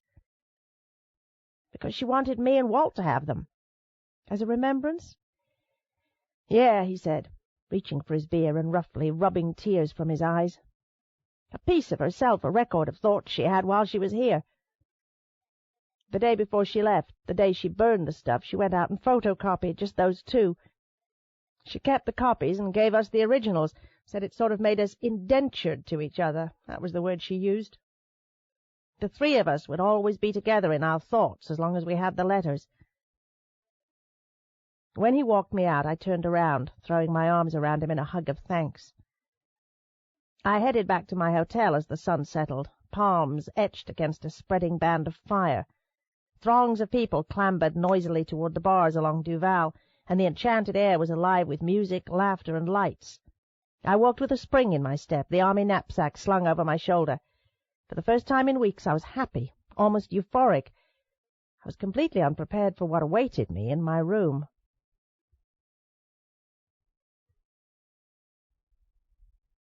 Chapter 16. I did not recall leaving any lamps on, and just assumed the housekeeping staff must have neglected to switch them off after changing the linen and emptying the ashtrays. I had already locked the door and was humming to myself as I passed the bath when I realized I was not alone. Mark was sitting near the window, an open briefcase on the carpet beside his chair. In that moment's hesitation, when my feet didn't know which way to move, his eyes met mine in speechless communication, thrilling my heart and seizing it with terror. Pale and dressed in a winter-grey suit, he looked as if he had just arrived from the airport, his suit bag propped against the bed. If he had a mental Geiger counter, I was sure my knapsack was making it click like mad. Sparacino had sent him. I thought of the Ruger in my handbag, but I knew I could never turn a gun on Mark James and squeeze the trigger if it came to that. "How did you get in?" I asked dully, standing very still. "I'm your husband," he said, and reaching in his pocket he displayed a hotel key to my room. "You bastard," I whispered, my heart pounding harder. His face blanched. He averted his eyes. "Kay." "Oh, God, you bastard!" "Kay, I'm here because Benton Wesley sent me. Please." Then he got up from the chair. I watched him in stunned silence as he produced a 5th of whiskey from his suit bag. Walking past me to the bar, he began filling glasses with ice. His motions were slow and deliberate, as if he was doing his best not to further unnerve me. He also seemed very tired. "Have you eaten?" he asked, handing me a drink. Moving past him, I unceremoniously dropped the knapsack and my pocket-book on top of the dresser. "I'm starved," he said, loosening his shirt collar and yanking off his tie. "Damn, I must have changed planes 4 times. Don't think I've had anything to eat but peanuts since breakfast." I said nothing. "I've already ordered for us," he went on quietly. "You'll be ready to eat by the time it gets here." Moving to the window, I gazed out at the purple-grey clouds over the lights of Key West's old town streets. Mark pulled up a chair, slipped off his shoes, and propped his feet up on the edge of the bed. "Let me know when you're ready for me to explain," he said, swirling ice in his glass.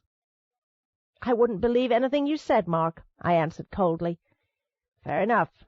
I'm paid to live a lie. I've gotten unbelievably good at it." "Yes," I echoed, "you've gotten unbelievably good at it. How did you find me? I don't believe Benton told you. He doesn't know where I'm staying, and there must be 50 hotels on this island and just as many guest houses."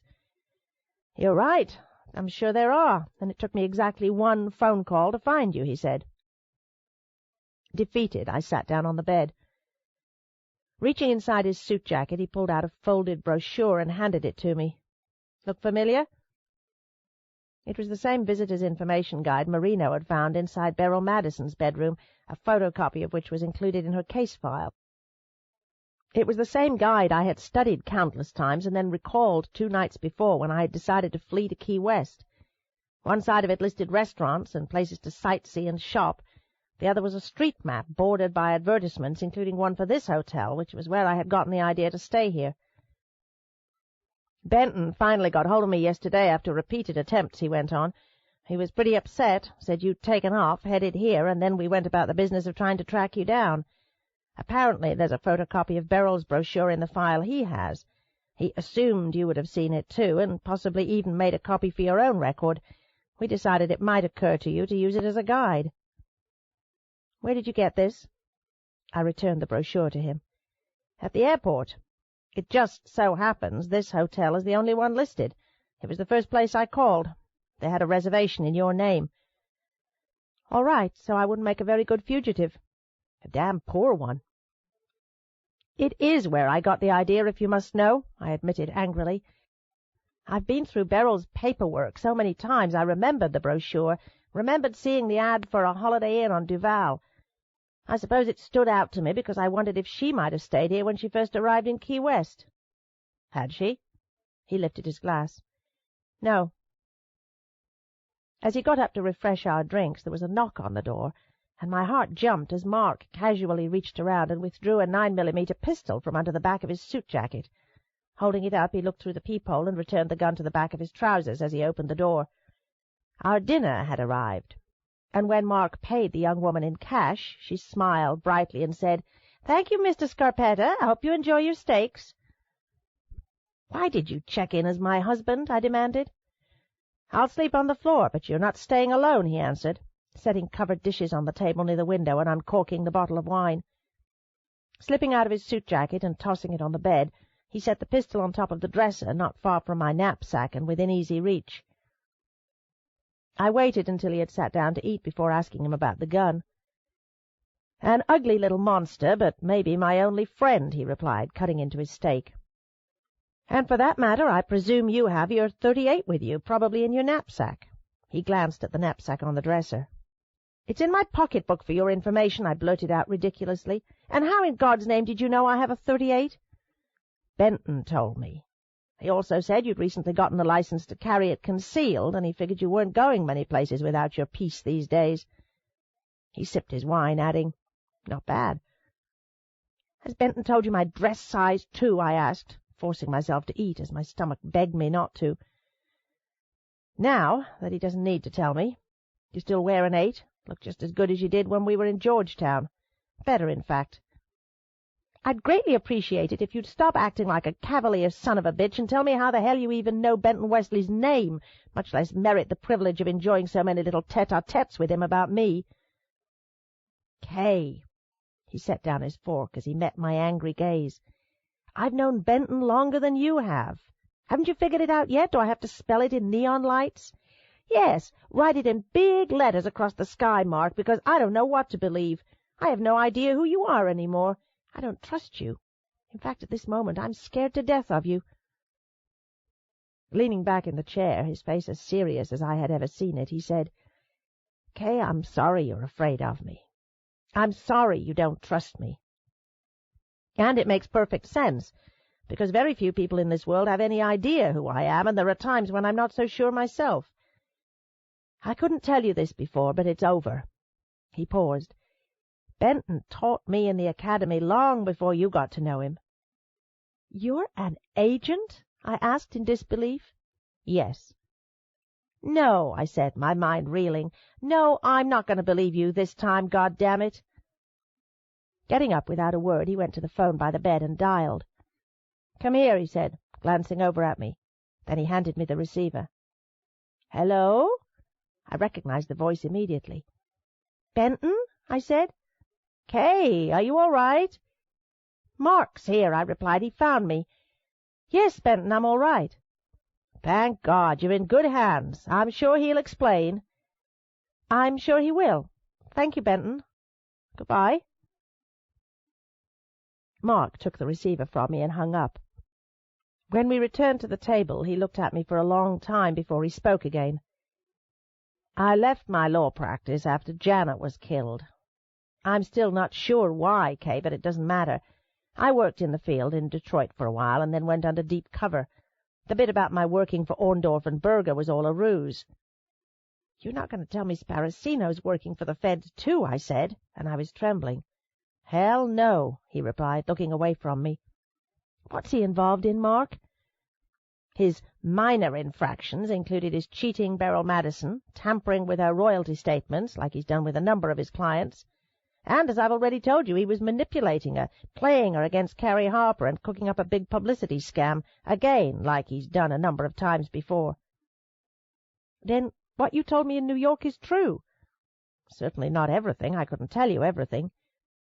"Did Sparacino know I was coming to New York?" It was a question that had been tormenting me for weeks. "Yes. I set it up, ostensibly so I could get more information from you and manipulate you into talking to him. He knew you would never agree to a discussion, so I volunteered to bring you to him." "Jesus," I muttered. "I thought everything was under control. I thought he wasn't on to me until we got to the restaurant. That's when I realized everything was going to hell," Mark went on. "Why?" "Because he had me tailed. I've known for a long time that the part-in brat's one of his snitches. It's how he pays the rent while he's waiting for bit parts in soaps, TV commercials, and underwear ads. Obviously, Sparacino was getting suspicious of me." "Why would he send Partin? Wouldn't he realize you'd recognize him?" "Sparacino isn't aware that I know about Partin," he said. "Point is, when I saw Partin in the restaurant, I knew Sparacino had sent him to make sure I was really meeting with you, to see what I was up to, just like he sent the so-called Jeb Price to ransack your office." "Are you going to tell me Jeb Price is a starving actor, too?" "No. We arrested him in New Jersey last week. He won't be bothering anybody for a while." "And I suppose your knowing Diesner in Chicago was also a lie," I said. "He lives in legend, but I've never met the man." "And I suppose your coming to see me in Richmond was a set-up, too, wasn't it?" I fought back tears. Refilling our wine glasses, he replied, "I wasn't really driving in from D.C. I'd just flown in from New York. Sparacino sent me to pick your brain, find out everything he could about Beryl's murder." I sipped my wine, silent for a moment as I tried to regain my composure. Then I asked, "Is he somehow involved in her murder, Mark?" "At first that worried me," he answered. "If nothing else, I wondered if Sparacino's games with Harper had gone too far, if Harper had gone haywire and murdered Beryl. But then Harper was murdered, and as time went by I failed to pick up on anything that would make me think Sparacino was connected with their deaths. I think he wanted me to find out everything I could about Beryl's murder because he was paranoid." "Was he worried the police would have gone through her office, that maybe it would come out that her royalty statements were fraudulent?" I asked. "Maybe. I do know he wants her manuscript. No question of its value, but beyond that I'm not sure." "What about his lawsuit, his vendetta against the Attorney General?" "It generated a lot of publicity," Mark replied. "And Sparacino despises Etheridge, would be delighted if he could humiliate him or even run him out of office." "Scott Partin has been down here," I informed him. "He was down here not long ago asking questions about Beryl." "Interesting," was all he said, taking another bite of steak. "How long have you been connected with Sparacino?" "More than 2 years." "Lord," I said. "The Bureau set it up very carefully. I was sent in as a lawyer named Paul Barker, looking for work, looking to get rich quick. I went through the moves necessary to make him hook into me. Of course, he checked me out, and when certain details didn't add up, he finally confronted me. I admitted I was living under an assumed name, that I was part of the Federal Protected Witness Program. It's convoluted and difficult to explain, but Sparacino believed I had been involved in illegal activities in a former life in Tallahassee, had gotten nailed, and that the feds had rewarded me for my testimony by fictionalizing my identity and my past." "Had you been involved in illegal activities?" I asked. "No." "Etheridge is of the opinion that you have," I said, "that you've also served time in prison." "I'm not surprised, Kay. The federal marshals tend to be very cooperative with the Bureau. On paper, the Mark James you once knew looks pretty bad. A lawyer who crossed over, was disbarred, and spent 2 years in the pen." "Am I to assume that Sparacino's connection with Orndorff and Berger is a front?" I asked. "Yes." "For what, Mark? There must be more to it than his publicity scams." "We're convinced he has been laundering money for the mob, Kay, money from narcotics trafficking." We also believe he is tied in with organized crime in the casinos. Politicians are involved, judges, other attorneys. The network is unbelievable. We've known it for quite a while, but it's dangerous business when one part of the criminal justice system attacks another. We have to have admissible evidence of guilt. That's why I was sent in. The more I uncovered, the more there was. 3 months turned into 6, and then it became years. I don't understand. His firm is legitimate, Mark. New York is Sparacino's own little country. He has power. Orndorff and Berger knows very little about what he does. I've never worked for the firm. They don't even know my name. But Sparacino does, I pressed him. I heard him refer to you as Mark. Yes, he knows my real name. As I've said, the Bureau was very careful. They did quite a good job of rewriting my life, of creating a paper trail that makes the Mark James you once knew someone you wouldn't recognize, much less like. He paused, his face grim. Sparacino and I agreed that he would refer to me as Mark in your presence. The rest of the time I was Paul. I worked for him. For a while I lived with his family. I was his loyal son, or at least this is what he thought. I know Orndorff and Berger never heard of you, I confessed. I tried to call you in New York and Chicago, and they didn't know who I was talking about. I called Diesner. He didn't know who you were either. I may not make a good fugitive, but you make an equally poor spy. He was silent for a moment. Then he said, The Bureau had to bring me in, Kay. You came on the scene, and I took a lot of chances. I got emotionally involved because you were involved. I was stupid. I don't know how I'm supposed to respond to that. Drink your wine and watch the moon rise over Key West. That's the best way to respond. But, Mark, I said, and by now I was hopelessly caught up in him, there's one very important point I don't understand. I'm quite sure there are any number of points you don't understand and may never understand, Kay. We have a lot of life between us that can't be spanned in an evening. You said Sparacino sicked you on me to pick my brain. How did he know you were acquainted with me? Did you tell him? He introduced you into a conversation right after we heard about Beryl's murder. He said you were the medical examiner, the chief in Virginia. I panicked. I didn't want him messing with you. I decided it would be better if I did it instead. I appreciate the chivalry, I said ironically. And you should. His eyes were on mine. I told him we had dated in a former life. I wanted him to turn you over to me, and he did.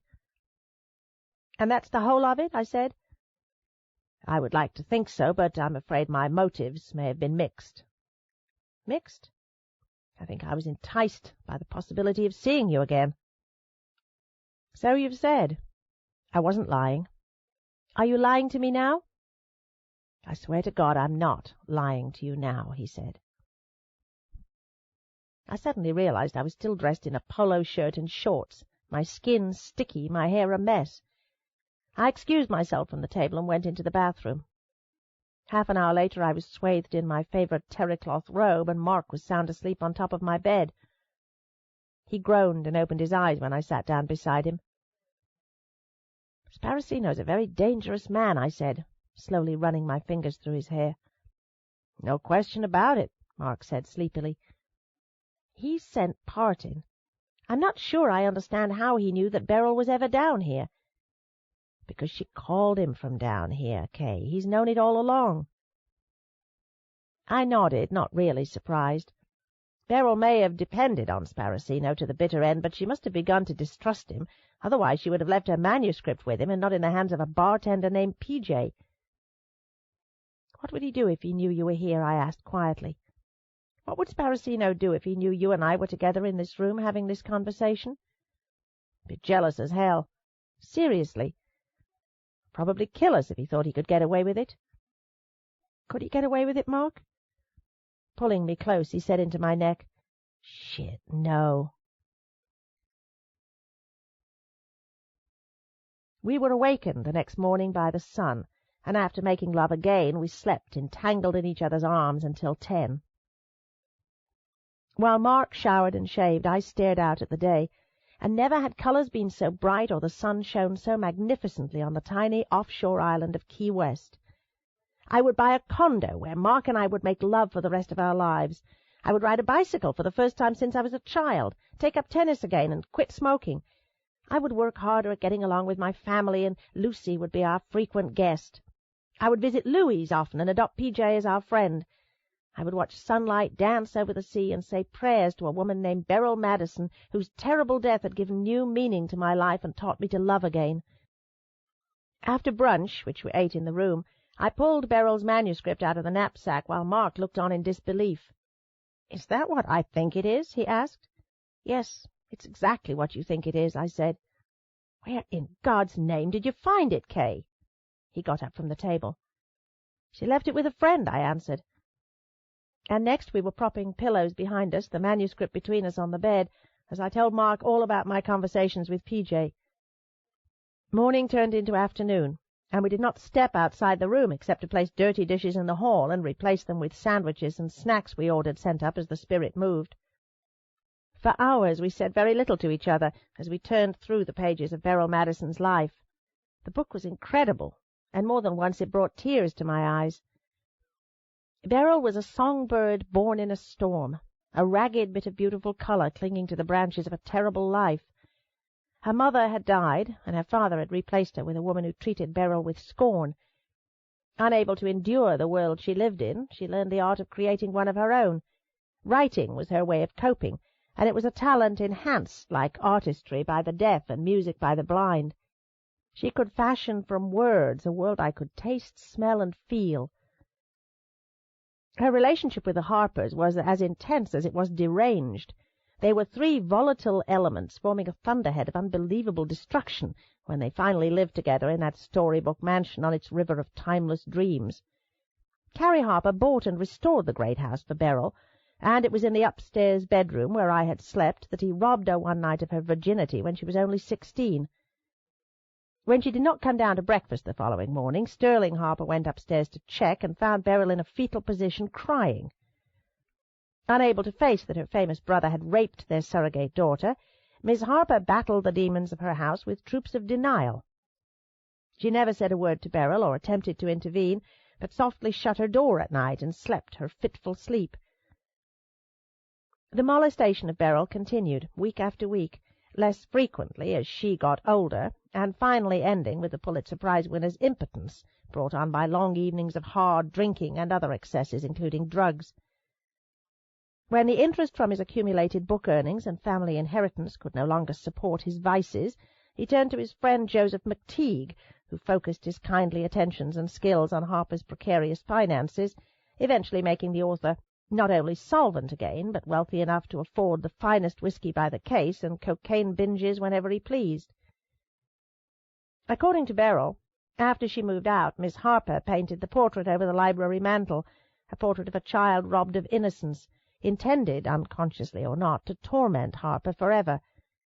He drank more, wrote less, and began suffering from insomnia. He began frequenting Culpepper's Tavern, a ritual encouraged by his sister, who used those hours to conspire against him with Beryl on the phone.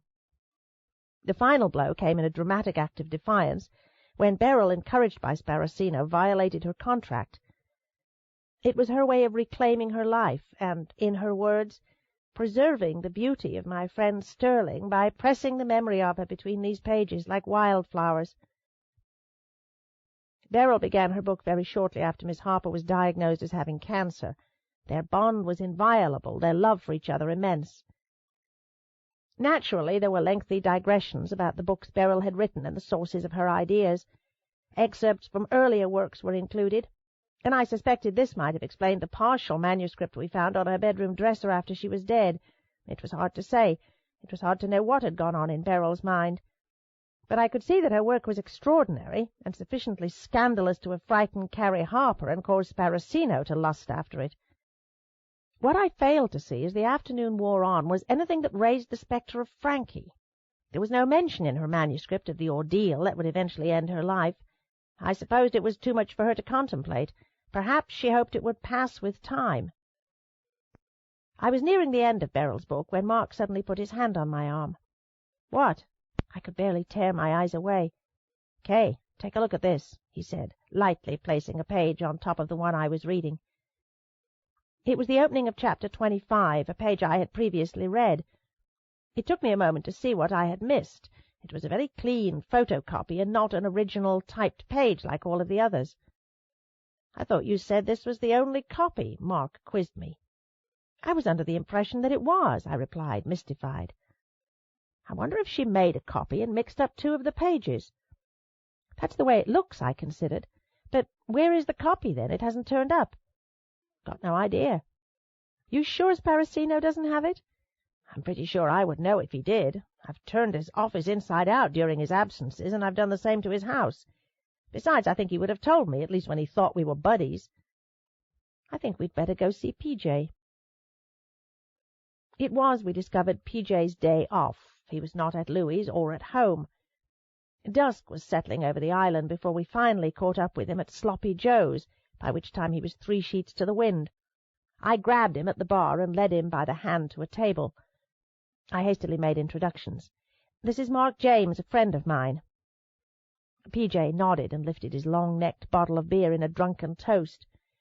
He blinked several times, as if trying to clear his vision, while he openly admired my attractive masculine companion. Mark seemed oblivious. Raising my voice above the din of the crowd and band, I said to P.J., "Beryl's manuscript. Did she make a copy of it while she was here?"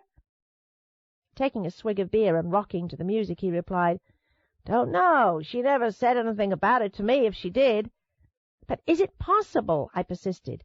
"Might she have done this when she photocopied the letters she gave to you?" He shrugged, beads of perspiration rolling down his temples, face flushed.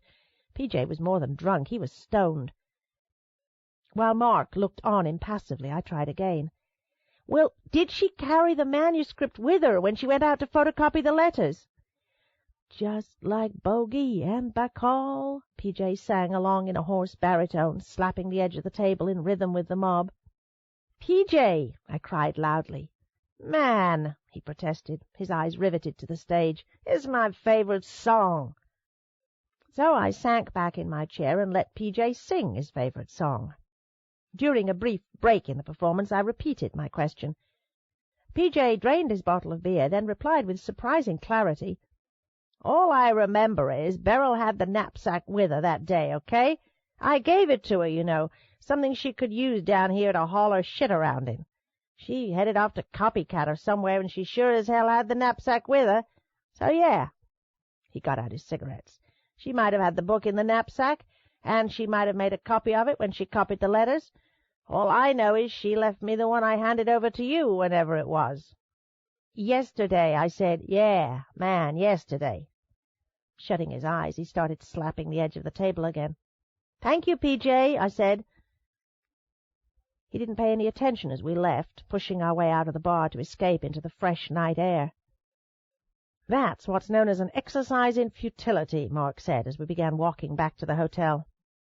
"I don't know," I answered, "but it makes sense to me that Beryl would have copied the manuscript when she copied the letters. I can't imagine her leaving her book with P.J. unless she had a copy. After having met him, I can't imagine her doing so either. P.J.'s not exactly what I'd call a reliable custodian." "Actually, he is, Mark. He's just a little carried away tonight. Fried is the word. Maybe that's what my appearance did to him." "If Beryl copied her manuscript and carried it back to Richmond with her," Mark continued, "then whoever killed her must have stolen it." "Frankie," I said. "Which may explain why he next went after Carrie Harper. Our friend Frankie got jealous. The thought of Harper in Beryl's bedroom driving him crazy. Crazier. Harper's habit of going to Culpepper's every afternoon is in Beryl's book." "I know." "Frankie could have read about that, known how to find him, figured it was the best time to catch him by surprise. What better time than when you're half crocked and getting out of your car on a dark driveway in the middle of nowhere," I said. "Just surprises me he didn't go after Sterling Harper, too." "Maybe he would have." "You're right, he never had the chance," Mark said. "She spared him the trouble." Reaching for each other's hands, we fell silent, our shoes quietly scuffing along the sidewalk as the breeze stirred the trees. I wanted the moment to go on forever. I dreaded the truths we had to face. It wasn't until Mark and I were in our room drinking wine together that I asked the question. "What next, Mark?" "Washington," he said, turning away to look out the window. "In fact, tomorrow I'll be debriefed, reprogrammed. He took a deep breath. Hell, I don't know what I'll do after that. What do you want to do after that? I asked. I don't know, Kay. Who knows where they'll send me? He continued, staring out at the night. And I know you're not going to leave Richmond. No, I can't leave Richmond, not now. My work is my life, Mark. It's always been your life, he said. My work is my life, too. That leaves very little room for diplomacy. His words, his face, were breaking my heart. I knew he was right. When I tried to speak again, the tears came. We held each other tightly until he fell asleep in my arms. Gently disengaging myself, I got up and returned to the window, where I sat smoking, my mind obsessively turning over many things until dawn began to pink the sky. I took a long shower. The hot water soothed me and reinforced my resolve.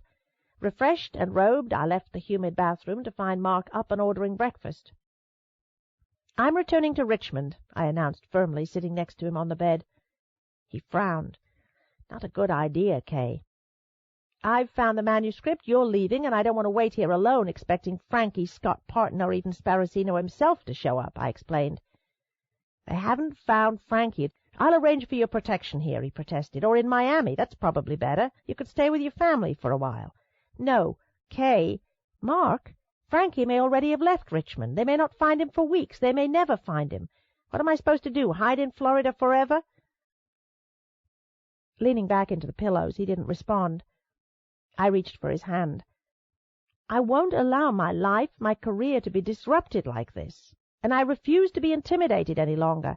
I'll call Marino and arrange for him to meet me at the airport. He wrapped both of his hands around mine. Looking into my eyes, he said, Come back with me to D.C., or you can stay at Quantico for a while.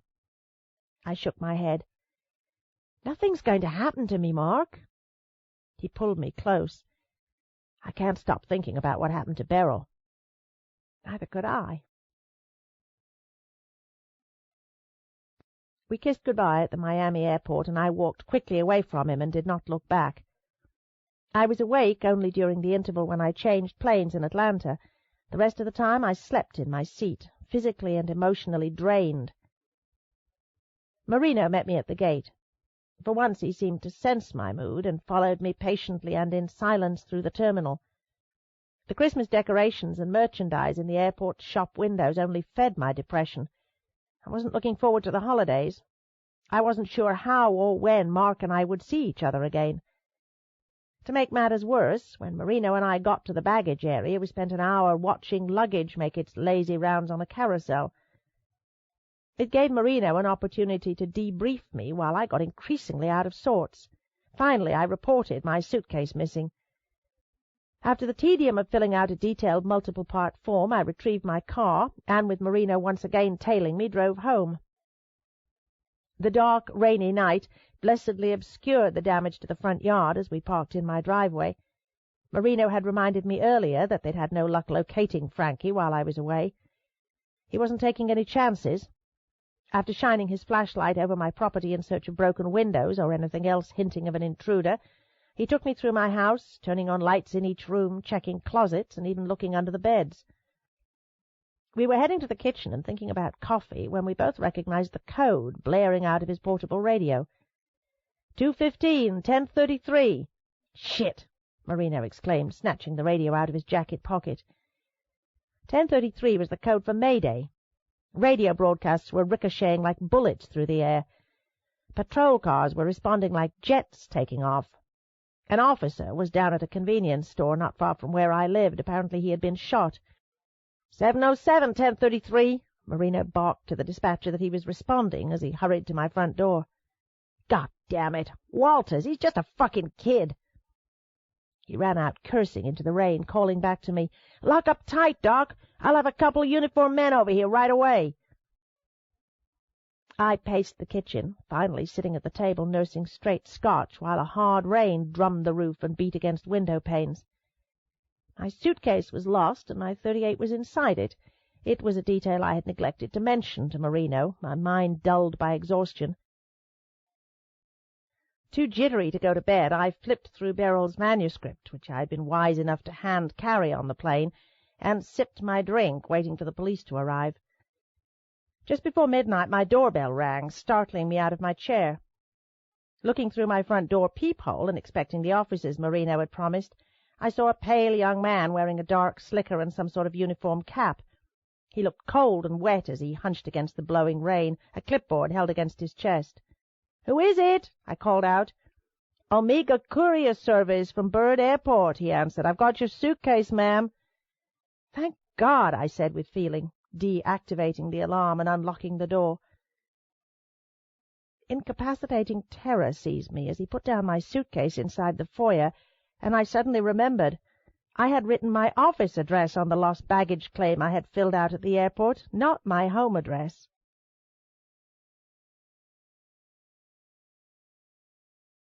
Chapter 17. The Last Chapter.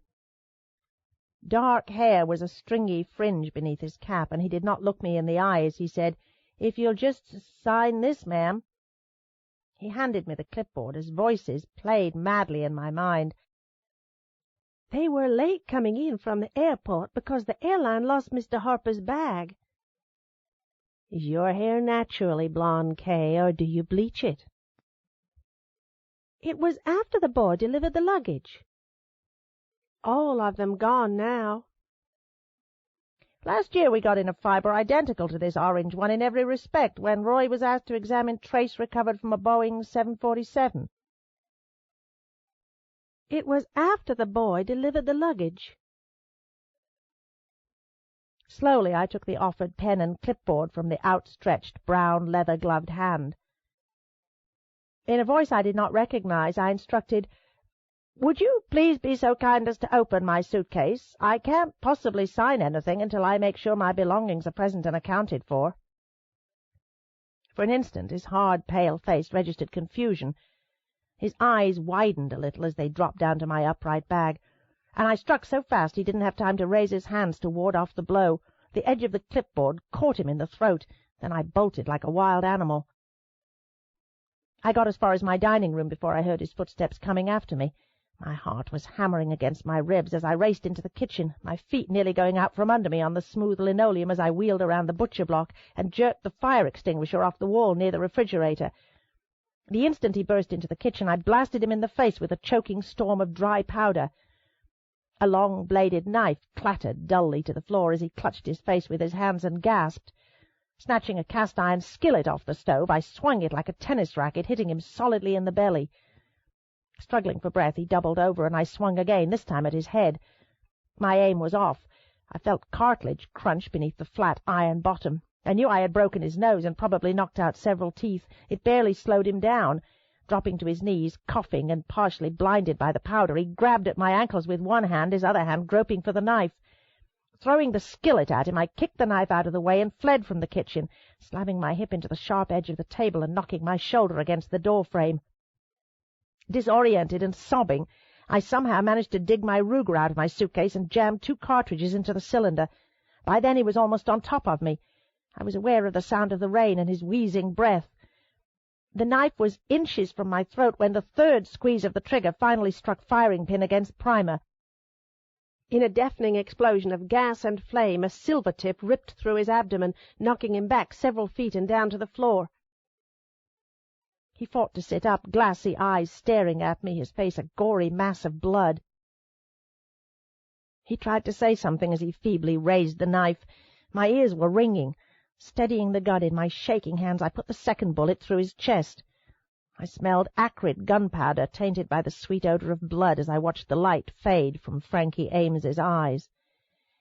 Then I fell apart, wailing as the wind and rain bore down hard against the house, and Frankie's blood seeped over polished oak. My body shook as I wept, and I did not move until the telephone rang a 5th time. All I could say was, "Marino! Oh, God, Marino!" I did not return to my office until Frankie Ames's body had been released from the morgue, his blood rinsed off the stainless steel table, washed out pipes, and diffused into the fetid waters of the city's sewers. I was not sorry I had killed him. I was sorry he had ever been born. "The way it's looking," Marino said as he regarded me over the depressing mountain of paperwork on top of my office desk, "is Frankie hit Richmond a year ago October. At least that's how long he'd been renting his crib on Red Street. A couple of weeks later he got himself a job delivering lost bags. Omega's got a contract with the airport." I said nothing, my letter opener slitting through another item of mail destined for my wastepaper basket. "The guys who work for Omega drive their personal cars, and that's the problem Frankie run into along about last January. His 81 Mercury Lynx blew the transmission, and he didn't have the dough to fix it. No car, no job. That's when he asked Al Hunt for a favor, I think." "Had the two of them been in contact before this?" I asked, feeling, and I'm sure sounding, burned out and distracted. "Oh, yeah," Marino answered. "No doubt in my mind, or Benton's either." "What are you basing your assumptions on?" "For starters," he said, "Frankie, it turns out, was living in Butler, Pennsylvania, a year and a half ago. We've been going through old man Hunt's phone bills for the past 5 years. Saves all the shit in case it gets audited, right? Turns out that during the time Frankie was in Pennsylvania, the Hunts received 5 collect calls from Butler. The year before that, it was collect calls from Dover, Delaware. The year before that, there was half a dozen or so from Hagerstown, Maryland." "The calls were from Frankie?" I asked. "We're still running it down, but I got a strong suspicion Frankie was calling Al Hunt from time to time. Probably told him all about what he'd done to his mother. That's how Al knew so much when he talked to you. Hell, he wasn't no mind reader. He was reciting what he knew from conversations with his sicko pal. It's like the crazier Frankie got, the closer he moved to Richmond. Then, boom! A year ago he hits our lovely city, and the rest's history." "What about Hunt's car wash?" I asked. "Was Frankie a regular visitor?" "According to a couple of guys working there," Marino said, "someone fitting Frankie's description was down there from time to time, apparently going back to last January." This book is concluded on the other side of this cassette. Please reverse or turn the cassette over now.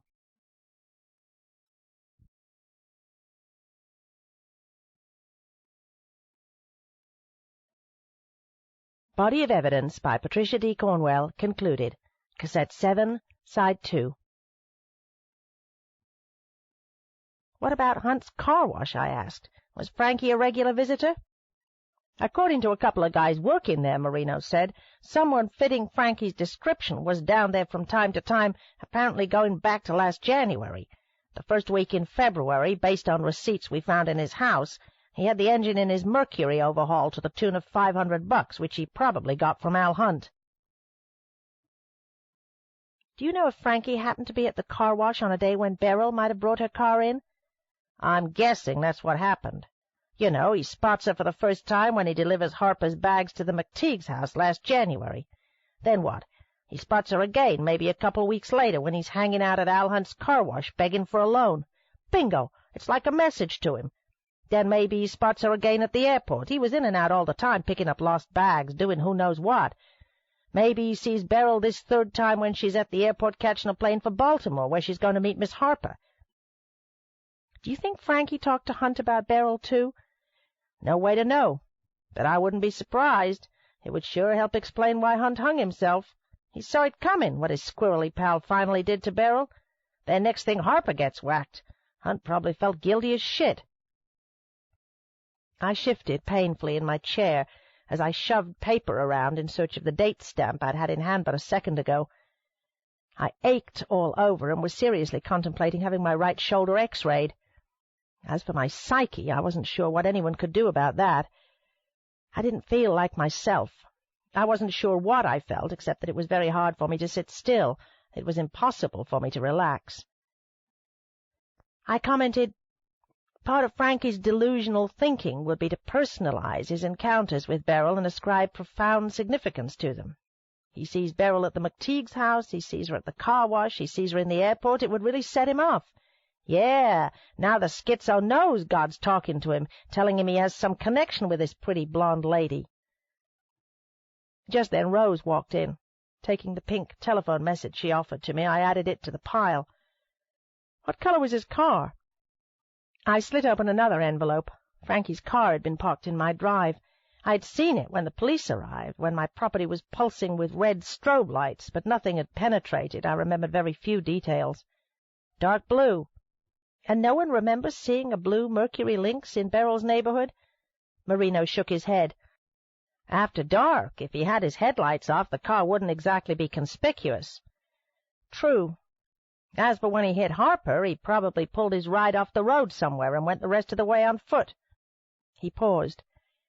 The upholstery of the driver's seat was rotted out. I beg your pardon? I asked, looking up from the letter I was glancing over. He had it covered with a blanket he must have swiped from one of the planes. The source of the orange fiber? I inquired. They got to run some tests, but we're thinking that's the case. The blanket's got orangish-red pinstripes running through it, and Frankie would have been sitting on it when he drove to Beryl's house. Probably explains the terrorist shit. Some passenger was using a blanket like Frankie's during an overseas flight. The guy changes planes, and it just so happens an orange fiber ends up on the one that gets hijacked in Greece. Bingo! Some poor Marine ends up with this same type of fiber stuck to his blood after he's whacked. Got any idea how many fibers must get transferred from plane to plane? It's hard to imagine, I agreed, wondering why I merited being on every junk mailer's list in the United States.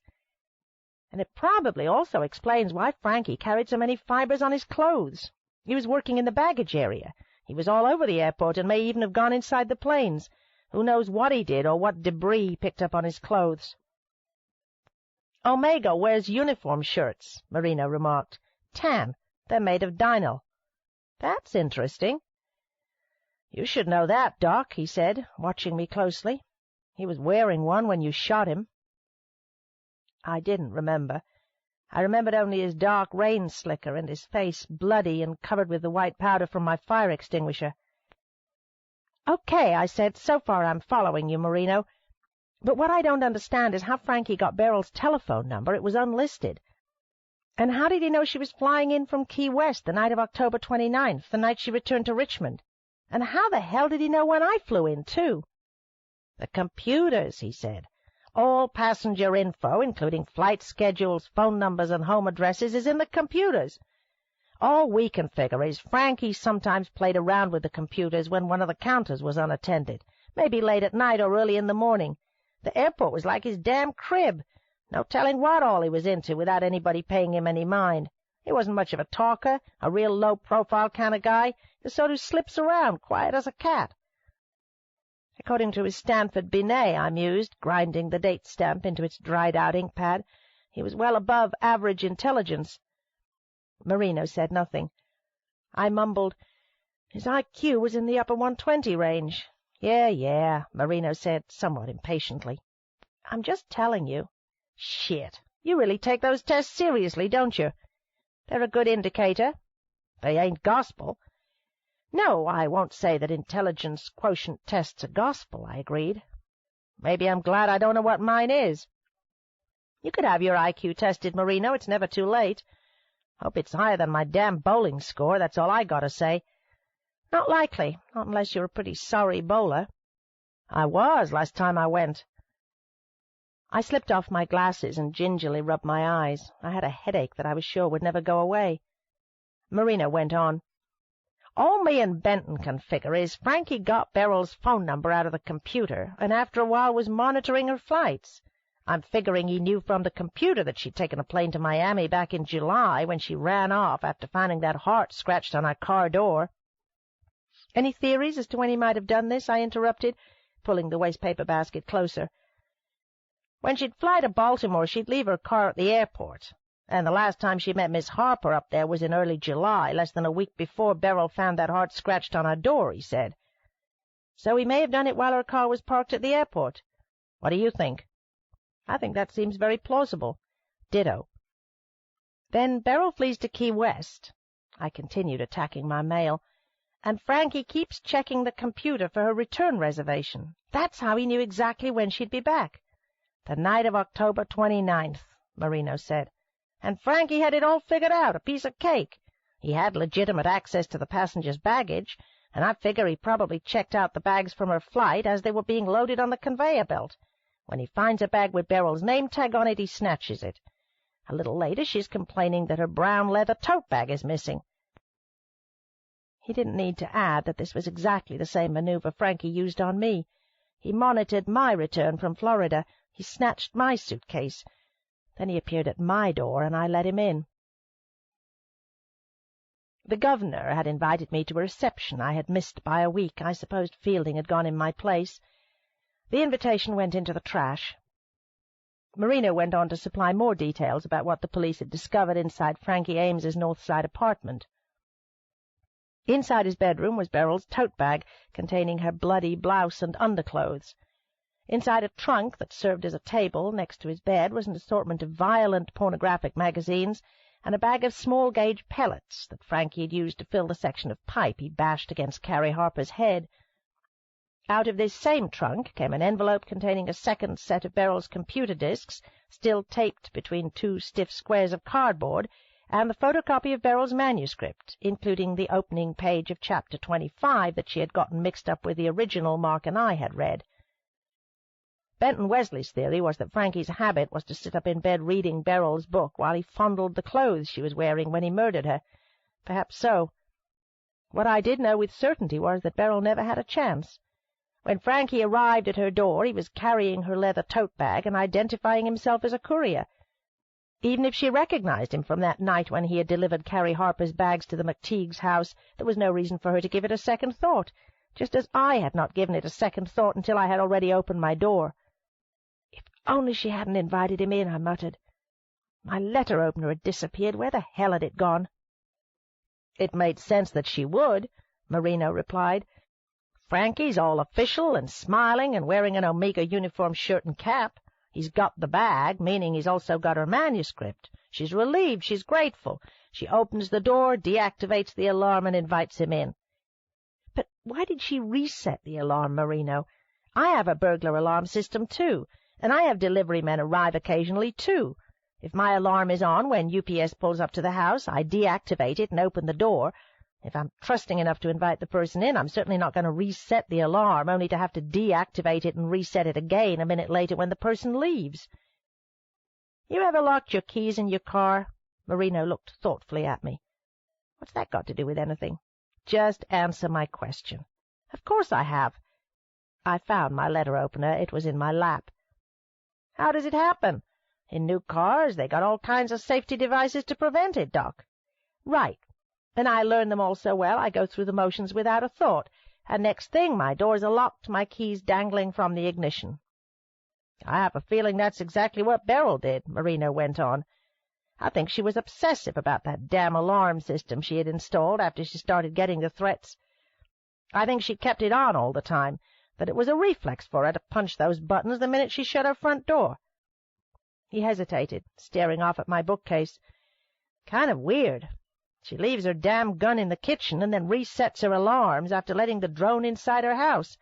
Shows how screwy her mind was, how nervous the whole ordeal made her. I straightened up a stack of toxicology reports and moved them and a pile of death certificates out of my way. Glancing around at the tower of micro-dictations next to my microscope, I instantly felt depressed again. Jesus Christ, Marino finally complained. You mind sitting still at least until I leave? You're making me crazy. It's my first day back, I reminded him. I can't help it. Look at this mess. I swept a hand over my desk. You'd think I'd been gone a year. It will take me a month to catch up. I give you until 8 o'clock tonight. By then, everything will be back to normal, back exactly like it was. Thanks a lot, I said rather sharply. You got a good staff. They know how to keep things running when you're not here. So what's wrong with that? Not a thing. I lit a cigarette and shoved more papers aside in search of the ashtray. Marino picked it up from the edge of the desk and moved it closer. Hey, it's not like you ain't needed around here, he said. No one is indispensable. Yeah, right, I knew that's what you were thinking. I'm not thinking anything, I'm simply distracted, I said, reaching up to the shelf to my left and fetching my date book. Rose had crossed everything out through the end of next week. After that it was Christmas. I felt on the verge of tears, and I didn't know why. Leaning forward to tap an ash, Marino asked quietly, What was Beryl's book like, Doc? It will break your heart and fill you with joy, I said, my eyes welling. It's incredible. Yeah, well, I hope it ends up published. It will sort of keep her alive, if you know what I mean. I know exactly what you mean. I took a deep breath. Mark's going to see what he can do. I suppose new arrangements will have to be made. Sparacino certainly won't be handling Beryl's business any more. Not unless he does it behind bars. I guess Mark told you about the letter. Yes, I said, he did. One of the business letters from Sparacino to Beryl that Marino had found inside her house shortly after her death took on new meaning when Mark looked at it after having read her manuscript. How interesting, Beryl, that Joe helped Carrie out. Makes me all the happier I originally got the two of them together when Carrie bought that magnificent house. No, I don't find it curious at all. Joe was one of the most generous men I've ever had the pleasure of knowing. I look forward to hearing more. That simple paragraph hinted at quite a lot, though it was unlikely Beryl had a clue. I seriously doubted Beryl had any idea that when she mentioned Joseph McTeague she was stepping dangerously close to the forbidden turf of Sparacino's own illicit domain, which included numerous dummy corporations the lawyer had formulated to facilitate his money laundering. Mark believed that McTeague, with his tremendous assets and real estate holdings, was no stranger to Sparacino's illegal ways, and that, finally, the assistance McTeague had offered a financially desperate Harper had been something less than legitimate. Because Sparacino had never seen Beryl's manuscript, he was paranoid about what she may have unwittingly revealed. When the manuscript disappeared, his incentive for getting his hands on it was more than just greed. He probably thought it was his lucky day when Beryl turned up dead, Marino was saying. You know, she's not around to argue when he doctors her book, takes out anything that might point a finger at what he's really into. Then he turns around, sells the damn thing, and makes a killing. I mean, who wouldn't be interested after all the publicity he's generated? No telling where it was going to end, either. Probably with pictures of the Harpers' dead bodies showing up in some tabloid. Sparacino never got the photographs Jeb Price took, I reminded him. Thank God. Well, whatever. Point is, after all the noise, even I'd rush out to get the damn thing, and I bet I haven't bought a book in 20 years. Shame, I muttered. Reading is wonderful. You should try it sometime. We both looked up as Rose walked in again, this time carrying a long white box tied with a luxurious red bow. Perplexed, she looked around for a clear area on my desk to set it down, then finally gave up and placed it in my hands. What on earth? I muttered, my mind going blank. Pushing back my chair, I set the unexpected gift in my lap and began to untie the satin ribbon, while Rose and Marino looked on. Inside the box were 24 long-stemmed beauties, shining like red jewels swathed in green tissue paper. Bending over, I shut my eyes and enjoyed their fragrance. Then I opened the small white envelope tucked inside. When the going gets tough, the tough go skiing. In Aspen after Christmas. Break a leg and join me, the card read. I love you. Mark.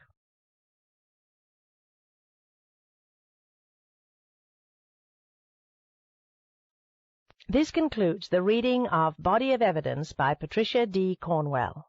This book was read by Donata Peters. We hope you enjoyed this reading. Please continue listening to sample another Books on Tape bestseller. Agatha Christie, The Woman and Her Mysteries, by Gillian Gill. The Hidden Author. The cultural legacy of Agatha Christie, the originality and brilliance of her craft, the importance of her message as well as the meaning of her life, are subtly undervalued. Christie has won enormous fame, but has never had the reputation for intellectual chic enjoyed by other detective fiction writers of her generation, such as Chandler, Hammett, and Sayers. Ironically, Christie's low standing in the annals of culture is in part her own work, an outcome of her consistent and successful strategy of concentrating the reader's attention upon her fictional characters and plots, while she herself remains silent, masked, unnoticed, the hidden author. Readers of mysteries look for an absorbing puzzle, a well-paced plot, and a brilliant denouement. They are not much concerned with an author's biography or self-analysis or ideological speculations. As a creative yet opaque literary medium, detective fiction was perhaps uniquely fitted to the character of Agatha Christie, a woman obsessively concerned to avoid self-revelation. From early childhood, Agatha Christie sought to hide and protect her inner world, even from those closest and dearest to her. As her fame as a detective novelist grew, far from emerging from her shell, Christie went to ever greater lengths to avoid personal notoriety. She communicated with the public only through her work, and exercised an iron control over her personal domain, which she tried to extend even after her death. Christie's hidden author strategy worked well in the sense that it earned her the creative space to produce an extraordinarily compelling fictional universe. Millions of fans have enjoyed her work and have not cared much about the woman behind the words. Nonetheless, the very self-effacement that led Christie to devote herself to mystery fiction, to limit intimacy, and to withdraw from public scrutiny, have produced a persona for the author that has proved to be deceptive and demeaning. One of Christie's major themes in her posthumously published autobiography is how shy she was, how slow, how chronically incapable of expressing her feelings. From her earliest years, she tells us, she was considered the slow one of her family, the child who hated to part with information and refused to allow anyone to enter unbid into her beloved secret world. At 7, at her first dancing class, she is so tongue-tied she cannot respond to a boy who asks her to dance, even though she very much wants to. Things are not that much better when she is 17. Her mother begs her to let people know that she is having a good time, and to say something, anything, however silly, to the young men she dances with. Frustrated by the profound malaise she feels as a speaking subject, Agatha turns first to music as a way to express herself, but this strategy is a failure. Whereas, when alone with her piano, Agatha displays real talent, if faced with even a small audience, she becomes again stiff and inept, her musical performance mirroring her conversation. Writing, however, unlike speaking and playing the piano, is an art of solitude and silence, and Christie's failure with speech and with music leads her to the written word. "Inarticulate I shall always be," she writes. "It is probably one of the causes that have made me a writer." Agatha was shy and silent, but perhaps paradoxically she was far from lacking in her social confidence, grounded in strong sex appeal and proven popularity with peers. Although a scrawny chicken of a child, Agatha grew up to be tall, slim, and blonde, and she had that elementary sense of well-being customarily experienced by a girl who never lacks for a partner. As at home in the world of the senses as she was alienated from the world of speech, Agatha was very attracted by and attractive to men. In her social world, as in so many others, beauty was more important in a woman than wit, and there were rewards for a girl who was lovely, graceful, friendly, and zestful, and left other people to do the talking. Physical self-confidence did not desert Christie early. As a divorcee in her late 30s, she found that there were still men anxious to flirt and propose, and women to offer help and moral support. Indeed, at 40, a new life opened up for Christie, with new friends and rich cultural opportunities, when she began her exceptionally happy relationship with a husband 14 years her junior. In her life and her fiction, Christie attached unusual importance to physical beauty in both men and women, and a not inconsiderable part of her sense of self was bound up in her physical appearance. She had great difficulty in accepting her later self as, in her own words, 13 stone, that is 182 pounds, of solid flesh, and what could only be described as a kind face. Unfortunately, Christie did not start her career as a writer when she was a golden-haired girl, and the time of greatest fame, and therefore of greatest demand for visual images of her, came when she was over 60. The famous pictures of Agatha Christie do not show her as she liked to think of herself. Uneasiness with her appearance in later life led her to become even more silent and self-effacing in public. Thus, the rare photos we have of Christie are matched by a small set of unsatisfactory interviews between uncomfortable reporters and an evidently reluctant subject. Few people managed to meet the writer at the height of her fame, and those who did agreed that Agatha Christie said little, never gave speeches, and preferred to merge into the background. Lack of conversational ability, social ineptitude, these are the Christie traits described by friend and foe alike, and in her autobiographical writings the novelist herself leads the pack of her critics, offering self-mocking anecdotes to illustrate her own inadequacy.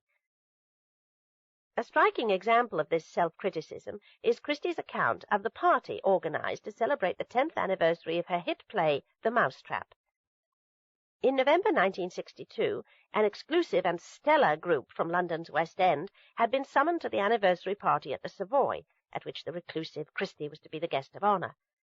The occasion was designed as an evening of triumph, a tribute to Christie's exceptional achievement as both novelist and playwright.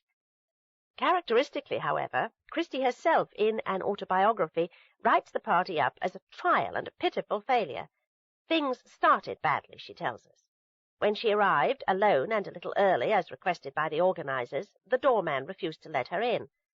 Amazingly, instead of protesting and brushing the man aside, Christie turned meekly away, sad, confused, chagrined, and yet in some strange way acquiescent in her own humiliation.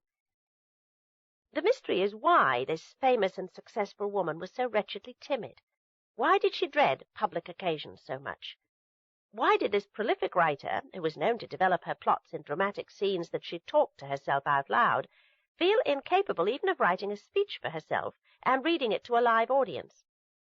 Why did her conviction of inadequacy grow more and more disabling as the public acclaim and official accolades were showered upon her? Could it be that shyness is just a convenient label stuck over the complex reasons for a chronic form of agoraphobia, that disabling fear of public occasions which so often afflicts women? Agatha Christie was always peculiarly susceptible to fairy tales, and the Mousetrap Party was to her a kind of cruel and nightmarish story in which Cinderella is turned away from the ball. Even when the door to the Savoy ballroom was held open for her, Christie perceived herself not as a heroine or a star, but as a passive object, a joyless puppet. The Agatha Christie turned away by the doorman was playing almost a caricature of the neglected old person role so common in real life. As Miss Jane Marple remarks, no one takes any notice of an old woman. Christie is quite open about her reluctance to serve as a foil to the beauty of young actresses and to be confronted later with front-page photographs which proved how little her physical image now coincided with her inner self-image. However, it was probably Christie's fear and suspicion of the press, rather than the simple vanity she admits to, that made occasions like the Mousetrap Party so painfully difficult. Newspapers were permanently linked in Christie's mind to the period in her life when she had suffered despair and disillusion. In December 1926, Christie abandoned her car by the road near Guildford in Surrey and disappeared for 11 days, the victim, her doctors claimed subsequently, of amnesia. The dramatic national newspaper campaign waged around the already famous crime novelist's disappearance left a wound on Christie's psyche that never entirely healed. As an autobiography makes clear, she never forgave the press for what was printed about her at that time. Christie drafted her autobiography almost 40 years after her disappearance, yet she was still too traumatized to give any account of the last part of 1926. Instead, she refers to the event obliquely in terms of the press coverage. From that time, I suppose, dates my revulsion against the press, my dislike of journalists and of crowds. It was unfair, no doubt, but I think it was natural under the circumstances. I had felt like a fox, hunted, my earths dug up and yelping hounds following me everywhere. I had always hated notoriety of any kind, and now I had had such a dose of it that at some moments I felt I could hardly bear to go on living. This reference to almost suicidal depression must be taken seriously, since throughout her life Christie's religious views led her to a strong condemnation of suicide. Furthermore, the dark emotions evoked in the passage are in contrast with the light-hearted, even-handed, self-deprecating serenity which Christie habitually chose for her autobiographical narrative. From 1926 on, even after she had come to enjoy not only personal happiness and fulfillment, but also success beyond her wildest dreams, Christie's public interactions were governed by a determination to keep her life strictly private and to allow the press and public no possible hold over her. Famous she might become, but the journalistic hounds would always be kept at bay, and the Christie haven would remain inviolate. Given Christie's imperative need for privacy and for total control of her personal life, the tongue-tied, slightly dim-witted persona the elderly novelist projected in her rare post-war public engagements may have hurt her vanity, but it had its uses. Large-scale personal popularity was something she neither cared for nor missed, and as long as people bought her books and left her in peace to write them, she preferred to seem uninteresting and unworthy of attention. In one sense, Agatha Christie exploited her natural diffidence and lack of small talk to develop a strategy for self-presentation analogous to that of her famous character Jane Marple. Miss Marple becomes the nemesis of murderers because she conceals a razor-sharp mind and sea-green incorruptibility beneath old maidenly flutter. Similarly, Christie was a brilliant, strong-willed, ambitious woman, easily bored and exceptionally unwilling to suffer fools gladly, who was ready to seem boring if the world would let her be.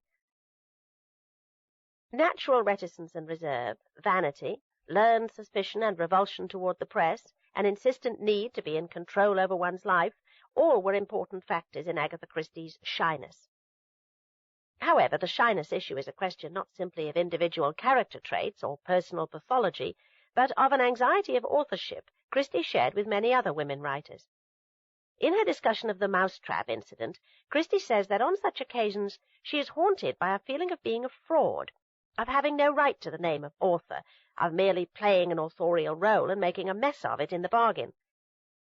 On some deep level, Christie did not perceive herself as a writer, and given the dissatisfaction she felt with her personal appearance in old age. This self-doubt may in part be explained by an inability to relate to available contemporary images of what the writer might look like.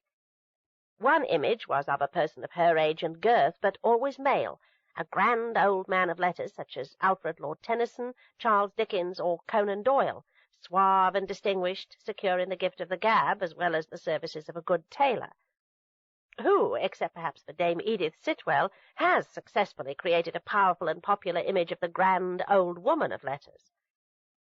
Another problematic image available to Christie was of a young, charming, fragile, doomed woman, such as Virginia Woolf, Jean Rhys, Renee Vivian, or Catherine Mansfield, the kind of woman Agatha had indeed once almost become, but whom she had managed to exorcise.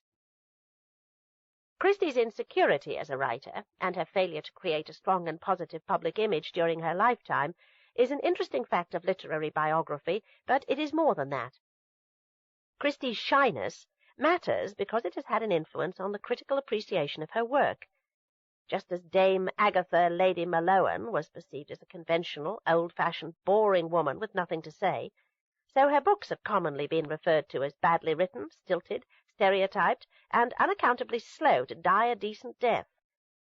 The congruence between the public image of the woman and the literary reputation of the work is striking. To understand Agatha Christie, to develop both an accurate narrative of the events of her life and a coherent portrait of her inner reality, it is necessary to get past Agatha Christie's complex and fascinating defences and masks. Christie was not the simple or ordinary woman she claimed. Gifted with unusual energy, intellectual brilliance, and drive, full of sensual delight in the physical world, Christie was attractive, charming, and sociable, a passionate lover of men, a trustworthy friend of women. She was also, however, silent, reserved, hesitant of intimacy, haunted by solipsism, forever doubtful and insecure in her human relationships, seeking to be invulnerable. The least confiding of women, Christie did confide in the reader, a distant, anonymous, unknown, and therefore unthreatening person with whom she felt she communicated on her own terms. It is thus not so much in her autobiographical works as in her fiction that we can find the hidden Christie. As the novelist V.S. Naipaul has written, an autobiography can distort, facts can be realigned, but fiction never lies. It reveals the writer totally. Christie allowed herself to be most self-revealing in the 6 novels which she published under the pen name of Mary Westmacott, and which she tried fervently to prevent being traced back to her. In the period 1928 to 1944, writing her pseudonymous novels seems to have been a kind of catharsis for Christie, a successful form of therapy, a crucial mechanism whereby she worked through the important issues in her past and present life by recreating them in fictional characters, plots, and dramatic scenes. The second Westmacott, Unfinished Portrait, perhaps has most to tell us, since it contains the best portrait of Agatha Christie that exists, and also affords crucial testimony to what happened to Christie in 1926, the year of her disappearance. The post-war Westmacotts, notably The Rose and the Yew Tree, are more mellow, reflective, and metaphysical than the earlier ones, and they offer the best expression of Christie's core values, of her outlook on politics, religion, and human relationships. All in all, the Mary Westmacott books, whatever their aesthetic merit may be, contain the key to unlock the inner world of a woman whose passionate need for fame was balanced by an obsessive need for privacy. Why is it that Agatha Christie is so phenomenally popular? The answer cannot lie simply, as others have claimed, in her uncontested genius for constructing complex plots. Many other Golden Age novelists offered equally good puzzles. Christie's unique contribution was to create an original fictional world that is both totally convincing and highly unrealistic. Though Christie was certainly a very observant woman, as a novelist she sought to create fictional correlatives for her inner world of fantasy, rather than to offer a mirror to her time and her social caste. Tapping into the unconscious, she developed a range of characters who followed neither the statistical norm nor the conventions of fiction. In Christie's fictional world, intellect and sensibility, weakness and strength, drive and inertia, sexuality and morality are not simple factors of gender or age. In a Christie novel, young men are often frivolous sex objects and appreciated as such, while young women are the solid breadwinners. A woman over 60 can not only dominate the life of her family and community, but also seek to promote her personal happiness through marriage to a much younger mate. Christie's heroines, as also her murderesses, do not easily toe the patriarchal line. Handsome, hard-headed, and ambitious, they desire money and men and are active in their pursuit of both. Furthermore, Christie is a pioneer in the fictional presentation of gifted, active, older people, particularly older women. The unusually rich opportunity for actors over 60 offered by a Miss Marple TV production is indicative of everything that the Grey Panthers owe to Agatha Christie. Hercule Poirot, Jane Marple, Tommy and Tuppence Beresford, Mr. Satterthwaite are all formidable and fascinating characters who see retirement as an opportunity to start again on a new and freer life of active social commitment. Just like everyone else, Christie was the product of a specific time and place, and she was certainly no revolutionary thinker. Nonetheless, Christie was significantly less enslaved by the ideology and structural prejudices of her culture, time, and class than such contemporaries as John Buchan, John Dixon Carr, E.C. Bentley, R. Austin Freeman, William Mole, Marjorie Allingham, and Dorothy L. Sayers. The racism, the classism, the sexism that makes the huge majority of popular novels written in the 30s and 40s unreadable today are relatively unimportant in Christie's work. Christie was unusual in the deep cynicism she felt toward organized politics and political ideology of all kinds. This cynicism is at the heart of her delight in upsetting the reader's preconceptions and in confounding established scenarios. It is this originality that has made her as interesting to the American teenager in the late 80s as she was to the retired British Army colonel of the 20s.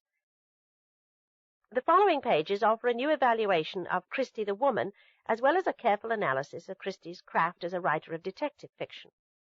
They are addressed very especially to an actively detecting reader who wants to investigate how Agatha Christie builds her plots, lays her clues, and directs our attention here when all the important things are happening there, and who will appreciate some hints and strategies for discovering whodunit. It comes as a bonus that once you get the hang of Christie's plots and structures, you are in excellent shape for actively reading later writers like Ruth Rendell, P.D. James, and Robert Barnard, who develop complex variations on Christie's melodies. This book will, I hope, please all of Agatha Christie's many fans, will satisfy detective fiction buffs, and will speak to those who care about women's lives and writing. Mystery lovers can be reassured. I give the solutions to only 5 murder mysteries: The Mysterious Affair at Styles, The Secret of Chimneys, Cards on the Table, The Body in the Library, and Nemesis. 73 more Christie mystery novels, as well as many short stories, still remain to be solved by the actively detecting reader. Chapter 1. Agatha Miller, Life Before Crime. The story of Agatha Christie begins at Ashfield, the house where she was born, a large Italian-style stucco villa on the outskirts of Torquay, an English seaside town in Devon. Agatha Christie loved houses almost more than she loved people, and she loved Ashfield with quiet intensity. Only her mother, Clara Miller, was more important to Agatha than Ashfield, but then Ashfield was her mother's house. In 1879, soon after the birth of Madge, her first child, Clara Miller was deputed by her husband Frederick to look about the resort town of Torquay for another short-term house rental. Frederick Miller was absent in the United States and had by no means decided to spend the rest of his life in Torquay rather than New York, London, or Manchester. But when Clara saw Ashfield and its 2 acres of gardens, she fell instantly in love with it. Told by its Quaker owner that Ashfield could only be bought, not rented, Clara impetuously agreed to purchase without consulting Fred. Ashfield was bought with Clara's own money, with the small legacy she had inherited from her father-in-law, and thus it was from the beginning Clara's house. Ashfield cast its spell over Agatha, the 3rd Miller child, just as it had over Clara. Agatha's life and her fiction were both marked indelibly by her passion for her family home. In 1921, when Clara and Ashfield fell on very hard times, Agatha was to turn to mystery writing as the one way she knew to earn money and thereby help keep the house in the family. In 1926, when Clara died, and it seemed unavoidable that Ashfield be sold or at least rented, Agatha Christie would suffer a severe nervous breakdown as she painfully cleared the house of 40 years' paraphernalia and memories. 2 of Christie's early novels, Giant's Bread and Peril at End House, hinge on the protagonist's obsession with keeping the family home unsold. Only in 1939, when the house had been swallowed up by ugly urban sprawl and its trees and lawns were no more, would Agatha Christie agree to sell Ashfield and purchase the glorious Devon estate of Greenway in its place. Greenway, too, was special because it had associations with Agatha's mother. Agatha visited the house with her mother when she was a girl, and stored away in her memory Clara's remark that Greenway was the most perfect of the estates in the Dart area. All her life, in rented London flats, suburban pseudo-Tudors, and gracious country mansions, Agatha Christie worked to recreate the mellow beauty, shining comfort, and old-fashioned elegance she had known at Ashfield. Finding the house that felt like home, redecorating, redesigning, planning the garden, maintaining a household, these activities were a primary pleasure and preoccupation with Agatha, as they had been with her mother. To them she dedicated a great part of her royalties, as well as her time and energy. To them she invited 3 generations of enthusiastic family and friends. But the houses that Agatha Christie made were not so much for others as for herself. She was actively forming for herself an environment of freedom and creativity. Virginia Woolf said that every woman writer needs a room of her own, and Agatha Christie may have had Woolf in mind when she insisted that she had no room of her own, wrote on any surface that carried a typewriter, and only once set up a place in England with her work table, her books, and her grand piano. But Agatha Christie did not need a room of her own. She was used to having whole houses.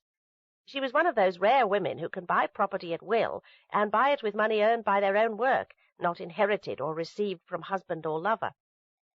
So Frederick and Clara Miller's 3rd child was born at Ashfield and was christened Agatha Mary Clarissa. Every name has a story to tell, and Agatha Christie had more names than most, 3 Christian names, and in the end 3 surnames as well, Miller, Christie, Mallowan. Born Agatha Miller, she changed her name to Agatha Christie on the occasion of her first marriage to Archibald Christie, and was to retain that name even after her traumatic divorce and subsequent remarriage to Max Mallowan. Through one of the ironies of marriage, the mystery writer Agatha Christie made famous the name and even the initials of the person who caused her more unhappiness than any other. The choice of a child's first or baptismal names often tells us a great deal about that child's parents and social milieu. In the case of women who have traditionally changed their surnames when they marry, first names tend to be especially valuable clues to heritage. The first names that Frederick and Clara Miller gave to their 3rd child already tell us something about their family history and values. According to Christie's account, the first name, Agatha, was chosen by chance, having been suggested at the last minute by one of Clara's friends who liked the name. This afterthought name seems fitting for a child whose birth, respectively 11 and 10 years after her sister, Margaret Frere Miller, and brother Louis Montan Miller, was something of a postscript. Several times in her career, Agatha Christie was to be tempted by male pseudonyms, such as Martin West or Nathaniel Miller. But Agatha, that strange and memorable first name, triumphed, a permanent marker of the femaleness of the world's most popular author. Mary and Clarissa, Christie's second and third names, point to a strong matrilineal tradition, since they are the names of her maternal grandmother, Mary Ann West Bomer, and of her mother, Clarissa or Clara Bomer Miller. Mary is the name Christie retained for the pseudonymous non-mystery novels that were to be so immensely important to her. She combined Mary with her grandmother's maiden name of West, and perhaps with the name of the author of beloved children's classics, Louisa May Alcott, to form the name Mary Westmacott. Agatha's older sister had been named Margaret after Clara's aunt and adoptive mother, Margaret West Miller. Agatha would in turn name her only child Rosalind Margaret Clarissa. The freely chosen first name of Rosalind, with its echoes of Shakespearean androgyny, suggested the idea of the child as an individual within the family unit, while the other two names, Margaret and Clarissa, continued the family tradition by commemorating Agatha's sister, her mother, herself, and her maternal great-aunt and surrogate grandmother. The story of the sisters Margaret West and Mary Ann West, Agatha's maternal great-aunt and true grandmother respectively, was part of the family legend Agatha grew up with. These two ladies played an important role not only in the life of Agatha's mother, but also in that of Agatha herself, and themes from their lives were to be woven into Christie's fictional world. Margaret, born in 1827, and Mary Ann, usually known as Polly, as was customary in the Victorian era, born in 1835, were two of 10 orphaned West children brought up by elderly relatives after their parents' untimely death.